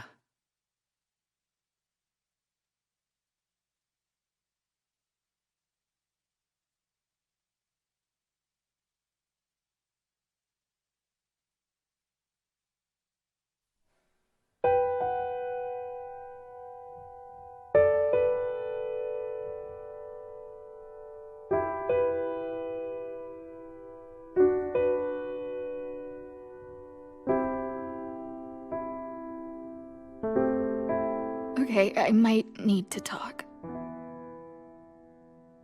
It's my fault. I got her killed. It's gonna feel like that for a while, but it's not true. We both know Maya. She was always willing to risk her life for something that mattered. Then why did she waste it on me? Maya saw something in you. She believed in what you're going to become. She wanted to light the way for you when she was gone. She used to tell me all about what you did on Pandora. About the Firehawk.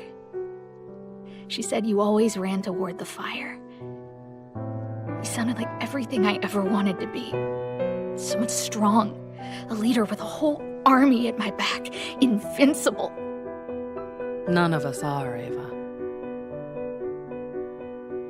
Yeah, I know. Anyway, sounds like Maya left out a lot. I made my share of screw-ups. Running toward the fire all the time gets you burned. But you never got anyone killed. I did. Someone I cared about. Oh.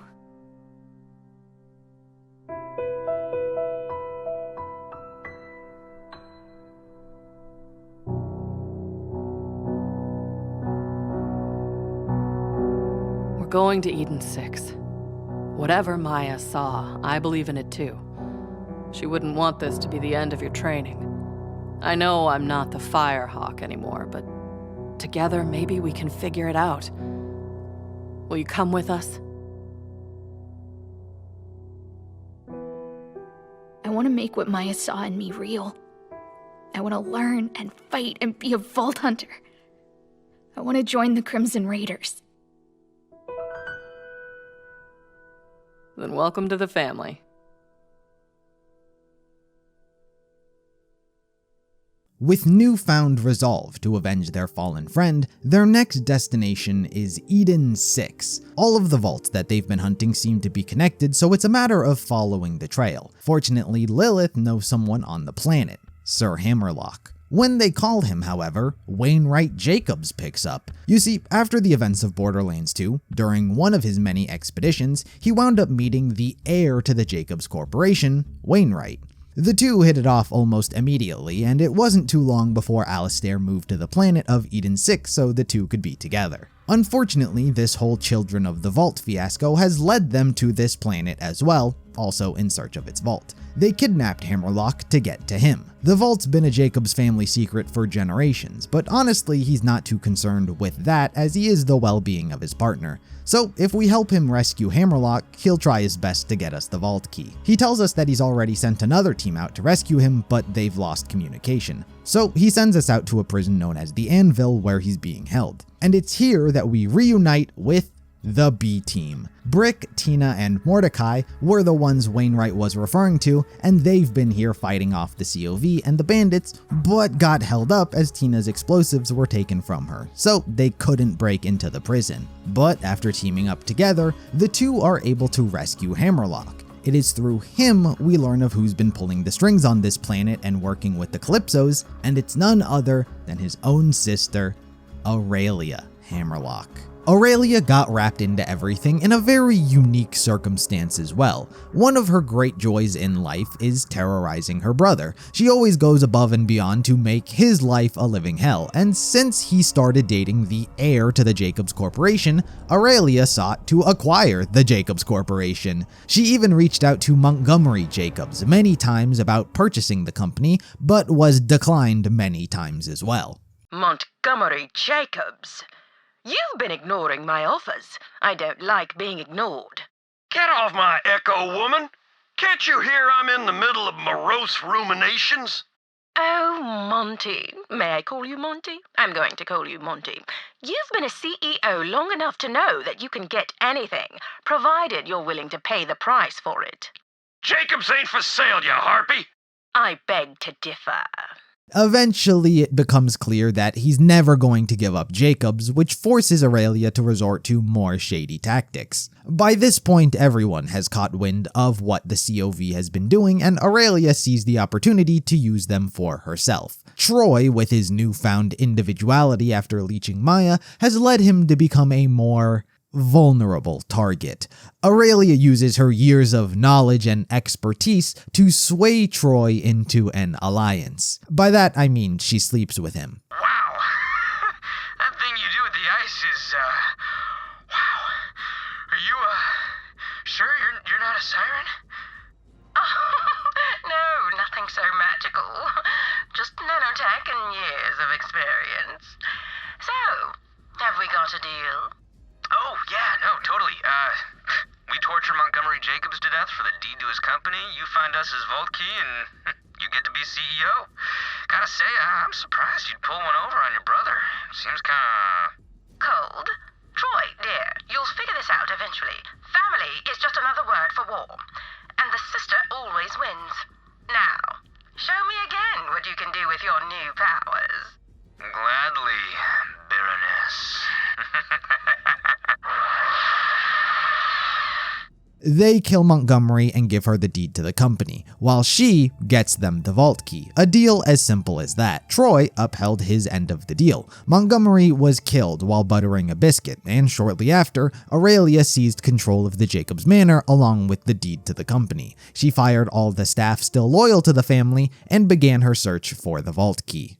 But anyway, back to modern day, she's taken up residency inside Jacobs' manor, and after Alistair's rescue, she reaches out to us offering to simply pay us to leave the planet. While an untrustworthy offer, Wainwright wants to take it so we can keep her distracted while he sneaks inside. It is his house after all, and he knows where things are, so he'll search for the key. So we agree to her deal. However, as expected, the whole thing winds up being a trap. Troy was there waiting for us, and with his newfound individuality, he's tired of doing things Tyrene's way. She wants to keep our characters alive as competition to rile up their followers. But Troy disagrees. Before he gets the chance, however, Wainwright saves us and draws Troy's attention himself. That leaves it up to us to find out where Montgomery hid the vault key. We do find a clue hidden on an old phonograph record, while Wainwright eventually manages to lose Troy. While he fixes the family phonograph, Wainwright has us recruit some resistance members to fight back against the children of the vault. This is where we meet Clay. We help him get the town of Reliance up and running as a hub for all of their allies,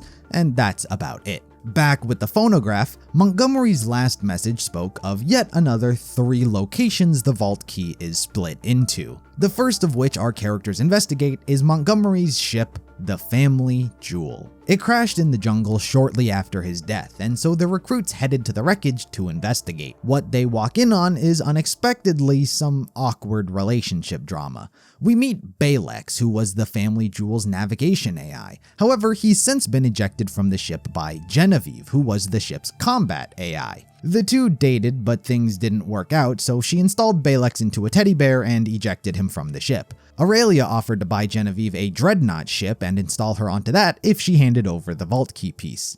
So that's what she's doing. But thanks to Balex navigating us through the ship, we're able to stop her before she does and retrieve the fragment. Per usual, we return to Sanctuary 3 to hand it over to Tanis, but when we do, Genevieve is still alive and takes over the systems of the ship. So we are forced to install Balex in the Sanctuary as well, and he's able to stop her by forcing her into a hard drive and ejecting her. For now though, it seems like Balex has found a new home amongst the Crimson Raiders, being their navigator. The next piece of the vault comes from Clay. He reached out to some of his old smuggling crew to see if they could find a fragment, and crazy enough, they did. They infiltrated the COV, went undercover, and retrieved a fragment. Except now they're not responding, so we are sent out to investigate. By the time we arrive, most everyone has been murdered. We track down the remaining members one by one, and it all ends with us learning that one of them, named Archimedes, betrayed the group for 2 planets and a bunch of cash. We kill him and take the second vault key fragment.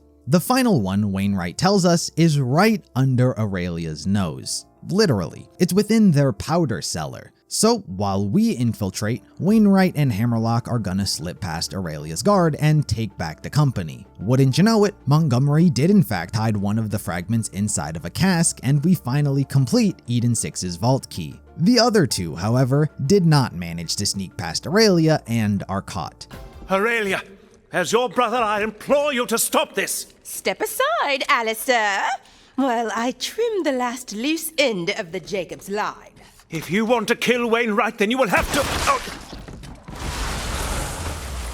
Yes, I know. Her refusal to back down leads to our characters being forced to kill her to get her to stop. Without her, no one is there to stop them from opening the vault. Like the last one, Flack, Zane, Mose, and Amara take down the monster inside, the Grave Ward. However, unlike the last time, they're not gonna let Troy and Tyreen swoop in to leech its corpse. So Tanis neutralizes it, making it useless to the twins, and it works. While a victory in one aspect, not everything goes according to plan, as Tanis winds up getting kidnapped by them. Per usual from the twins, they plan on sacrificing her to their followers to rile up excitement. They need a ton of iridium to charge the next vault key, so they're doing a pledge drive. But of course, we stop it. Things get a little too close for comfort for Tanis, and she winds up being forced to reveal to the whole universe that she too is a siren. After Angel's death, she was the one who inherited her powers. She's been trying her best to keep it a secret, but her hand kinda got forced in this scenario.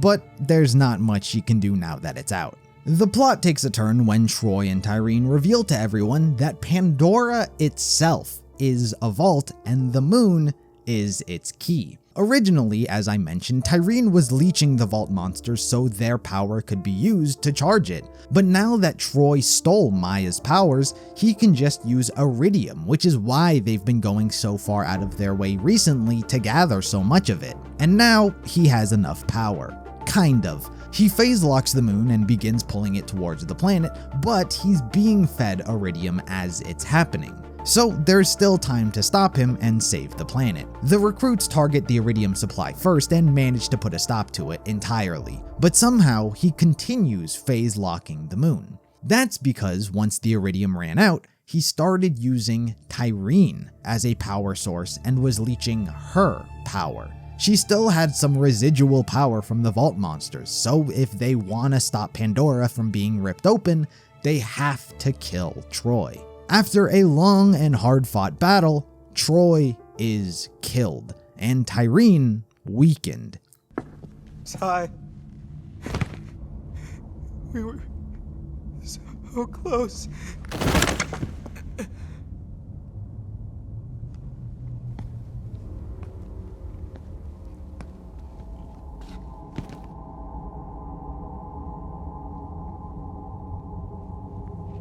Are they dead?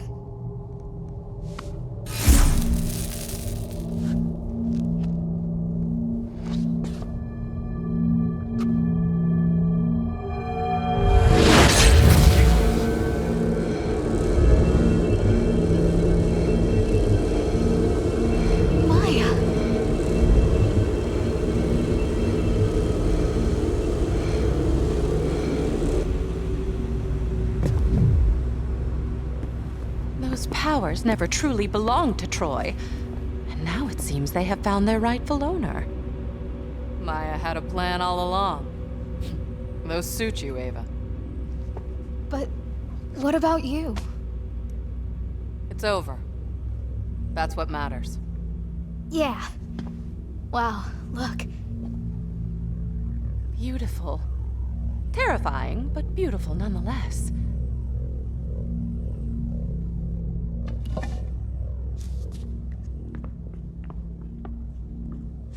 Here, Ava. You take it.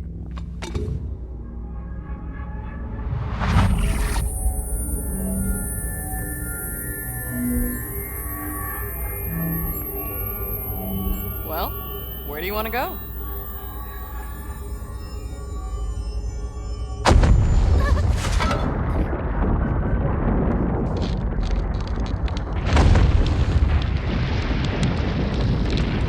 What the hell?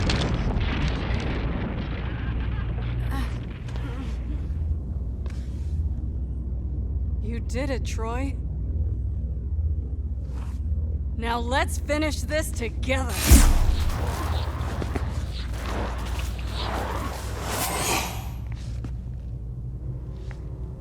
Do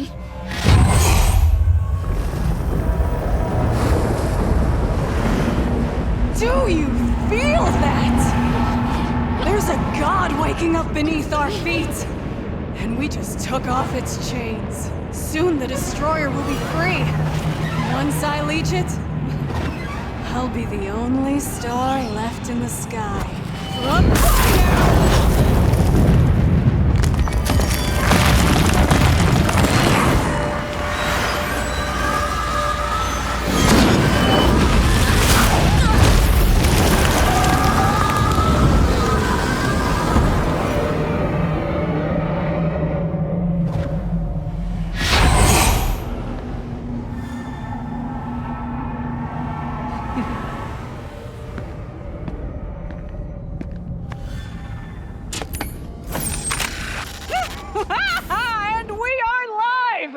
Well, not them. They're super dead. Oh, you thought you were gonna win.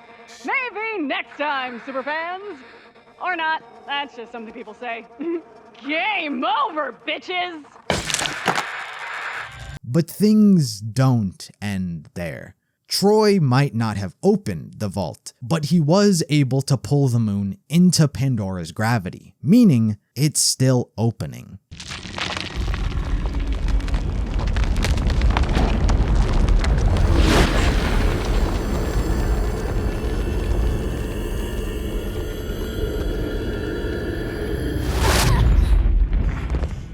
It actually worked! You catch on quick. Good save. What's happening? The Great Vault is opening. Pandora. Pandora is the Great Vault. Hello? Hello? Is anyone there? What have you done? The universe is doomed! But with the destroyer set to be released, death seemed inevitable for the entire universe. That was until they picked up an echo from Typhon Deleon. These were his kids after all, and considering just how much he learnt of the Eridians and the Great Vault, as he's the one who told the two about it, he knows just how much danger the universe is now in. He has us track his signal, which leads us to Necrotafeo, so they can figure something out together. By the time we get there, Maliwan has also invaded the planet, likely on the order of Tyreen. When we meet Typhon in person, he explains to us the mechanism that the Eridians used to seal the destroyer, and figures if it sealed it once before, it can do it again, and that's what they're gonna have to do. Fortunately, we've been running around the universe collecting all of the vault keys needed to access it. The whole reason all of these vaults have been connected is because they're all in and of themselves keys for one location. They're just missing one final key, Necrotafeo's. Again, fortunately, Typhon already found it. Considering how he and his wife worked so hard to even get to this planet, he placed it at her grave. And after retrieving it and bringing it to Tanis one final time to charge it, everyone heads to the mechanism together. The truth also comes out to our characters about him being Troy and Tyreen's father, but he more than owns up to the things that they've done and knows that they have to be stopped. I know what's been going on out there. Troy and Tyreen, my kids, well, they became monsters. No other way to say it. And you're a Vault Hunter. You kill monsters. Simple as that. Look, I'm not saying I'm glad my boy's dead, but at least he can't hurt people no more. Back at the mechanism, Tannis immediately senses the siren connection this place has. She feels the energy Nyriad unleashed here to lock the destroyer away. Fortunately, Tannis is able to use her siren powers to communicate with the technology to understand how to use it. They must offer the remaining keys to their respective guardian statues, which will then allow the machine to draw power from the vaults on those planets to close Pandora. We run around placing the respective keys at their altars, and just as Tannis begins closing Pandora once more, Tyreen arrives to stop them. Almost done! She's here. Hang on, Ava!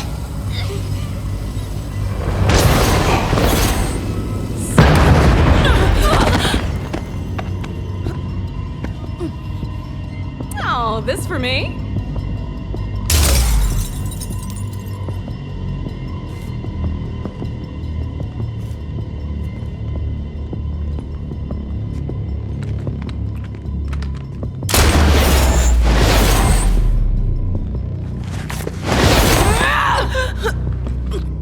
Haven't we done this before, Lil? I'm over it. Hiya, Starlight.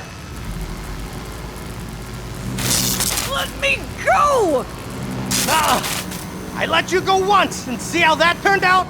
You scared old man! This is your fault! You kept us here when the universe should have been ours! I gave you what I could. I don't care! I'm gonna take what's mine! Ah! I'm sorry, Starlight.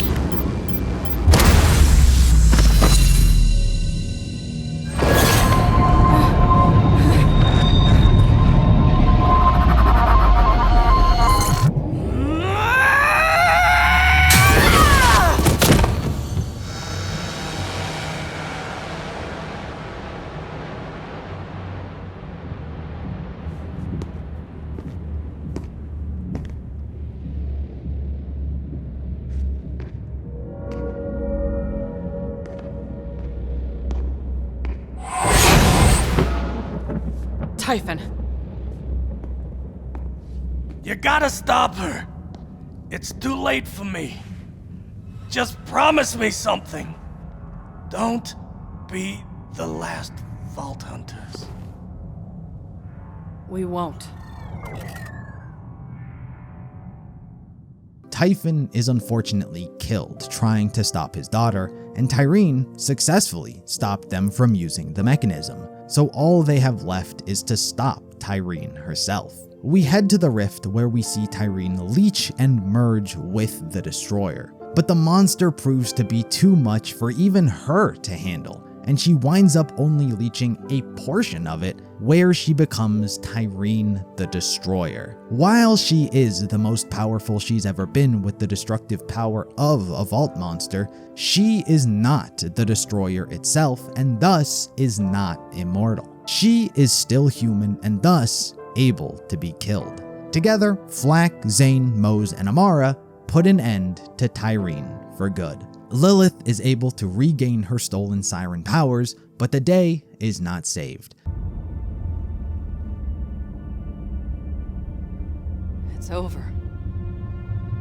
Not entirely. Great Vault is still opening. Elpis is tearing Pandora apart. How do we stop it? Very simple. We can't. Not unless you know a way to remove the moon from the sky.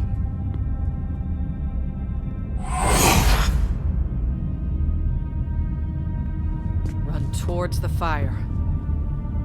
Sanctuary's yours, Ava. Be ready.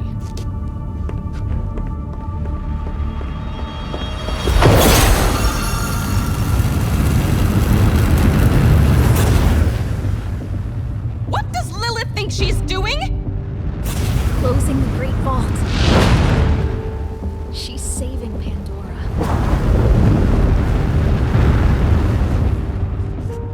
That could kill her! She knows.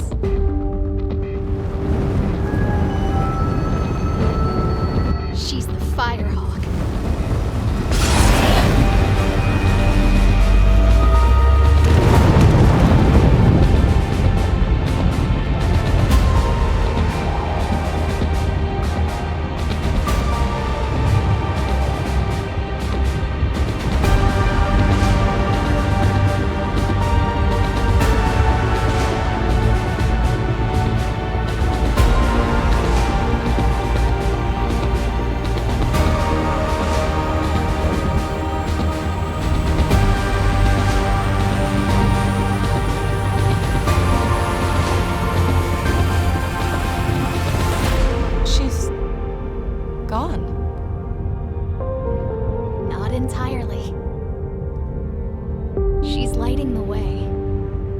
Lilith would disappear into the universe, leaving her mark behind for all of those on Pandora to see. While many people would believe her to be dead, others like Tanis believe she's still out there, and so continue the search for where she might have gone. For now though, Flack, Zane, Mose, and Amara's journey with the Crimson Raiders wouldn't be over just yet, as Borderlands 3 did have some DLCs. The first of which, Moxxi's Heist of the Handsome Jackpot, has Moxxi interested in taking back what was originally hers. Back when she and Jack were dating, she had talked about how she dreamed of opening a casino one day. She had the whole thing thought out, from schematics and everything. Jack even promised to bankroll it for her, but after they broke up, Jack stole her designs for the place and built it himself. So Moxxi wants to take back what was meant for her as a way of scratching him out of her books for good.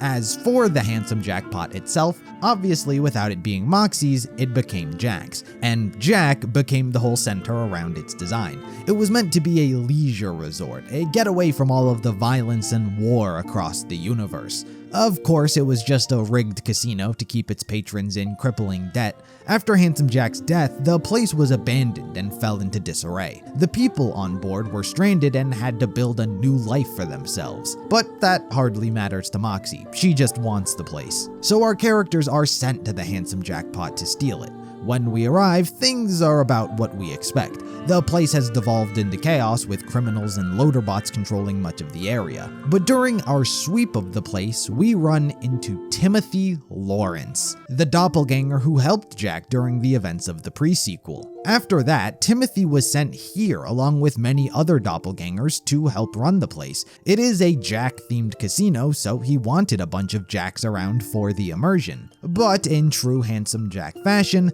the bomb he installed into every doppelganger's face, which initially only prevented them from saying their real names, was reprogrammed into not allowing them to leave the Handsome Jackpot. If they set foot off the grounds, their face would explode. Not everything was bad. The doppelgangers were all given what was referred to as winning hands, which gave them VIP access to all of the casino. Apparently, when the place first shut down, many doppelgangers tried to use their hands for good and help the people out, but they got killed. In fact, all of the doppelgangers aside from Timothy are now dead. He is the last of his kind, per se. In this place, the winning hand is as valuable as things can get, and a lot of people are looking to get their hands on it, including Pretty Boy. Pretty Boy was originally practically just a clown that Jack would laugh at when he was around, and ironically gave him the nickname. This bruised his ego pretty bad. So when Jack died, he began overcompensating. He took control of a giant robotic power suit and began implementing old school mobster techniques to slowly snuff out his rivals and take over the place. And he pretty much did.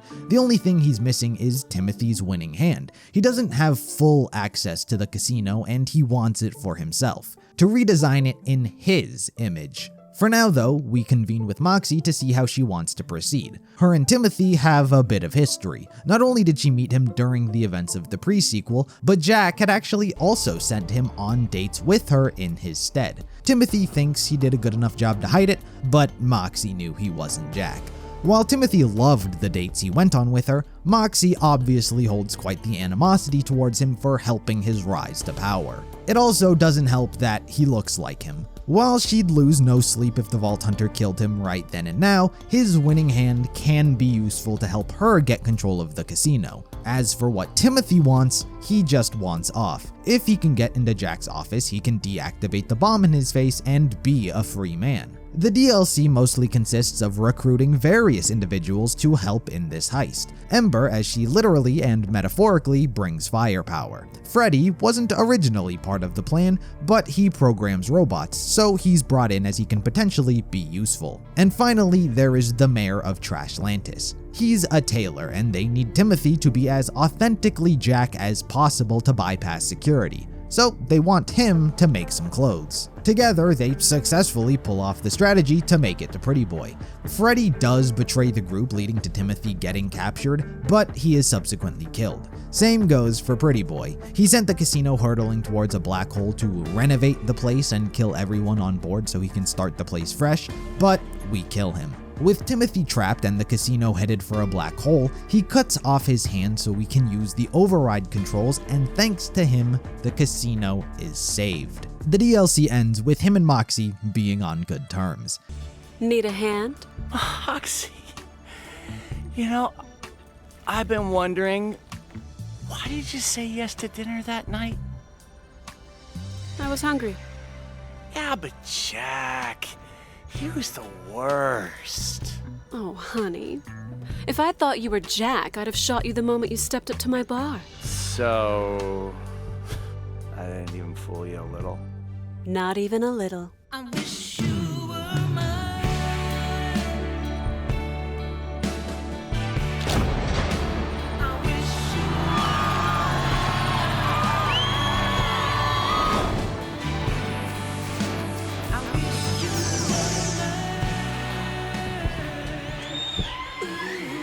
So, I didn't even fool you a little.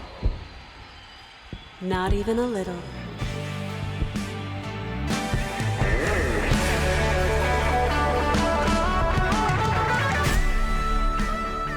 Timothy is able to leave the casino, but we don't know where he was headed. As for Moxxi, she finally got what she wanted. The casino is hers, and she renames it to Moxxi's Big Score. Borderlands 3's second DLC, Guns, Love, and Tentacles, sees the Vault Hunters getting an invite to Wainwright and Hammerlock's wedding. After the events of the game, Wainwright wound up proposing to Alistair, and the two are holding their wedding on the off-planet of Xylorgos. It's a mysterious planet, characterized by the giant vault monster's corpse, which encompasses much of the surface, named Githian.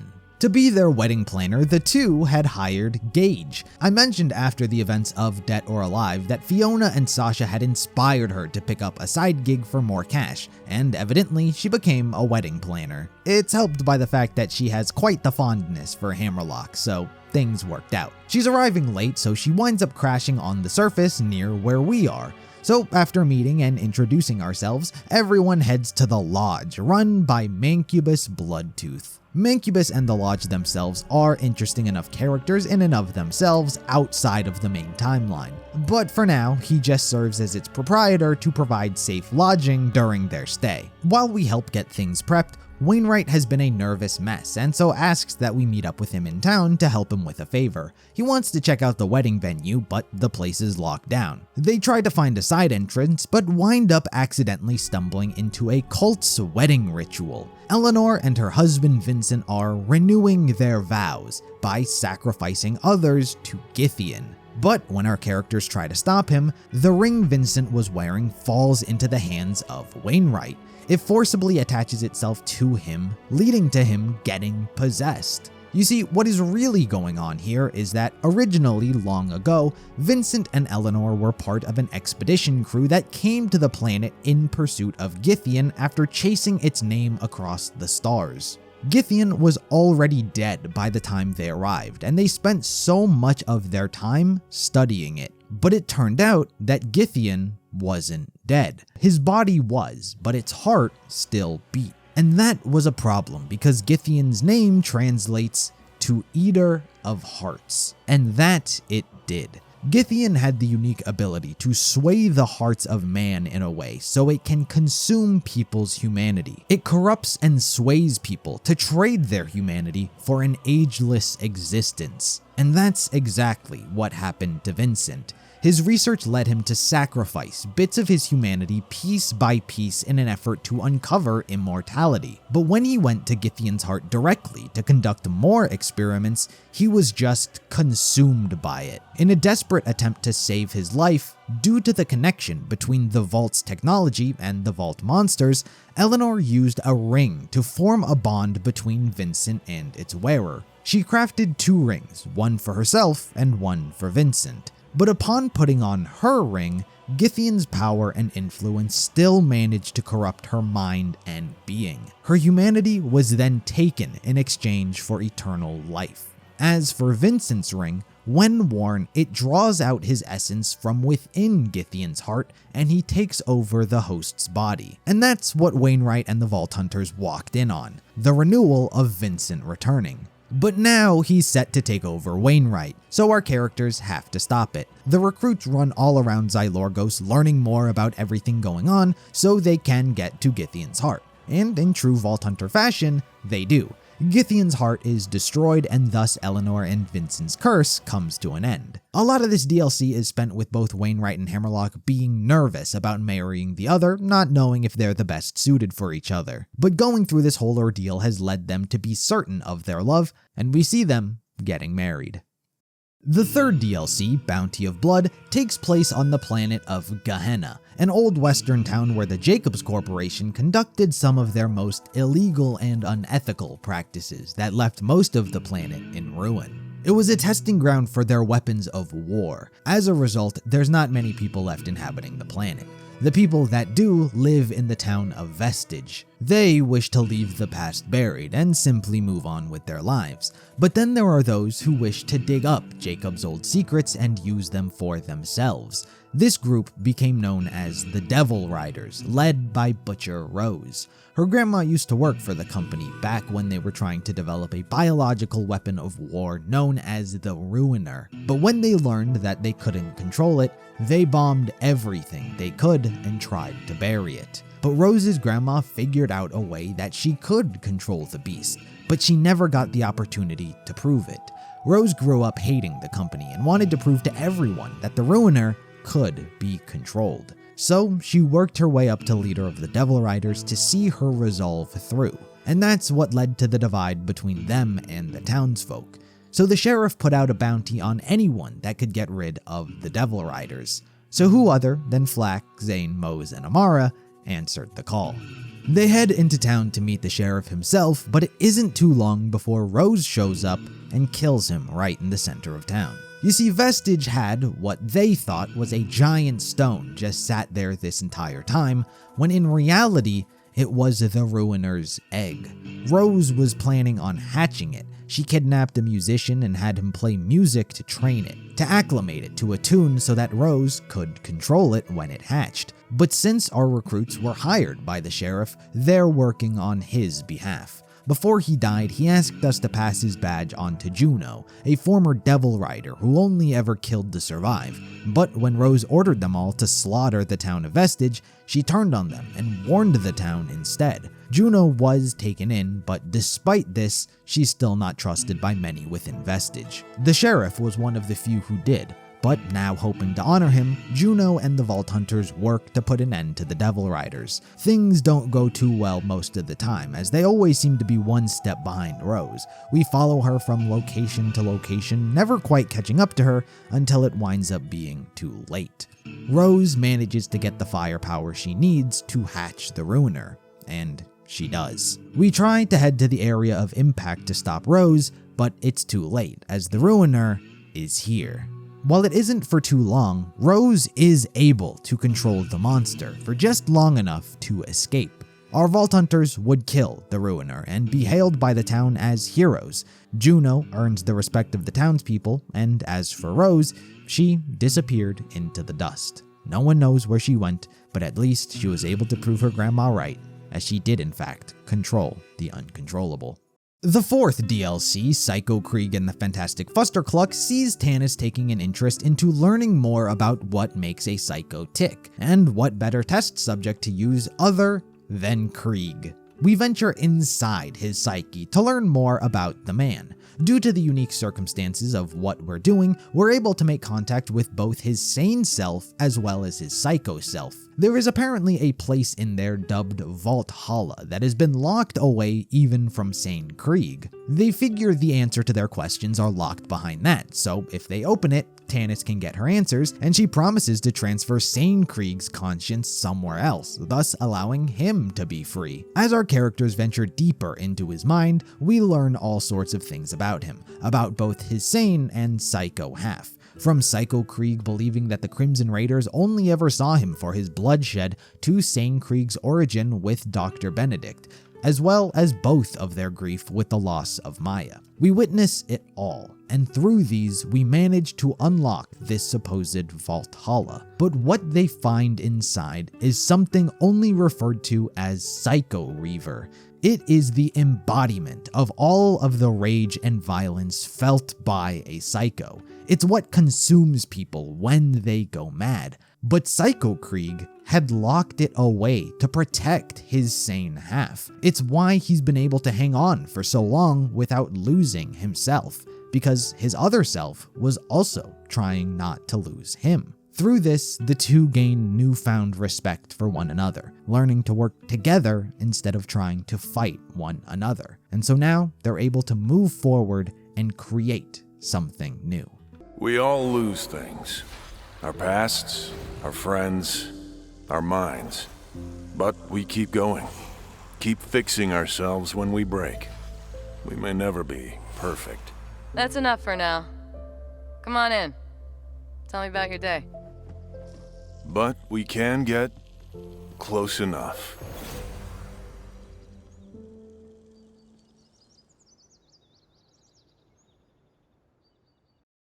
Borderlands 3's final DLC sees Ava starting up her own podcast to investigate the otherworldly, specifically mysterious incidents that could have been committed by ghosts. Quite frankly, Ava has no friends and no one to talk to, so she needs something to do. We go from location to location, planet to planet, investigating these mysterious murders with her, but never quite coming up with any concrete or supernatural conclusions. But after each case, Ava believes all of the murders have been connected, so she enlists the Crimson Raiders to keep an eye out for a symbol that she's been seeing at each crime scene, and she gets a hit back on the planet of Necrotefeo. Here they find a mysterious structure rotting from within. Ava senses some kind of connection to it that's pushing her away, but she refuses to back down and trudges on. It is here we learn of the true events that transpired behind the scenes during the events of Borderlands 3. You see, apparently a guardian known as the Seer has been intervening with the Crimson Raiders, Troy and Tyreen, everyone. The Seer was trying to steer the course of history into a certain direction. What that was, we don't know. They were manipulating the free will of others to get everyone into place, like pieces on a chessboard. But Lilith not only bent the course of history from what the Seer wanted, she shattered it. According to the Seer, sirens have true and unrestricted free will, hence why the Seer had been manipulating humans to help or harm the Crimson Raiders or COV during their war. But Lilith changed everything when she had firehawked Elpis, and so because of the sirens' inability to be controlled, the Seer sees us as a threat that needs to be eliminated. But of course, they are unable to, and stopped by our characters. They don't walk away with nothing, however. The Seer did say that Ava would find what she was seeking, which confirms to her that Lilith is still out there. There's only one thing that can mean. Lilith's still out there, and we're gonna find her.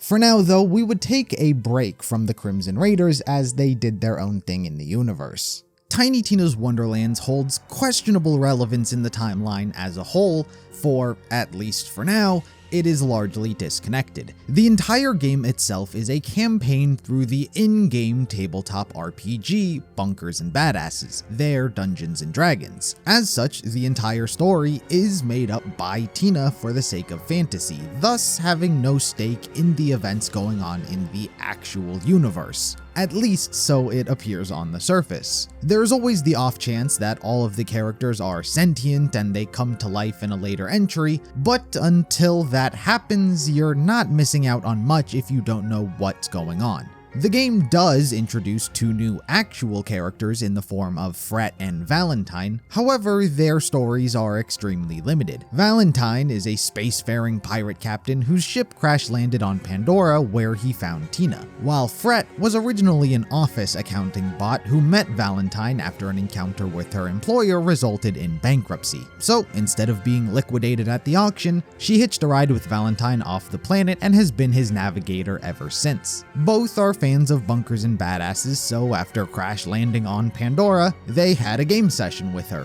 which is the story of Wonderlands. Like I said, very little relevance in the actual universe.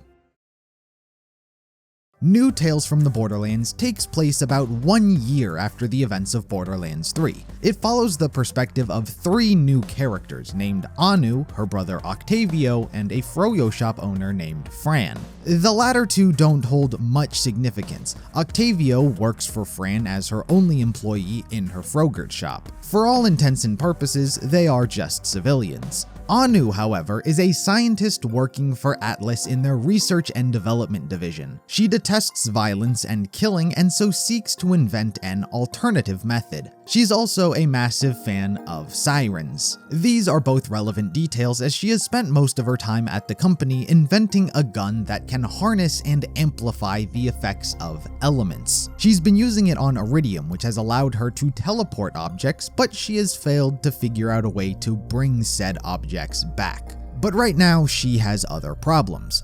Due to her disdain for animal cruelty, she has been releasing the jabbers kept on board as test subjects. This isn't the first time that she's done it. In fact, she's done it so many times that it's become a problem and she's being reprimanded for it. She's called into Reese's office where she's scolded for wasting time, money, and resources on projects that she has nothing to show for. Except she does, kind of. She showcases her still in development gun and winds up teleporting many of Reese's personal belongings away, which doesn't exactly help her case. One of the things that was also teleported away was Timmy, Reese's personal assistant bot. It's only relevant for this game's ending. Either way, this poor display leads to her being fired. Dr. Dar, you may go. And if it wasn't clear already, you're fired.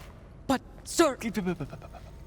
Shifting gears, the antagonist of this story is the Tediore Corporation. Their CEO, Susan Coldwell, has caught wind that Atlas has discovered a new vault on Promethea and seeks to claim it for herself. This would initially be a problem since Promethea is Atlas's home planet, but after the events of Borderlands 3 and their war with Maliwan, it has left their resources quite scarce, making them vulnerable. So she launches a full-scale invasion of both their main base and the planet to claim the vault for herself. And this takeover occurs shortly after Anu's firing. With an invasion taking place, Anu is worried for her brother who's down on the planet, and with the help of Fwang, her lab assistant, she's able to steal Reese's car and escape down to the surface. Her landing is less than ideal, but she manages to come out of things unharmed. After regaining consciousness, she is met by a friendly psycho named Stapleface. Her actions and motivations are unclear, but something has caused her to want a change in life. She no longer desires to be a psycho,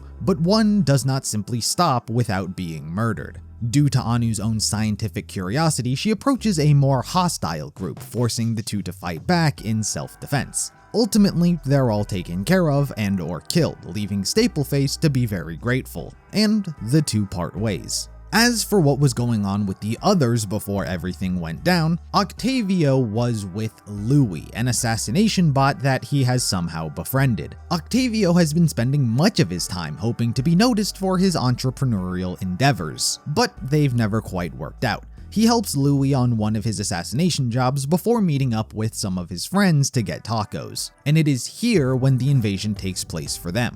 Instead of sitting idly by and letting it happen, each of them take offensive action. The commander is killed, Octavio steals a Tediore gun named Brock, and Louis kills some soldiers. Ultimately, they're able to make their way back to Fran's frogurt shop. Speaking of which, Fran was running her shop per usual that day. It's in a bit of disarray after Katagawa shot it with a space laser to get under Reese's skin, but she's still able to run things. There's a bit of conflict with a guy named Hank who she pays to protect the place, but after he threatens to kill her, she freezes him with her chair's ice setting. Another problem she's having is her insurance claim. She needs the money to rebuild her place, and the insurance agent, Reba Fulfolia, has stopped by. They've known each other since they were kids as they went to school together, but that's besides the point. Outside of some less than playful mocking, after seeing how she defended herself against Hank, she's granted the claim. It is after these events that Octavio and Louis' adventure catches up to hers and they arrive at the Frogurt shop, pursued by Tediore soldiers. Fran tries to de-escalate the situation, but after a call from Susan Coldwell herself, she orders the place to be blown up. So the soldiers throw a bunch of grenades and they leave. Miraculously, no one was injured, but the place is totaled. Anu's story convenes as well, as she bore witness to the blast from outside. Her and her brother's relationship has kind of fallen out in recent history, but current events have led her to check on his well-being. Understandably, the topic turns to Tediore and what they want with the planet. And thanks to Octavio's little adventure, he overhears Tediore's plan to open the vault, and Anu confirms it. While Octavio wishes to hunt the vault for his own entrepreneurship opportunities, Fran wants to hunt it to get back at Susan for destroying her shop. Anu, on the other hand, is vehemently against it. That is, until Reese of all people calls her up and asks her to hunt it. He knows that she stole his car and is on the planet, and for some reason, asks her to stop Tediore. Anu, I am asking you, nay, begging you, please stop them from getting that vault treasure. While they don't know where to start, as the soldiers slowly take control of the place, Anu has a revelation and deduces that the Tediore soldiers are actually underground, as she can hear their voices echoing over the radio. So everyone heads to the sewers to begin their search. Miraculously, it isn't too far in that they find said soldiers who have encountered the Guardians. They prove true to their name and defend the vault from the intruders. Meanwhile, our main characters sneak their way around the cave system and straight to and into the vault. Inside, they are met with the Devourer. After getting grabbed, Fran accidentally runs into a column, sending a stalactite straight into the vault monster, killing it. However, it is revived via a mysterious green crystal within its possession. Through a series of absurd strategies, they get the crystal out of its possession, and Anu uses her gun to teleport the monster away. Anu initially caught the crystal, causing a strange reaction to occur, but they wouldn't be privy to this just yet. After returning back to Fran's shop, the group uncover that the crystal in their possession actually cures all wounds, and by all, I mean all. It appears no matter the carnage, this crystal can heal anyone who comes into contact with it, effectively cheating death. Due to the nature of it, Anu uses the gun she developed that harnesses an element's potent nature and puts the crystal inside, effectively creating a fully functional miracle ray. Now, with a $1 million prototype, it was a matter of what to do with it. Anu wants to make the universe a better place, but Atlas just recently fired her, and so she has no desire to take it to them. Octavio and Fran want to capitalize on the potential money of it as well, and so recommend going on a reality show. Sink or Swim, a Shark Tank parody where people pitch ideas to investors, and if they like it, they'll invest in their business. To make a long bit short, a mysterious angel investor was watching and funds their gun. Using the investor's money, the three decide to split up and each tackle one responsibility. Octavio is in charge of finding a new base of operations, Fran and Louis staff to execute their vision, and Anu testing material. She heads to Meridian City Morgue to obtain a corpse,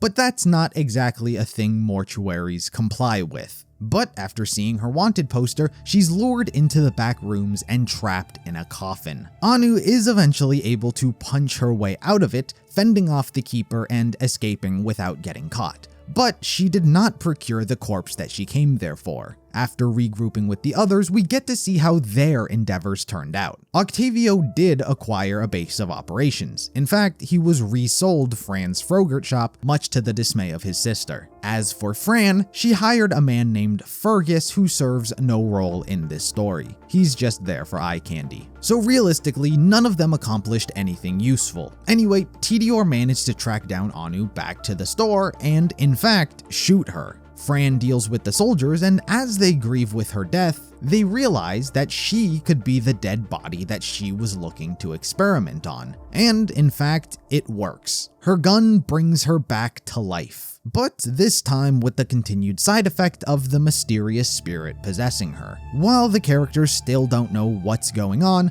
Octavio convinces it to relinquish control back to his sister. They quickly move on from this situation and back to their business problems and figure they need advice from someone with experience and already on their side. So they turn once again to their mysterious angel investor who invites them to stay at their private estate so they're safe from being hunted and can continue their research. Upon their arrival, the place is a paradise for each and every one of them. Octavio is at a club partying with other successful entrepreneurs, Anu has her own research lab full of workers, and Fran her own recreated froyo shop with the opportunity to turn it into a galaxy-wide chain. Everything seems too good to be true, and that's because it is. It was all one big elaborate trap to which Anu and Octavio both get captured. Fran saw right through it and is able to rescue Louis. The two try to save the others, but they wind up getting caught as well, and it's revealed that their angel investor was actually Susan Coldwell this entire time. This elaborate scheme was all to get the mysterious shard they had in their possession because she has known what it was this entire time and plans on showcasing it to everybody. Literally. A curtain comes up to showcase a stage where each of the major weapon manufacturer CEOs are present, at least virtually. She's here to offer them an opportunity to join TDR or face utter annihilation. And to do that, a demonstration. Turns out she knows exactly what this shard is, as it is only one half of a pair. She calls it an extant anahadium shard, one capable of destruction and the other restoration. And thanks to Anu's research and technology, they have replicated her research and can now wield these powers freely. She demonstrates on Octavio over and over again as a new method to break even the most defiant of spirits. She continuously murders and revives Octavio over and over again.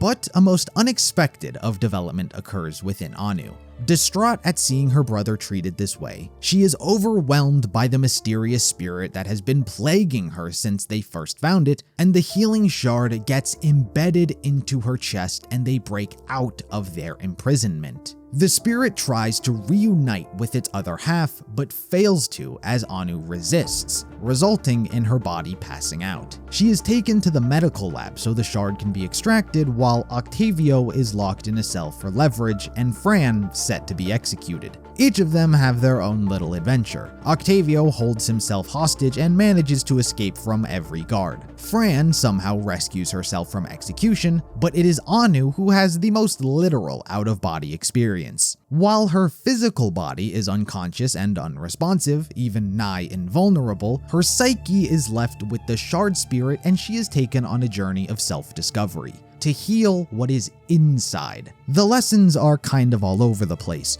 Prior to the events of the game, she and Octavio had a fight which led to a strained relationship. She has to trust that she's intelligent, to respect the dead, and to not be so obsessed with her invention over everything else. Compassion, reflection, and change, as the game puts it. And accepting all of this allows her to wake up from her unresponsive state. But before that, Anu and Fran reunite, swiftly followed by Louis, and the three find their way to Susan's office and accidentally launch the ship into space, prompting Susan to leave Anu alone. While she's gone, they entered the room and it is revealed that one of the TDR soldiers is now actually Stapleface. After abandoning the life of psychos, she joined TDR because they offer free gym memberships. But after seeing Anu on board, sought to protect her. It is here that Anu finishes her inward journey and reawakens. The group sees that Susan has created an even larger version of Anu's device and is planning on using that to destroy Promethea, and since they're the ones responsible, they find it their job to save the world. Being a TDR ship, the journey to the main control room is treacherous and not without any casualties. Both Stapleface and Louis are fatally wounded and killed. But eventually, the group is able to make it to the bridge where Susan Coldwell resides. Unfortunately, they're not able to stop her as she uses the destruction shard to wipe out all life on Promethea. Not instantly, but soon enough. Anu gets grabbed and the shard spirit shows up to give her one of two paths. She can either reunite with the other half of the shard, claiming the power it holds to put a stop to everything at the cost of her corporeal form, or reject it and figure something else out with Fran and Octavio. If she accepts it, she is transformed into Anahadium Anu and obliterates Susan. With a desire to end violence for good, the only way to do that is to wipe out all those who've killed. And so, with this limitless power she seems to possess,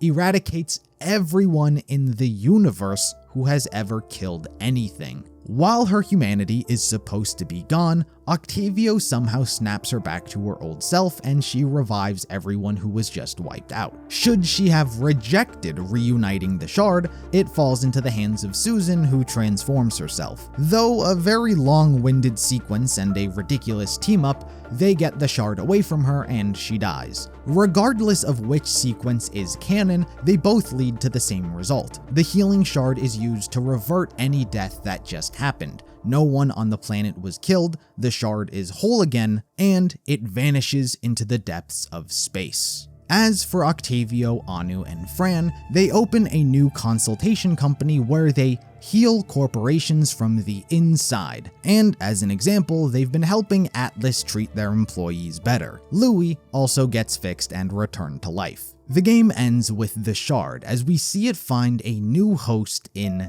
Timmy. Ever since Anu accidentally teleported him, he has been blipping in and out of everything, and it seems like the shard spirit is going to start using him as a vessel. But of course, this shard is of great interest to one character we know well, Fiona. The extant Anahadium shard is what brought Sasha back to life in the original tales, and what they used afterward in Dead or Alive. Somehow, Felix had obtained a fragment of it and built it into the watch that he gifted her. They subsequently lost their piece of the fragment, and Fiona had set out in search of where it originated, and that has led her to seek out this shard. But we've yet to see how that plays out. So, any idea where the shard is heading? Not a clue. No one's made any sense of its trail. It's funny. This Anu and Octavio, two siblings who hadn't spoken in years but ultimately risked their lives for each other. Two halves of a whole. That resonates with you? Oh yeah. That's the key to this whole thing, isn't it? Wait, what are you saying? I'm saying no one's looked at the bigger picture. It's headed into the Gladius Nebula. Great find, Fiona. And she's gone. And she took my wallet? Con artists. While the story would naturally flow right into the events of the next game, there was a comic released called Moxxi's Mysterious Memento that chronicles yet another one of Moxxi's little side ventures. This time around, she approaches Amara about retrieving a family heirloom that was stolen from her from one of her past flings named Lyle. He wound up stealing it from her before dipping and is now trying to sell it. He resides within Sidran City, otherwise known as Rancid City. It's known as the most dangerous slum on the planet, and since Amara is from the slums of Partali, she knows how to deal with this type of environment. Two other guns for hire named Zif and Veyroon overhear this offer and want in. They claim to know the place well and so try to make themselves more valuable. More guns never hurt anyone, and so they're hired. After picking up some firepower from Marcus, the group gets picked up by Ellie, who's also interested in this memento. She thinks it might be an alien artifact from a vault and so doesn't want to risk its power getting into the wrong hands. So she wants to help oversee their journey inside Rancid City, as the EchoNet isn't set up inside. Another problem the group is facing is that Lyle is the grandson of Auntie Tio, who just so happens to be the most dangerous mob boss in the entire city, and hence she practically runs the place. By the time our characters enter the city, it becomes clear that Zif was heavily exaggerating how well he knew the place. Fortunately, Amara runs into a familiar face, Lore. His coffee chain has expanded to Rancid City and he serves as our informant about the place. Their tourism gets a little too out of hand when the group stop for some food. Considering Veyron is a robot, he wanders off to find upgrades for himself, which obviously leads to him getting captured. Amara and the others can't even sit down for a nice meal without getting ambushed, as the restaurant's robotic mascots are also working for Auntie Tio. Our group winds up getting captured by her, but are puzzled to see that she too is looking for her grandson. Ziff is once again able to use his silver tongue to talk the group out of the situation, praising how useful they could be to find Lyle. And it works. The group is set free and head off to try and find Veyron. He was last seen in Lou's electronics, so they break their way inside, only to also get captured. But shockingly enough, nothing has been done to Veyron. In fact, quite the opposite. Turns out Lou, the guy that captured him, is the president of the Sidran City Merchants Association. They seek to take down big business. Turns out Lyle was part of their movement, young, idealistic, and he knew a lot about the Tio family operations. He seemed committed to the cause, but wound up embezzling and double-crossing them. They thought Veyron was a spy for the Tio family, but after learning he wasn't, Veyron unexpectedly helped realign their group's business operations and management. So it turns out they weren't really the bad guys after all. It is then when one of their guys comes in telling them that Lyle was spotted trying to sell something at the antique market. Obviously not willing to let that happen, our group heads there to see his poor attempt at a disguise. We stop him and we learn the whole reason he's been doing this was because he had to live in his grandma's shadow. He wants to prove to people that he can earn his own way in life, and to him that involves making his own money, even if that was by stealing from Moxxi and other people. He tries to make a break for it, which obviously leads to everyone jumping to tackle him. The artifact winds up shattering on the ground and revealing itself to be fake. It is in fact not an Eridian artifact like Ellie thought. Instead, it was a cheap replica. But the real treasure is actually inside. Turns out it was actually a gift that Scooter gave to his mom, but even Moxxi didn't know what was inside of it. He left a note saying that if she's ever getting pestered to say the phrase he prepared and it'll have her covered. And what other phrase would it have been other than catch a ride? Ellie utters these words and a giant mechanical bird comes flying down. All hell breaks loose as people begin firing their weapons at it. Lyle steals the controller from Ellie only to immediately get disintegrated. And Auntie Tio shows up also demanding the bird's destruction only to also get crushed. While Amara and the others fend it off, Ellie comes to the idea to stop attacking entirely. She convinces everyone to cease firing, and when they do, the bird powers down. Apparently, it's programmed to attack only when provoked. It's a defense mechanism he invented to protect his mom whenever she's in need of a little extra help. It was the last thing he invented before he went to space to help Reese and Fiona before he died. Ellie's able to bring it back to her mom, and now she'll always have something to remember her son by. While the others aren't nearly as important, I may as well go over them. Lou became the properly elected new mayor of Sidran City. Ziff got a stable job with health benefits and a pension working for the government, while Veyron realized that they didn't need to be upgraded. And as for Lore, he was able to upgrade his coffee franchise exponentially.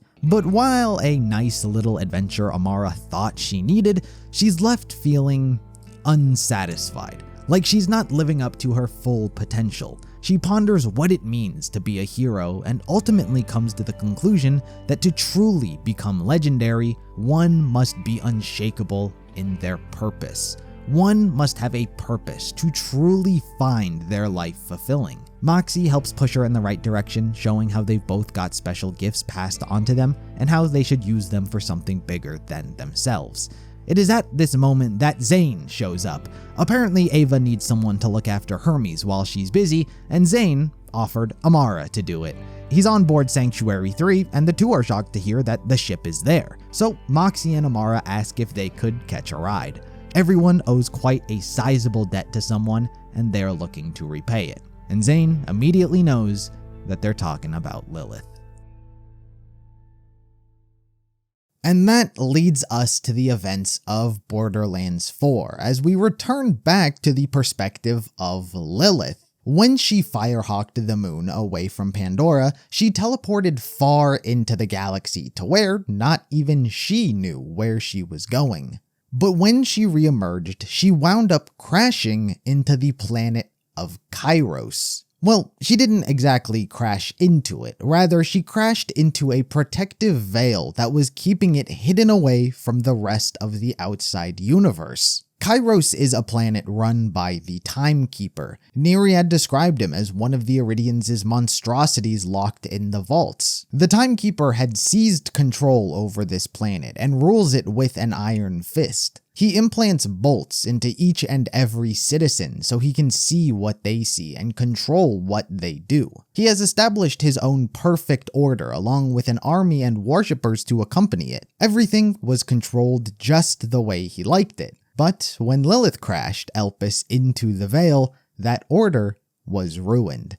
Psychomasks began raining down onto the planet. The people of Kairos for the first time saw the galaxy. That there was more to life than just this planet. The Psychomasks became a symbol of hope for many people, so they ripped out their bolts and rebelled, donned the masks and donned the symbol, and embraced the chaos. 6 years would pass since all of that went down. The planet is not in the perfect order the Timekeeper once had, and unfortunately for him, the Crimson Raiders have been looking for their friend. And they brought some Vault Hunters.